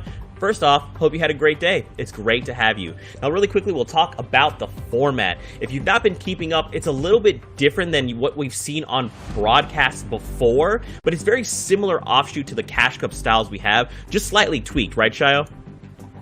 Yeah, so basically now placement starts to get handed out all the way starting at 75th place. It's kind of given in increments all the way through the 50th, then ramps up again all the way to 40th. You can see the different incrementations. Once you hit that top 10, then every single placement after that, you gain a lot of points all the way till that victory royale. Then each elimination, that's been buffed up as well to match 4 points, and we've seen the result of that with an aggressive play for these top prize pools after the fact. And now you can see, here's the regional prizing. Now this is for the entirety of the prizing on the line. Don't forget this weekend that there is no money on the line when it comes to Oh, apologies there, my microphone cut out for a second. This is the regional pricing across all of the groups here. You can see this is the pricing for all 4 of the next weeks. This weekend, there is no pricing on the line. They're just competing for a spot in that top 600. Now, an important thing to note, the victors in NA East and in Europe will be walking away with $100,000 and $120,000. So the top spot, if you're that very top dog, I mean, you're claiming not only bragging rights, not only beating up on all of those guys who potentially had that FNCS champion axe, but you're walking away with a nice prize as well. You love to see it. Now, of course, we can't wait to get into games. A couple notes before we do. Don't forget, this is pretty much going to be it, the last segment of the broadcast. We're going to be taking a look at NA East games. Now, if you guys also want to keep up to date on what's going on with Fortnite Competitive, head on over to Twitter at FN Competitive. Give it a follow. We'll post all kinds of updates there. But of course, I know what you want, games. So let's go ahead and hand it over to Shia Wager and Sundown to take us in. Beep, beep. Let's get on the bus. Let's drop on in. NA East kicking off, and right away we already see we started Europe with a pickaxe fight. Instead, it's a 50-50, and Mini is going to take out that Liquid player right there. Probably not an actual one. With that being said, Mini now on one of those scavenger routes that have become so popular. I believe this one is just outside of Steamy Stacks. Yes, trying to work around, trying to get one of those initial chests and then finding their own space. Looks like somebody else already hit that slurp truck, though, and took it away. I mean, I think slurp trucks are finally being looked at fast in order for people to get aggressive into boxes quick as well. I was just about to talk about exactly how this region is going to delve down in terms of aggressiveness for day 2, just because we've seen in Europe that drum gun agency instantly we go from a 98 player lobby down to maybe 80, 70. So far, though, it's been a little bit of a balance coming all the way down. There's just about 87 people already left alive. We're going to be looking at Steamy Stacks. People who are landing around here won't have the same speed when it comes to getting into a fight. The trek to find someone else might be slightly longer. That being said, if you look at Mini's perspective, once he does have his target set, his eyes locked, that fight will start just like any other POI or place on the map. Yeah, and I think this fight's only going to end one way. Vork P here, not necessarily in a good shot. Mini getting the high ground right away, destructing through that zone because he had already tried to mine through it. Doesn't look like, yeah, like I thought, only sitting on the tac shotgun, so super unfortunate early route. And this is one of the dangers if you do get aggressive on a scavenger route before you're able to kind of hit multiple chests. Sometimes one chest, this is what you get out of it, and that's not a whole lot, Shy. You don't want to go into a fight with just a great tack and a fishing rod. Your options are extremely limited. Here comes a box fight, though, against it. Can he win it? And no, missing a crucial shot. Mini now picking up 2 elims very early, and all of a sudden, he's in a pretty good spot, and a player trying to aggress down here. 35, 34, both shield tags, and honestly, I assume he tries to track him down. Yeah, Mini's looking for a really big game here right now, and at Steamy Stacks, if he's kind of patrolling the outskirts, there's not too many contingencies that a lot of these guys on these loot routes can have. We saw Yorkie right there just backed up against the wall, can't really go towards Steamy because there's already people there all the way up at silos. He can't go towards the bottom because it's a huge hill that you need mats to climb, which he does not have, especially while getting pressured. So if he just baits his prey to be in these big positions, in a positions where your back is up against the wall, he can come in, claim that elimination, and then move on to the next pick time and time afterwards. So 2 right now, 2 more people available in front of him. Add those together, I think he's going to be leaving here with 4 eliminations if he plays this right, and he does. It's the first pick onto Junior. He gets taken out right afterwards. A little bit of a skip there just based off of that boost from Steamy Stacks. He's going to use that sound to kind of play around with what his game plan is going to be. The other person in the box can only hear him going up, not exactly picking up the loot or rapping on his walls. He's going to continue to just kind of fly out instead of taking off that next fight. Maybe look for someone else in a more shambles position, another scavenger loadout area. Even skipping over a 1v1 he can take over at the bridge to possibly just go over for a third party. That's going to be a good idea. Going to be an easier place to take a fight. And I mean, dropping in right as this fight gets in a resolution, not giving the player enough time. However, a heavy pump coming out is going to force him off for a second, and then the other shots coming in. You notice, look down that bottom right-hand corner. There might only be 64 players left, but 6 of them are right on top of each other within shooting distance here. And Mini is all of a sudden in serious trouble. Shuffle not picking up the elim, but does benefit from all the loot. It was Nico Pique on the other side. You can check him out. He's streaming over there. Picking up a nice elim, getting his turn on in the opens, trying to make a name for himself, and you see him rotating away, not wanting anything to do with Shuffle, saying, hey, I got that quick little elim, cost me a couple medium bullets, gonna go somewhere else now, as Flex is in a tough position. Yeah, right now I'm looking at people actually not going crazy about getting into boxes too fast, actually picking fights that suit them a little bit better for their loadout, for their position. And this might just be the turntable actually for NA East at least, where people are finally trying to just take fights that seem a little bit more calm, a little bit more organized. Could that be because they don't have that mythic drum gun in their inventory? I mean, every fight we've seen so far has just been with tacs and ARs. You have to be a little bit more tactical. You don't have 40 bullets to just shove into someone's face. Yeah, it makes it really, really, really difficult, particularly when you're going around and trying to find out these fights as we shuffle back on over to Shuffle, who is now hunting prey and just, putting that epic AR that he got gifted over from the fight to work, not even giving Crypt enough time to react, mowing him down and just eliminating him right away. That's a tough way to start off for Crix, but Shuffle has to feel good. He's going to be getting into a rhythm here now, has a flopper, has 6 minis as well, and honestly, the only thing he could really be looking for here is a shotgun upgrade, which he now has the option. One of my favorite additions to Fortnite Chapter 2 are the upgrade benches, because I think you're allowed to then eliminate an additional layer of the RNG, where you could be like, okay, I know I can play for X amount of materials and get the gun I need to be able to move forward the rest of the game with. As now we swap on over to Elite Jackson, who's taking a fight here just outside of Misty Meadows with a decent amount of kit, however, gets traded back out, not having his shotgun out there, a little bit of a flub, and only the 1 mini to get up to what is now 125 effective HP. He's looking for a second elimination here. If he tries to get it, if he needs that effective HP so bad, it can come at a cost. And afterwards as well, even capitalizing on it, which he tries to do, doesn't happen. It'll make these people then fall into a rhythm where they could actually stumble on the beat, because we saw the way Mini was walking. He had a lot of confidence. If you kind of go over your boundaries, you can get into positions where you're just reaching for more than you can grab, get taken out prematurely, completely out of the game. Right now, though, Fidhuhari all the way up here in his wood brick base. We'll see it on a different perspective across the shores of Misty Meadows near Lazy Lake. Another big fight breaking out. We see a lot of these 300 material fights where people want to cover every single portion of the ground, get as much piece control, but if you become overcumbersome, if you try to control too much at once, it might be too costly of a fight. Even with just the points of elimination, you could be hindering the rest of your performance just by investing so much early on. Yeah, and you can see now already when you're looking down at the toolbar there, you can see the number of builds available to him. He has 1 elimination, and then just below that is the 53, which is about 1/3 of the maximum. Players can have up to 150 builds at a time. And generally, after the initial farming phase, they rely on refreshing, eliminating another player and picking up their supply in order to top off, because you don't often get a ton of room to farm resources as you're rotating around the map. That's why I can say players get hyper aggressive once they've committed to a fight, and a nice little top off there, getting the elimination for 4 points, and an additional about 38 mats from that, and as well as his choice from a heavy sniper and the rest of a loadout. So putting him in a good spot as we shuffle back on over to Shuffle.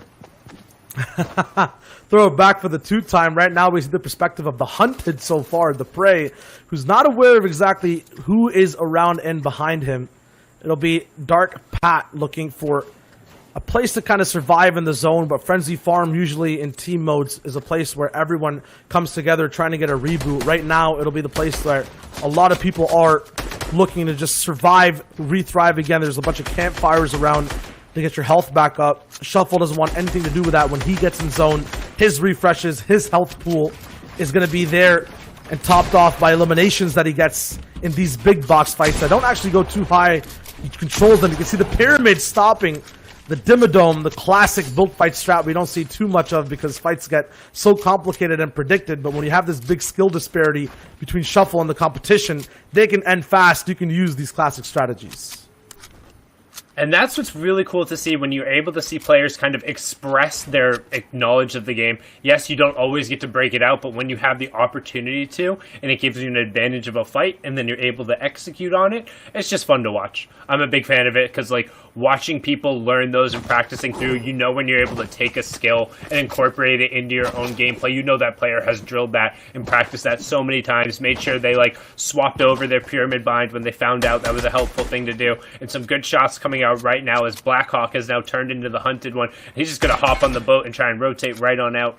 Shuffle still trading back, sitting now currently with the 16 elimination points plus 2 for the placements. The next placement threshold will come in at 40. Remember, it is every 10 players eliminated is equal to a point up until you get into the top 20. Then it becomes every 5 is 2 points. So you definitely want to aim for that top 20. But so far, the story today has been all about aggression as we see another PG-style fight coming out. And it's unique aggression as well. One thing to take note on in this format, at least in these lobbies and with Shuffle, is look at when he actually does damage and how long the fight lasts after that. Usually ended in quick succession against people that have a big skill disparity against him. Now the word to kind of put all that into effect is efficiency. He's really good at getting that damage down, getting into a position where he can end a fight immediately and not get put in a position where it's prolonged. When that happens, you get a moment like this where it's two people, similar skill, in the same box. They end up going to a 50-50, and when someone has the drum gun, doesn't matter how much momentum you have, doesn't matter how many times we tune into Shuffle, he gets skipped and moved out. Rince now is the new king, and he has the gun to fit the crown. All right, I'm going to take a count now.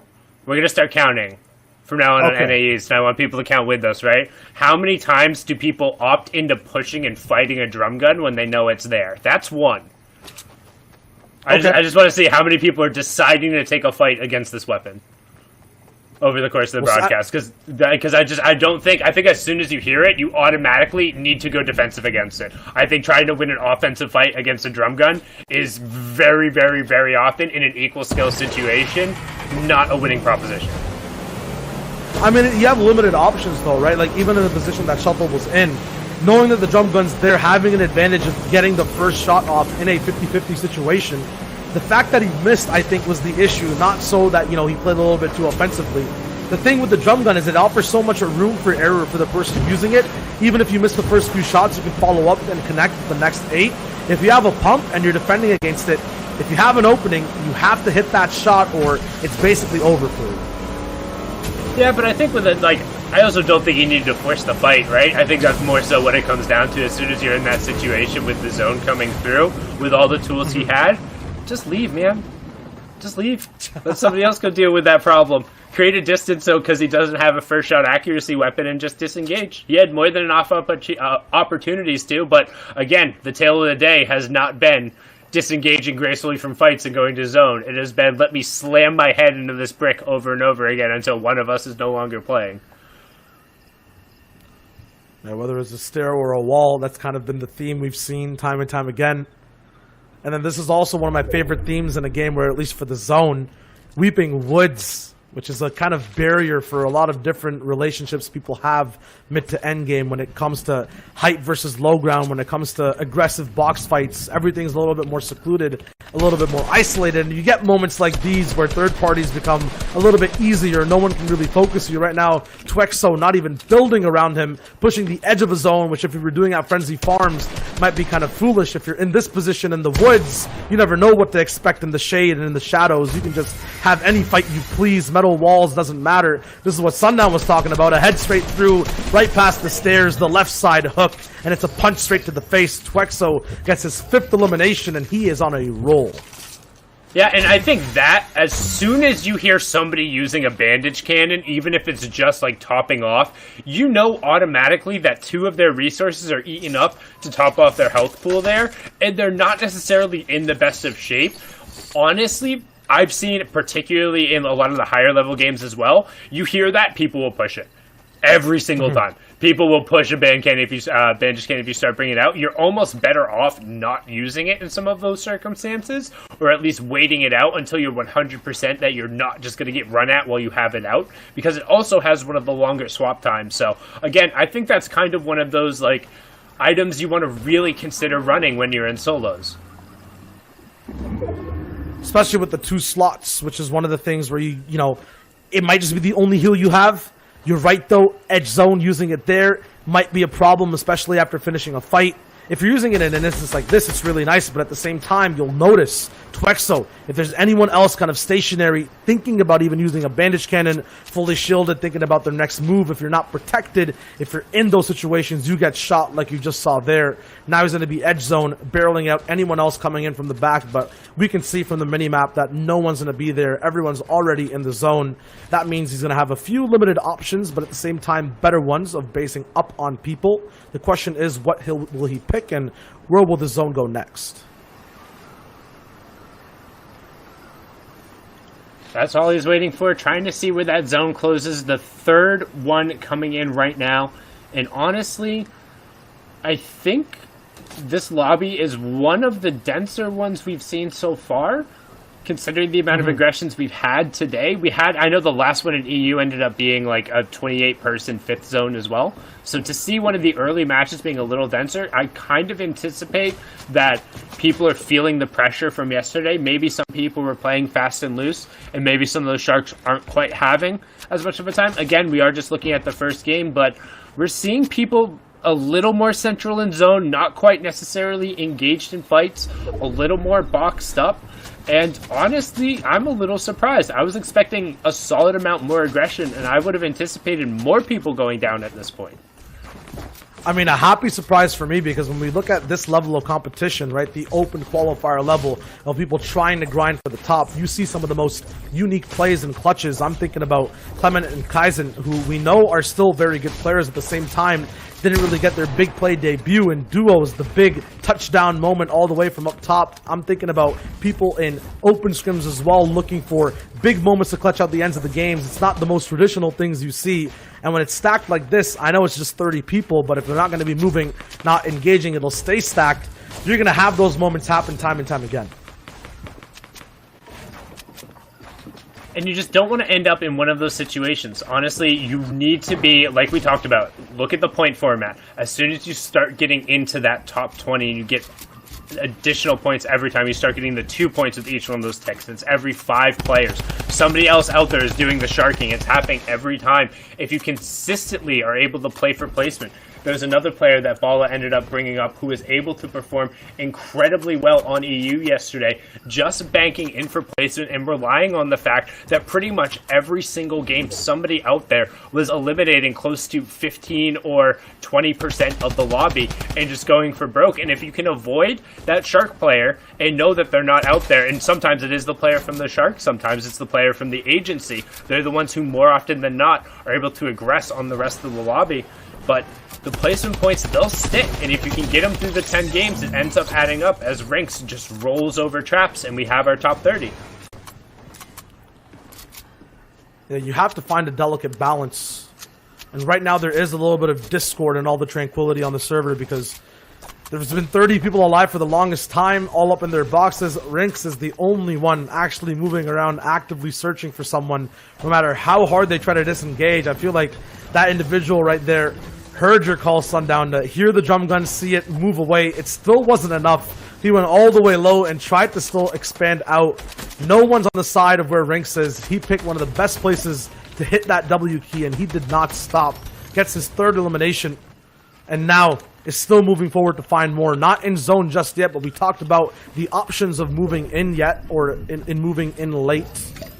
When you do this, you'll get above a lot of people and have more say on beams, especially for launch patterns around you, and at the same time save a lot of materials, because you won't have to actually expand a tarp. You'll just have to use one-off builds for movement and getting above people.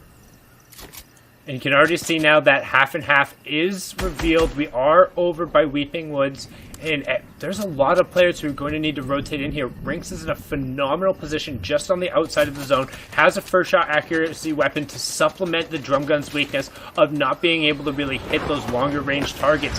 Having that epic AR is going to benefit him so much here. He has the 2 big pots. Like, he's the only thing he's really hurting on right now is materials. He's at 50% of his available source, so he's not going to be able to really hard hold the high ground. However, Cascade dropping on top of Mink here might give him the opportunity to just work top down on both of them with the drum gun, and it could result into an easy double in the refresher that he'll need. However, we need to pay attention to what he decides to do here, as Cascade is going to start gatekeeping here. And Cascade's a name that we have seen before in multiple different open qualifiers as well, so he's no stranger to this type of pressure and format. We talk about getting a quick elim. He swapped off and just missed PK, who we saw way earlier on, not from a drum gun this time, but from an AR, getting picked up on this rotation. Sometimes really hard to get a pick, but must have been a launch pattern. Now, the last 2 eliminations in the lobby have all been to Rinks, so I'm wondering how many more he's going to have from this position, because now he just has 4.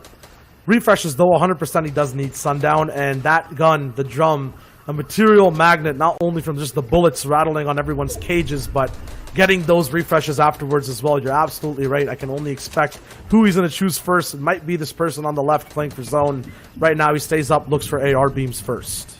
Honestly, like, I don't think he needs a refresher anymore. He has a launch pad. He pulled zone. He can just high ground here. Yeah, he just connects to that past high ground over there. This is all the builds he's going to need to use. And then he's good. And then just wait in late launches. As long as he can keep this high ground right here, like, he can burn as much as he needs. You can see BG Certified just gets cut off right away and gives it up. Rinks taking it away, but the key here, because he got challenged for high ground, that's all time he hasn't spent rifling or spraying somebody with a drum gun. And if he's not doing that, he's not converting on elims. And all of these people who are all of a sudden in a much worse position than him have taken that zip line that runs straight across the zone or taken their emergency launch pads while he wasn't looking. He did 0 damage, and now he has 38 builds to try and get across with people behind him on the high ground. Like, he's gone from in a great spot to kind of an awkward position. He's going to have to launch pad here shortly or connect over in a drop down. Like, I don't know. I wasn't a fan of that choice by him. I mean, it was kind of a duel of fates over a lava pit because there was a grappler gun on the other side of the person trying to take height. So I understand the overbuild, kind of put in a very bad position, could have burned himself off, but luckily survives with minimal damage. And you talk about a bad position, a mediocre moment, although he doesn't get a big refresh off of that elimination. At the same time, he picks up another point, and a fast one at that, a record-breaking, probably just 1 second mid-air elim with the drum.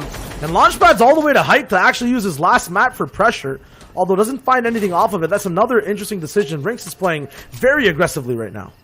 Yeah, and honestly, I thought he was going to launch pad and then try and find the builds from the player he coned off. And then he opted to go for height and try and take that refresher. But as you said, he only had 2 builds. That was his last build right there. Now he has 0.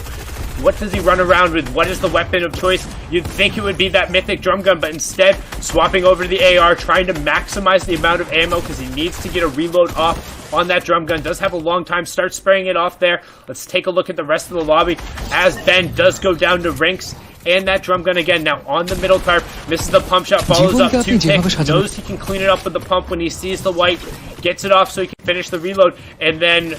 Okay, I was about to say, it looks like he wanted the tack, but accidentally dropped the drum gun and then just stuck with it. Little bit of a flub there, so gonna have to stick with the pump, and it honestly cost him. Just bad decision making there, wrong weapon swaps, and then panicked a little bit. Hop on board with Minx on the high ground. Yeah, a little bit of oversaturation of emotions right there. He couldn't actually have any sense of what was going on around him. But that's okay, because still, a good game, nice placements, top 10, and a lot of eliminations. We'll see, though, who can wrap up the rest of the competition. 5 total people left alive. Mink all the way up on height with 3 himself. And we can see a vertical, everyone just holding off their own zones. A vertical zone right here where every single layer is claimed by someone else. Still, though, to get to that point, you have to get an investment. Mink, for height at least, the hardest zone to hold, or the hardest layer to hold, is going to be investing a lot with just about 80 materials left, now up to 100, farming out a full tree, which is very good. Gets 2 for 1, actually, in the end game. And has to expand here, looking for something. But with 3 floppers, might be able to play the heal game. I just don't think he'll have enough mats to make it all the way till the end. Tank, though, all the way down below, or TNTKE, is getting all these elims. No waterfall available from Mink. He has the surprise drop down, though, and the floppers to hopefully get back up and hold this lead. And now it's a 1v1 down to the end. Rockets coming up, dropping down to the level. Only 4 more builds and 4 elims here to close out the first match we're watching on NAE. And it's as simple as the Kuna stare edit. Flip it back over, force him to drop down in front of you. And honestly, it's a tough shot to miss once you get that little edit flick back. It's a hard skill to get down, but then once you have it, it's like riding a bike every time. Boop. Yeah, for sure, man. There for a moment, I was thinking, like, we watched that player drop the grappler. That's such a like tempting thing to grab, but like right there when you know it's a 1v1 and the space is already tight, like I'm hoping they don't